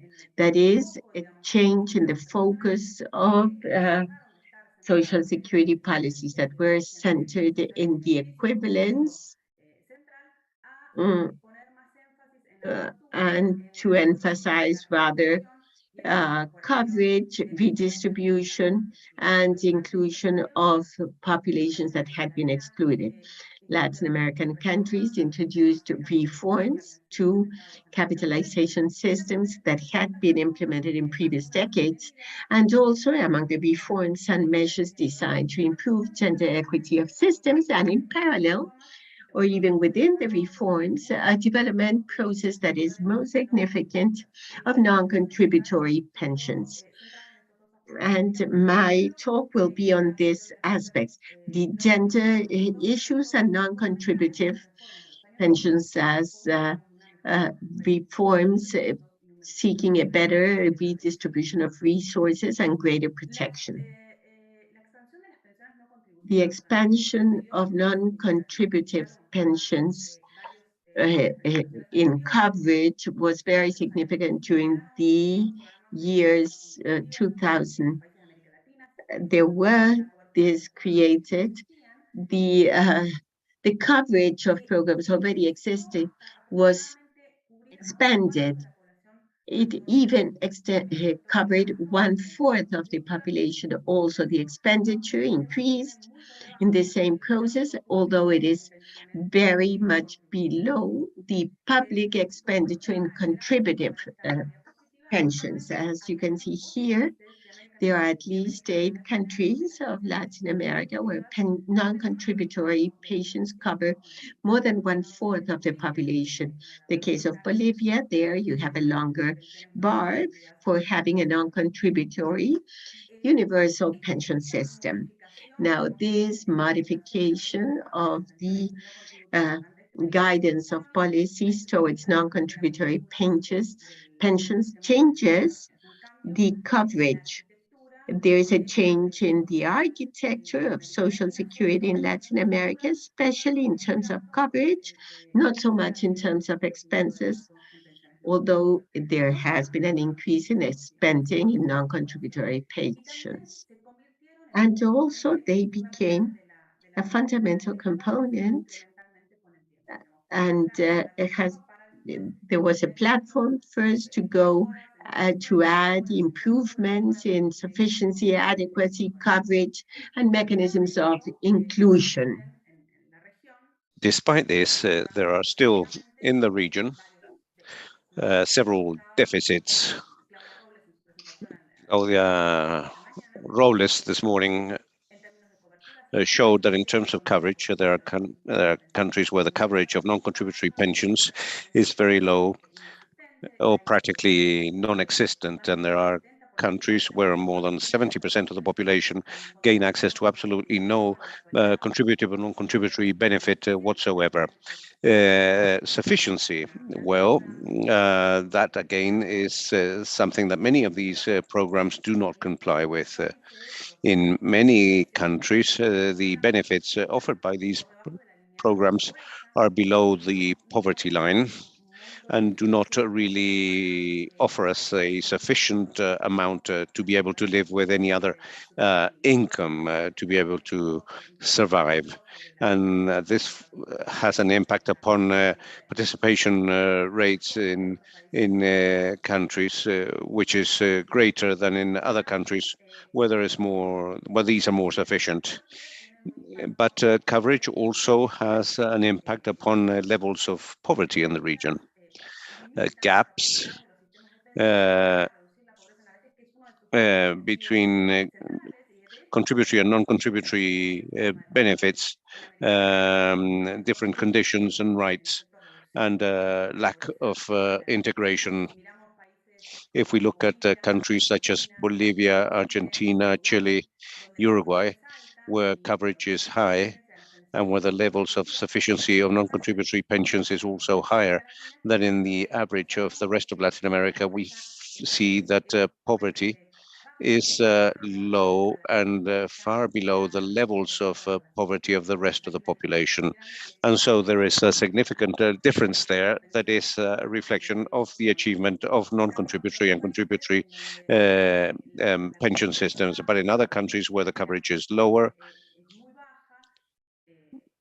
and where sufficiency is very low, most of the older population is still in a situation of poverty, and there is no major difference between the poverty of older people and of the population as a whole.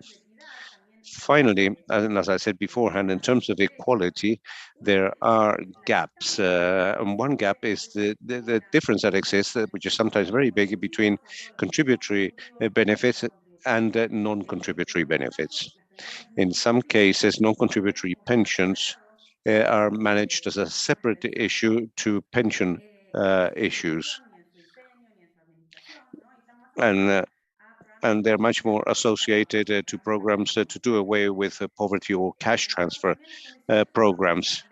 And the conditions are, there are different conditions when it comes to contributory and non-contributory pensions, and these differences in treatment and these enormous distances between benefits, for example, and this lack of integration that exist in the system have an impact upon the efficacy of the system, but also on inequality. It can deepen inequality, and I feel it's also important the fact that it generates a stratified economic policy in the pension system, and this has an impact upon the concrete possibilities of advancing towards universality, of being able to promote better social relations. The second aspect, which is also linked to inequality, and this, which has been mentioned in previous presentations by Laura, by Carmela Mesa Lago, is the issue of gender inequality. As mentioned by my colleagues, the differences between men and women in the labor market are very significant in several aspects that we have heard of, and this implies that by the end of working life, women have less contributions and therefore less savings in their accounts, and therefore they don't have they receive a pension which is also lower. Now, despite the fact that this is a characteristic of contributory pension systems in both Latin America and the rest of the world, the reforms of the 90s, especially in the 90s, did not incorporate gender inequalities as an object of the reform or in the design. The reforms were designed for a single trajectory. The working history of men continued formal employment, working full-time, without acknowledging non-remunerated work and without acknowledging and without having benefits for gender inequalities that exist in the labor market and that are transferred to the pension system. The reforms of the launched since the year 2000, and that Carmelo referred to, incorporate the gender issue to policies, some design aspects, for example, contributory credits and non-contributory pensions are a fundamental component in order to promote gender equality, because they compensate the low coverage of contributory systems, but because they have a single value, they tend to bridge or to shorten the gaps or the distance between men and women in terms of value. But despite the incorporation of this issue and despite some measures that were taken, these gaps continue to be important, both in terms of coverage and also in terms of benefits. And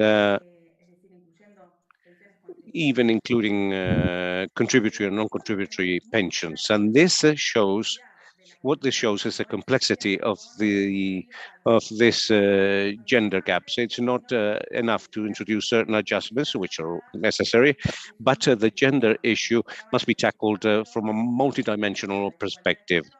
Gender equality comes from inequality in the labor market, and also as a result of inequalities in gender roles, the distribution of household tasks among the family, and all these aspects have to be taken into consideration, because so these measures are sufficient, but I believe that we have to be quite much more ambitious if we are going to achieve our objectives. And the last aspect I would like to refer to is the intersectorial issue, that all these aspects must be intersectorial in nature. And I bring the issue of care to this discussion as an essential component of the activities of men and women, not only their economic life, but to cater for these needs that in terms of women are health and care. And the gender issue is present here because we know that most men who live in households with their spouses, the issue of care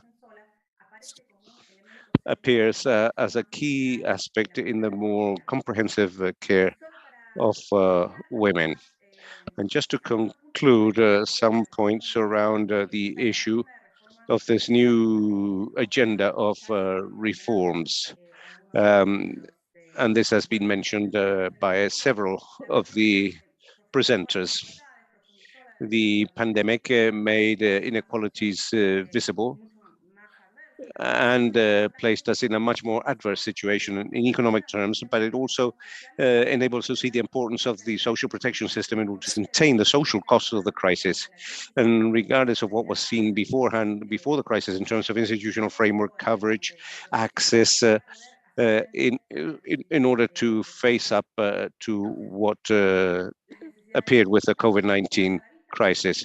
So the needs are much more evident, but we must consider the context, which has been mentioned by some of my predecessors. The economic and fiscal context is very negative.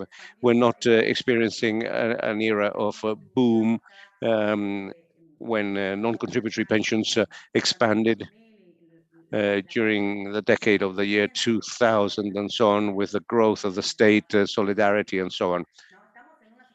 We are now facing a situation which is very negative, so it becomes even more important than ever to reinforce the commitment with universality, the commitment with solidarity, with redistribution as fundamental components of the reform agenda in order to prevent the going back on the progress that has been achieved and that impacts those that are most vulnerable. And we know that these needs are not automatically translated into policies. We need to mobilize resources that are policy, fiscal, and so on, so that this can actually become a reality. We need the commitment of key stakeholders and to channel demands, promote agreements, something that was mentioned beforehand, so that we can mobilize fiscal resources in order to undertake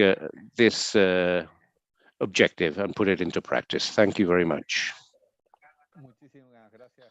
Thank you, Camila, for your presentation. Once again, a contribution, especially with the analysis of non-contributory pensions, so their challenges, and especially the issue of gender, how it has developed or not, and the challenges that this implies in terms of taking into consideration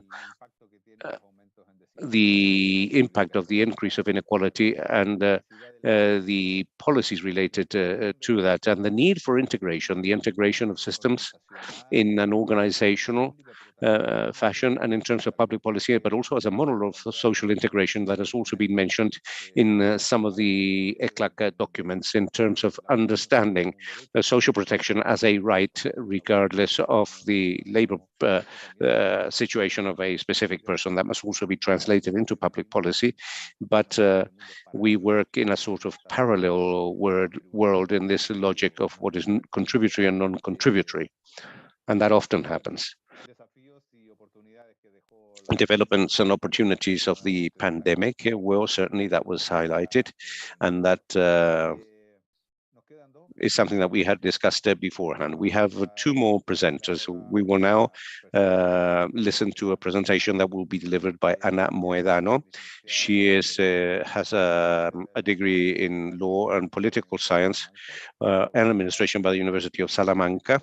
And she has a postgraduate from the Complutense University of Madrid and a university specialist in equal opportunities and master in management and management of social security systems from the University of Alcalá. She worked as an advisor in the Spanish Agency for International Development Cooperation, AECID, and in the General Secretariat of Social Policy in the Ministry of Health and Social Policy in Spain and in Brussels as coordinator of international projects and related political incidents tasks, disability and European social policies for foundations and other economy entities. She has collaborated with various public institutions, NGOs, and youth associative platforms. She was Director of Social Services and Gender Equality Programs at the Ibero-American Social Security Organization, where she currently works as Deputy Secretary General. You have the floor, Ana. Thank you, Rodrigo, and I thank ECLAC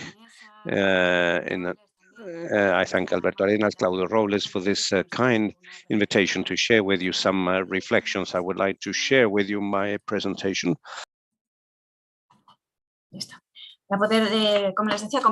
As I mentioned, share some reflections on the challenges for reform processes of pension systems within the present context.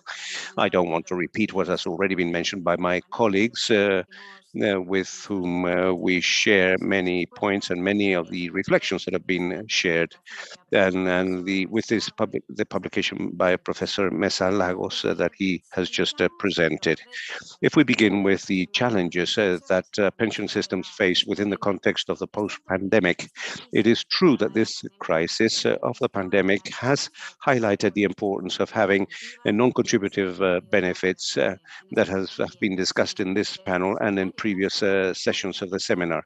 And they are fundamental when it comes to the management of this crisis. According to the ILO, almost 300 measures, social protection measures, were implemented in an effort that is unprecedented. And this enormous effort has been useful in order to mitigate the terrible effects of the crisis, and given the fact that millions of people are suffering from extreme poverty.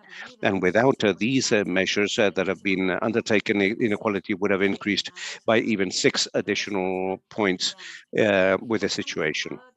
as has been mentioned, and taking into consideration these programs and that we have in our region and that we have had historically, the solidarity mechanisms, social solidarity mechanisms, and especially non-contributory benefits are absolutely essential in order to advance towards this situation, not to the situation prior to the pandemic.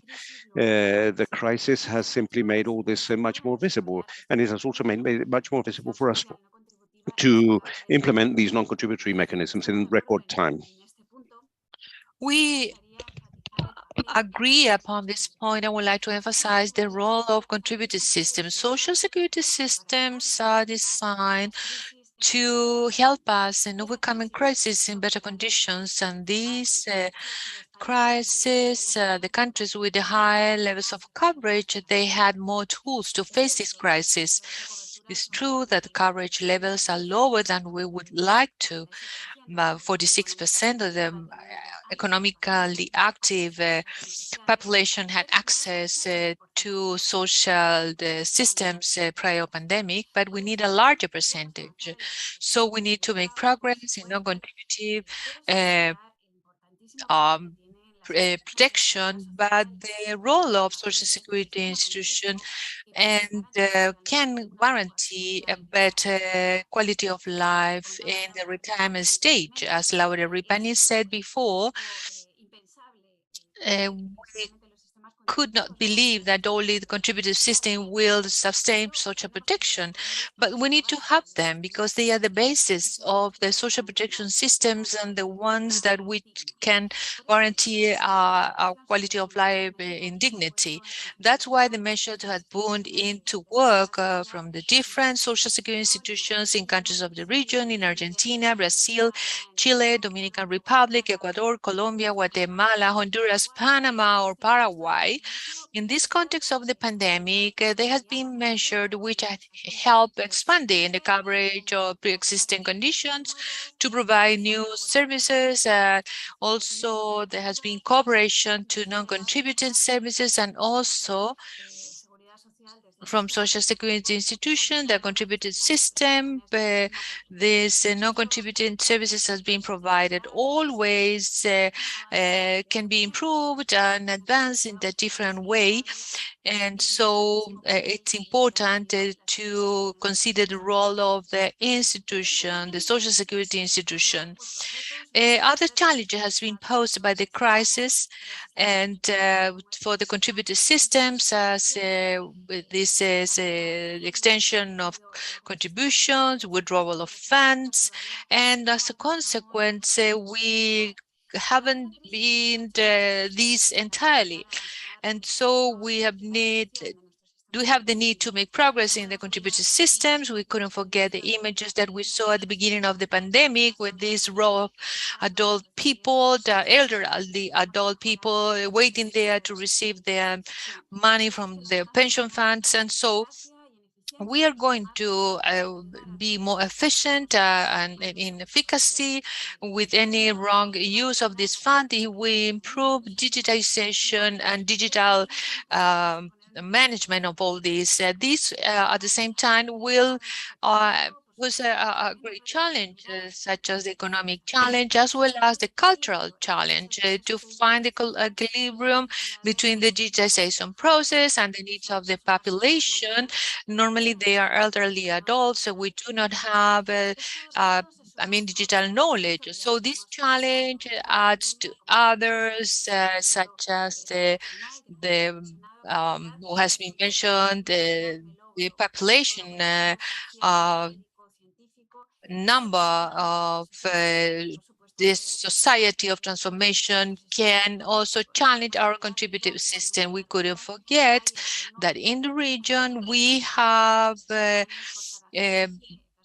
13 people over 65 years old per 100 workers, and prior to the pandemic, 47% of people over 65 years old were entitled to some pension. So this is a great challenge, considering the ones who are also caregivers to children and to other elderly people, and they need assistance to perform the basic chores and basic activity. The pandemic is reminding us the need need of care to be put at the core of this analysis. In terms of recommendations to these reform processes, we need to take into account this as part of the current context, which are added to other elements, the current situation, the global increase of inflation, the organization of growth that has led to poverty levels. And as Professor Mesa Lagos said, also different measures that we need to take into account to face reform processes. And just to name a few, looking for this equilibrium between the increase of coverage, enough benefits, and sustainability of the systems. And in terms of increase of coverage, I think that it is essential to focus on innovation of the contributive systems to get adapted to the reality of the work world today. This is not the same labor market that we had prior to the pandemic, especially with online work, the labor market where the quality of employment is being reduced, and employment where we have people coming in and going out of the labor market. And so we need more simplicity in terms of different procedures and more rights to the workers. We have important groups to pay attention to, such as house chores and others where we need to focus to fight informality. Benefits is important to offer some amounts that provide a life with dignity. Minimum wages, where we have as a reference in terms of which would be the minimum pension also to improve that and ensure mechanisms to update the different benefits in terms of sustainability of the systems.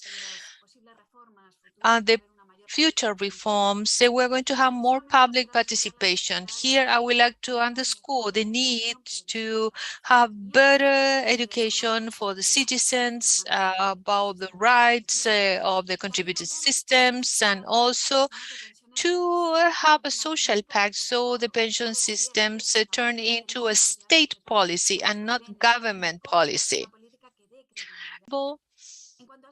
And in terms of non-contributive pensions, that has been mentioned before, this is an essential mechanism taking into account the different features of the labor market and the social gaps. So we need to understand them as a part of another part of the system that goes beyond economic transfer. This is basic, and we're looking for coordination with other social policies and, of course, with social services. If we take them independently and separated from other public policies and out of sustainability criteria, we're not going to be a proper approach, and they're not going to meet the requirements. Beyond the specific program and specific measures, all these need to turn into public policies which are not subject to the political wills of each government. The coordination between contributive system and non-contributing system, it is essential to offer a proper protection and comprehensive protection. Finally, I would like to talk about mainstreaming gender equity. Of course, this is a great challenge for any reform process. Pay-as-you-go systems allow solidarity among the different generations, and of course, many women need to take responsibility about different tasks. And as Professor Mesa Lagos said, that we anticipate a higher presence of a public component in the service provision that probably that could be anticipated as something that would favor women in the future. Increase on the coverage also benefit in general women because they are working in the informal sector, most of them. So increased coverage in sectors which are traditionally part of the informal work, such as seasonal work or domestic chores, can benefit women. It's important also to improve partial time work in the female sectors and share contribution programs, contribution to the savings, and also a greater coverage. It's true that one of the compensation measures and trade-off measures had also referred to different aspects of the contribution as showing to have positive results. However, we cannot forget that they are measures which have a palliative nature, because the problem, the origin of inequality, it lies on it's rooted in the labor market and not equivalent to what the women would have received if they have similar professional careers compared to men. That's why from the social security system, we can contribute to reducing those inequality, having impact on one of the main pillars of inequality.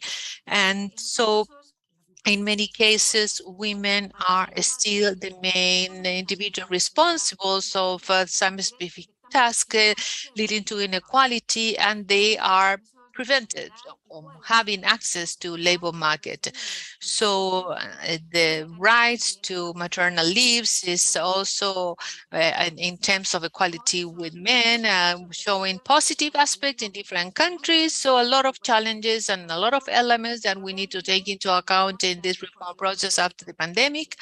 But the current context is telling us that it's really essential to participate, strengthening in the social protection system, contributing or not contributing to face this probably new crisis that could anticipate in the future, so as to respond to the new demands from citizens. And they have a different idea about social protection systems with some priorities which are not the ones that this system had at the origin. And we need to contribute to create this new social pact, including fiscal reform, providing response to the new demands from society. Thank you. Thank you, Anna, for your participation. I'm going to add a couple of elements because there is a great coincidence among the different presentations here. And so I would like to probably surface the challenges of control, which summarizes also the road ahead, and hence the importance to consider social protection systems under a logic that goes beyond the pensions and contributed and non contributing pensions, but goes beyond the social protection in general, and gives a right to services and rights. And finally, what you have said in light of instruments that can easily mainstream gender into public policies, such as maternity leave, which are not transferable, and so that hampering the co-participation and not the ones which are helping or assisting others in the care activity. So thank you, Anna, for your presentation. Now we have the presentation from Mauricio Olivera. He's Administrative and Financial Vice Director of Universidad de los Andes, Colombia, economist and PhD in economy. He has been president of 3 companies with special results in transformation, innovation, and with the Econometria Consultores, among others, research in different economic topics, pension, labor market, agricultural sector, mining sector, oil, etc., and IDB as well in Washington, and has been official to the public sector as Vice Minister of Employment and Pensions of the Labor Ministry, where he designed and implemented employment policies of PEPS, which is the Public Employment Service and Social Protection Mechanism. Has been professor to different universities such as Los Andes Rosario, George Washington University, among others.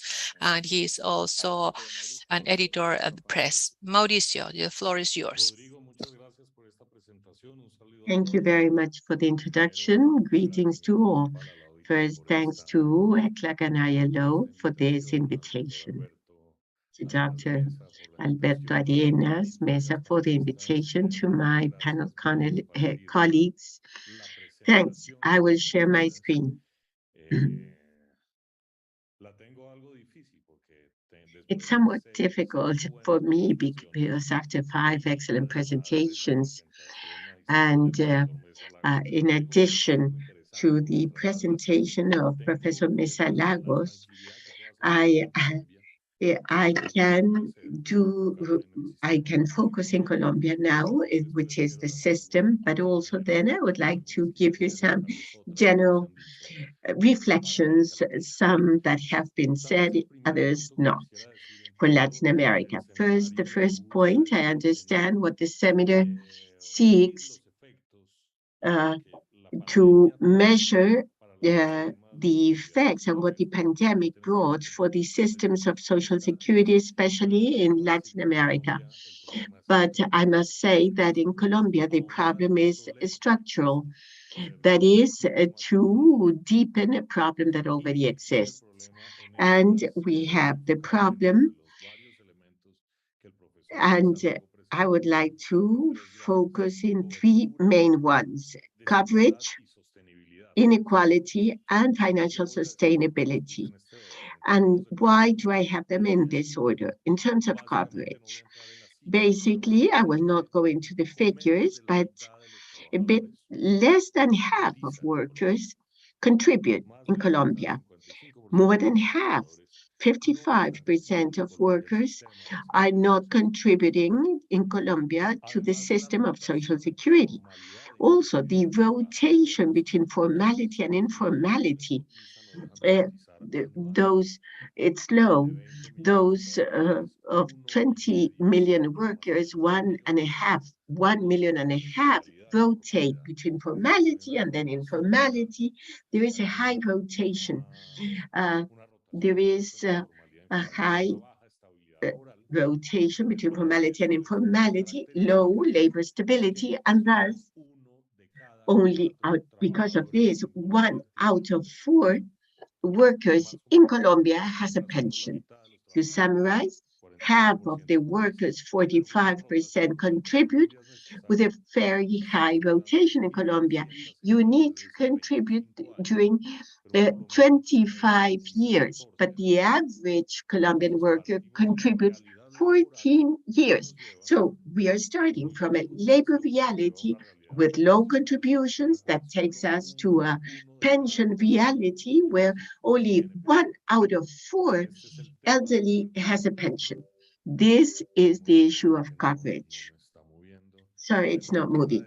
Yes, and also we have inequalities in 2 dimensions, 2 major ones. The first one, as presented by Professor Carmelo, we have a system where persons can be in one system and transfer to every 5 years to one of individual capitalization. But the same person has a different pension depending if it's in the pay-as-you-go, which is RPM, which is the pay-as-you-go state system. And the other one is RISE, individual capitalization savings. But the same person has a different pension depending on where that person is. And this, the theory of behavior has proven that we have left a long-term difficult decision for persons, and it is the persons that need to do futurology, and that, of course, that's the first inequality. Second inequality, which is more important, and here we have the figures in Colombian pesos. But basically, the pay-as-you-go system provides a subsidy to all pensions, those that save, those that contribute. Is not enough to pay the pension in the pay-as-you-go system. But what I want to compare is a woman that contributes minimum salary and a woman that contributes 25 minimum salaries. Two different women, two different labor trajectories. And the one contributing over 25 minimum salaries, that's the top of the pensions, gets a subsidy that is 7-fold higher than the woman that contributes over the minimum salary. So there is regressiveness in the pay-as-you-go system, and this is something very important in Colombia. And then finally, sustainability. Sustainability in Colombia, from my point of view, is important, but it's not alarming. Sebastian showed some of his analysis on the sustainability. He spoke about 8 to 9% of GDP of fiscal expenditure. In Colombia, you spend 4% of GDP in pensions, but out of that 4%, only 1 goes to the pay-as-you-go. In the other 3 points of GDP, they go to special regimes or systems, that is military force, police, and professors or teachers. So it is a financial challenge, but it's not the biggest one. And I spoke about sustainability, and the message is there's no financial challenge because there's no high pensions. So the reform should seek, first and foremost, a high coverage. Of course, you cannot leave financial sustainability aside. You cannot leave inequality aside. But the main challenge in Colombia is coverage. Now, out of this analysis is where the reform, Professor Carmelo, you spoke about this proposal, reform proposal that was created in 2012. This proposal has been there 10 years and it hasn't been implemented. A subject of political economy that's very difficult. We created a reform proposal and we call it protection to old age, trying to increase coverage with a zero pillar that's called Colombia Mayor, but a non-contributory system. I would discuss there with Laura about the universal pension, especially because of the fiscal costs that a universal pension for all could have. In Colombia, there is a non-contributory system that focuses in poorest people with a lower fiscal cost, different from a universal pension that has been discussed in Colombia. Last year, we spoke about universal pension, and there was a report on that. Then, in the second place, we have economic regular benefits, and then the pillars with a mixed system where the basic one is that of pay-as-you-go, and the other one is the individual capitalization as presented by Professor Carmelo. Some reflections, final reflections, and from my point of view, we need to bring the normalcy to labor reality. That is, a reform should be linked to the labor reality. I'll give you an example in Colombia. We are proud of Colombian coffee, you know that.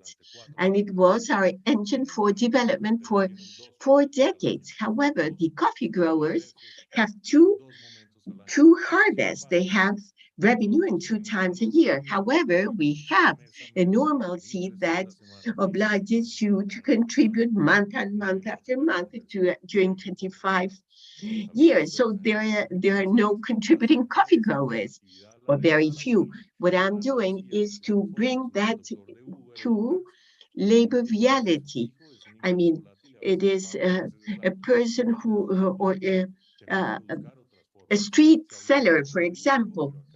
We need to look for other formulas. The non-contributory element was presented. We need to speak about the new line, which is matching contributions, regular economic benefits. And the second reflection is that in Colombia, we are in a discussion of market or state. It's like being in the 90s with the Washington Consensus and only pay-as-you-go system, not only individual savings. Professor Carmelo said it, there's not one single model, but the ones we have are damaging. If we go to the pay-as-you-go, unsustainable financially, and the individual capitalization unsustainable socially.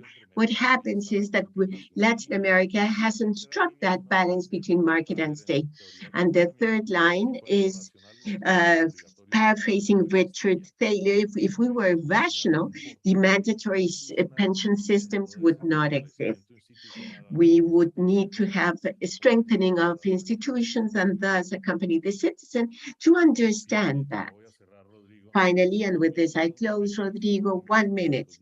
Regular or matching contributions. What is this about? A program that seeks to bring normalcy to labor reality with a matching contribution will save for that citizen who is informal, in an informality, to save whatever he or she may.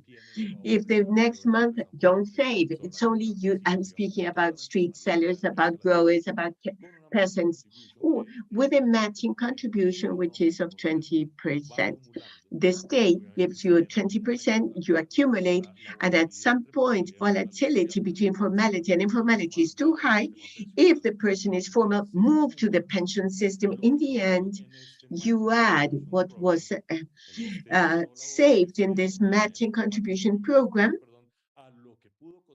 to what could have been contributed when formal, and if there is a right then to a pension or to a benefit. That is the matching contribution program, and it could be a new line of work for Latin America. This is all I wanted to say.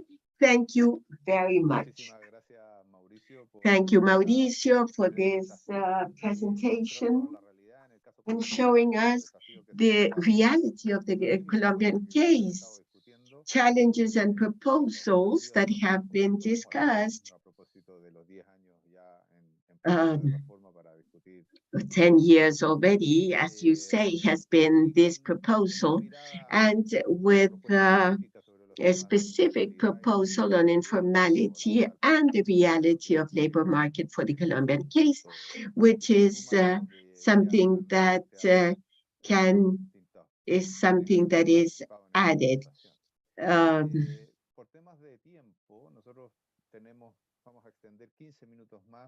We will extend this only 15 more minutes. We have defined time with interpreters.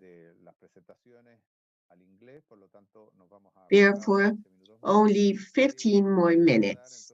And thus, I will give you 2 to 3 minutes to each one to supplement any of the ideas based on what has been discussed and some elements that have appeared in the chat. The possibility of considering elements like collective capitalization and its valuation mentioned as something that was mentioned in the Ecuadorian case, or the challenge of supplementing the capacity of inclusion of the labor market of persons over 65 years and elderly when we move the retirement age. What happens with the labor inclusion and the labor market that will face this situation and this has emerged in different proposals. And then finally, the challenges of migrant populations, how to include them, how to articulate these challenges of labor inclusion, sometimes in transit in many cases, but if not, how to match or harmonize the experiences of one or other countries where this is a present challenge in the region. Carmelo, please, your first impressions, if you can take these points. Your microphone is off.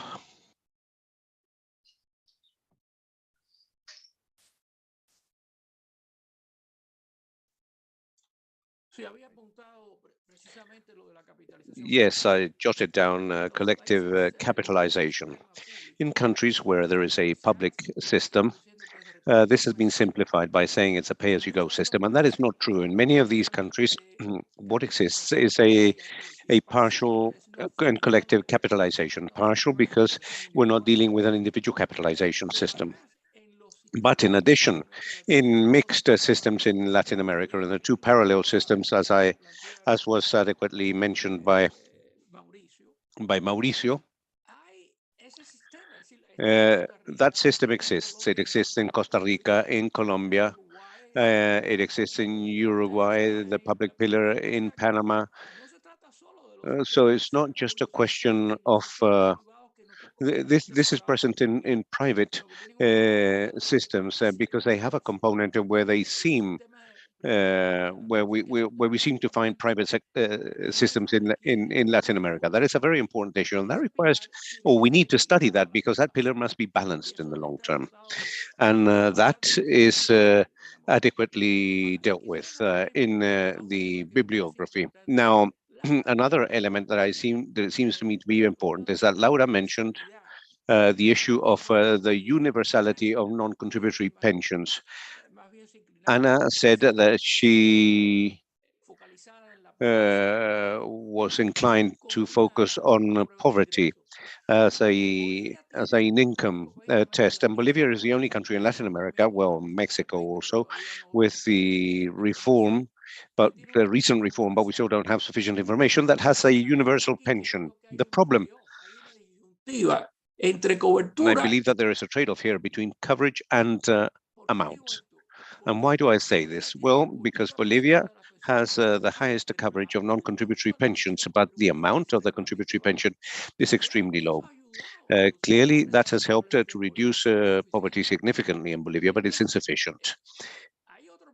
And there's another problem, and that is that the person that receives a contributory pension also receives a non-contributory pension, and that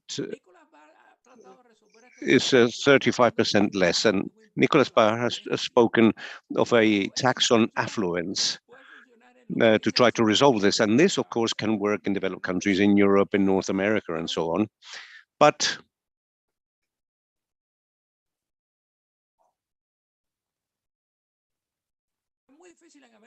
that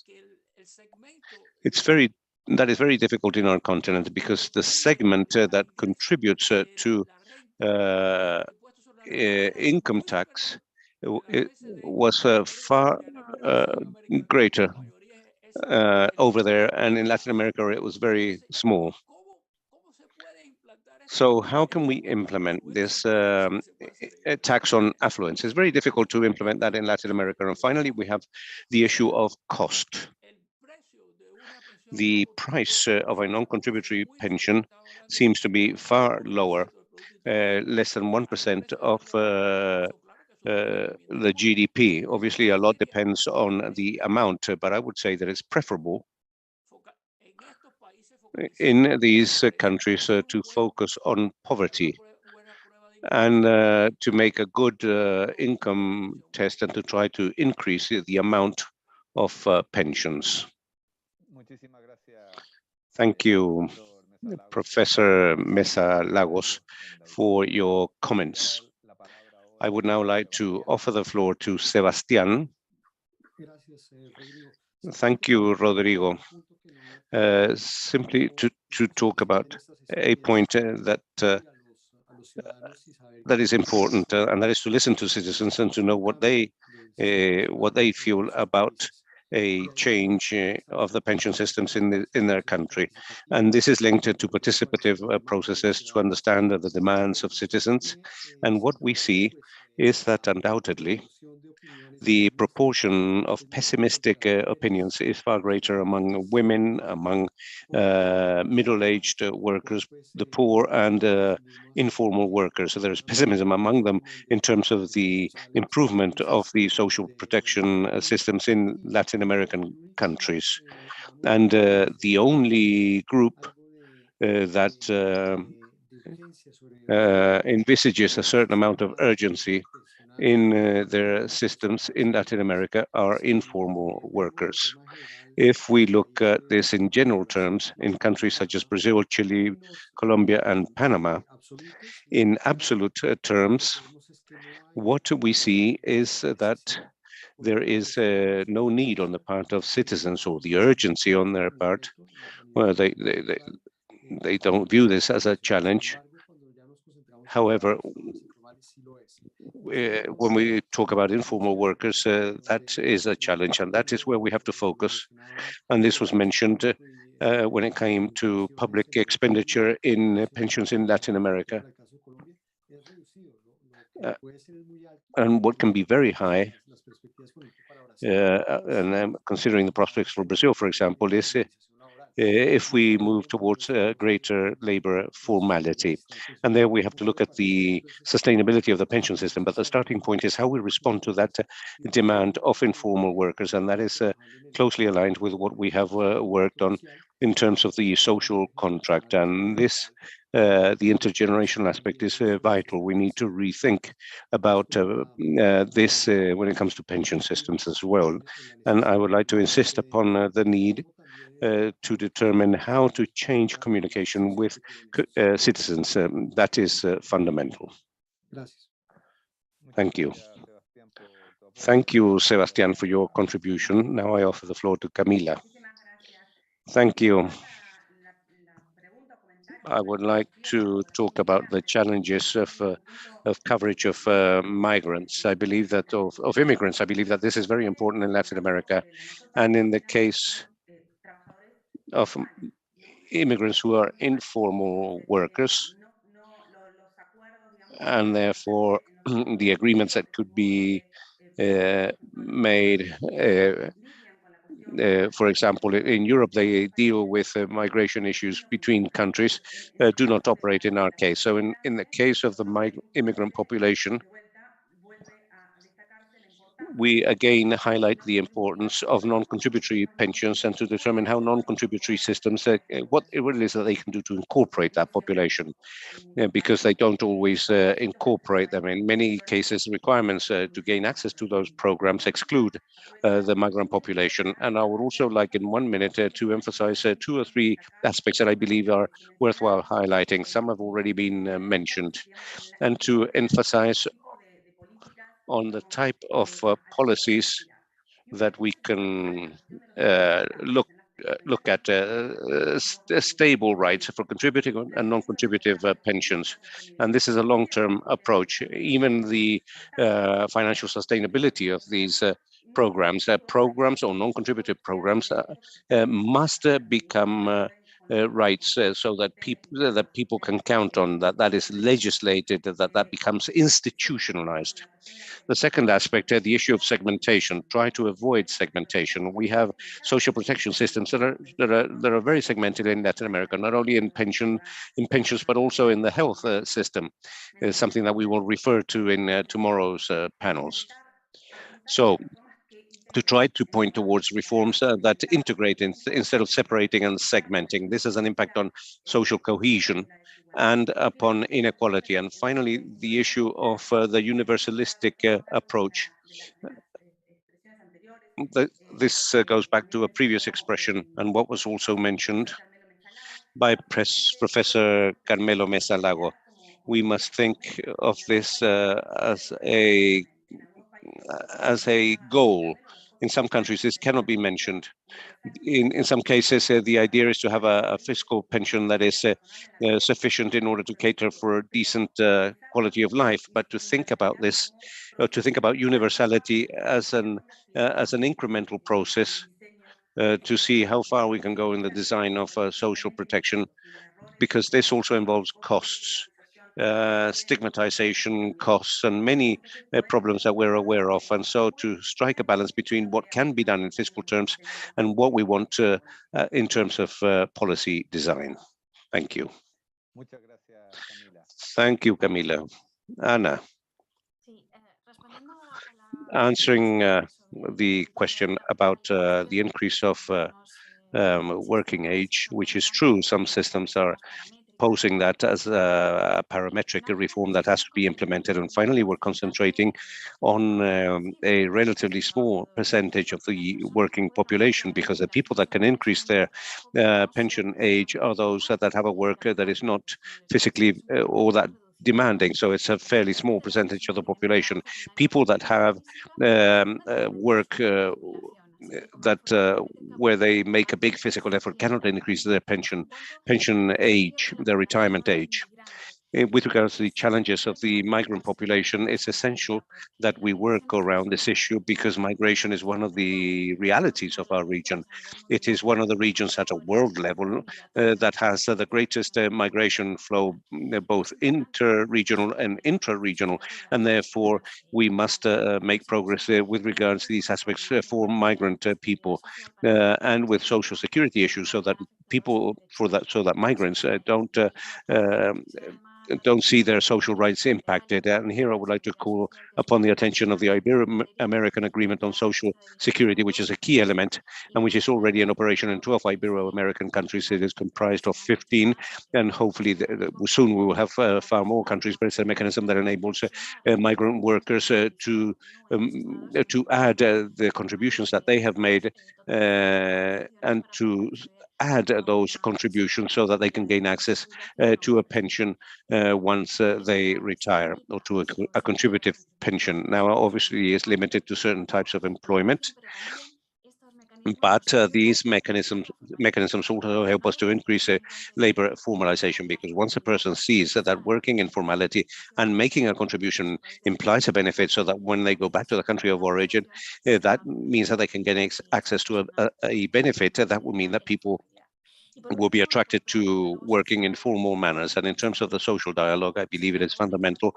to enter into that dialogue with the participation of both unions, civil society, representatives of entrepreneurs, representatives of pensioners, that generates part of that wider-ranging social agreement, and that makes social policies in concrete and pension policies that are truly state policies, not government policies, not subject to the ups and downs of politics and to budgetary availabilities and so on, so that policy can actually give confidence to citizens in terms of our social security system, and also promote their membership of these systems. Muchísimas gracias, Ana, por tu presentación. Thank you, Ana, for your presentation. I now offer the floor to Mauricio. Thank you. Perhaps I would like to highlight what Ana has just said in terms of the Ibero-American Social Security Agreement. If the capital is mobile, because labor is not so mobile, and the movement of Social Security is very important. I worked with the Ibero-American Organization of Social Security in Colombia to enter into this agreement between Colombia and Spain, and also to continue to make progress with that agreement, which was the other dimension of informality or formality of the migrant breaches formality, he or she will be discovered by Social Security. But to be able to achieve that movement between countries is truly very important, and we should advance in that direction. The second point, just to supplement what Sebastian mentioned about the social dialogue. The social dialogue, I believe, is very important, and there are examples that are interesting in terms of how to conduct these reforms. The example of the Toledo Agreement in Spain, the example of Marcel-type reforms undertaken in Chile, where everyone begins a dialogue through representatives, is very important.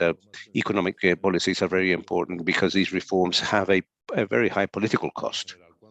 And normally when they can be delayed, they're simply postponed until the crisis becomes very severe, and we end up by implementing a reform. So it's a very complex issue. And so that some parameters may be adjusted without involving a reform, such as age, for example. But the economic policies are very complex, and we need a lot of technical support. And in some cases in Latin America, pension reforms are much more difficult because, given the problems of the labor market, a lot more is expected of that, and therefore we aim towards systems that end up by being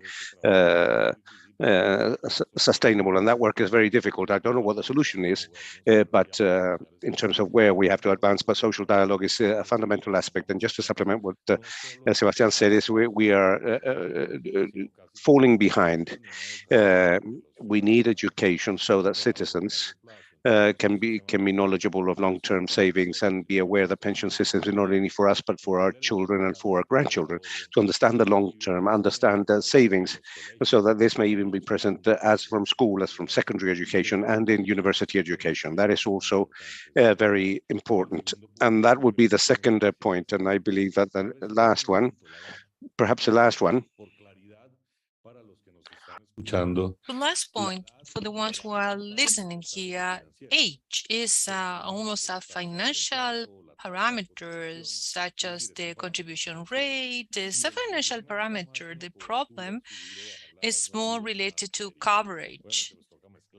Of course, we need to mix all these aspects, but I think that we need to go towards more structural reforms to increase coverage in line with other parameters such as age. Thank you so much, Mauricio, Ana, Camila, Sebastián, and Professor Carmelo Mesa Lago for your presentations. Have been very, very enlightening in the moment that we're living in, from the structural problems that we have already living, and as well and the pandemic as well, which has posed challenges in terms of making progress in social protection systems that should be resilient to, apart from being comprehensive also, and that means to be able to face emergencies, but also to have the capacity to be prepared in advance, not only preventive but adaptive social prevention. So that social protection, but that should be added to the new scenario that we have facing these new challenges. And today they are speeding up because of the pandemic. The pandemic has accelerated process, apart from surfacing all these other shortcomings. And we have highlighted when we talk about pensions, we cannot stop, we cannot leave aside the labor market. So if we have autonomy for people, individuals, making progress towards life project, if this is not traded off with public policies and labor policies, we are not going to have a proper balance, and we are going not to have a sustainability, coverage, and appropriate benefits. So I would like only to thank you for enlightening us in all these discussions and topics, and we want to make progress faster from a state approach and not only to a specific approach prompted by some unforeseeable situation. Thank you so much for your contribution. Thank you to each participant, more than 120 people in the audience who would have been online. So thank you so much to each one of you. So we're going to reconvene tomorrow in the next panel.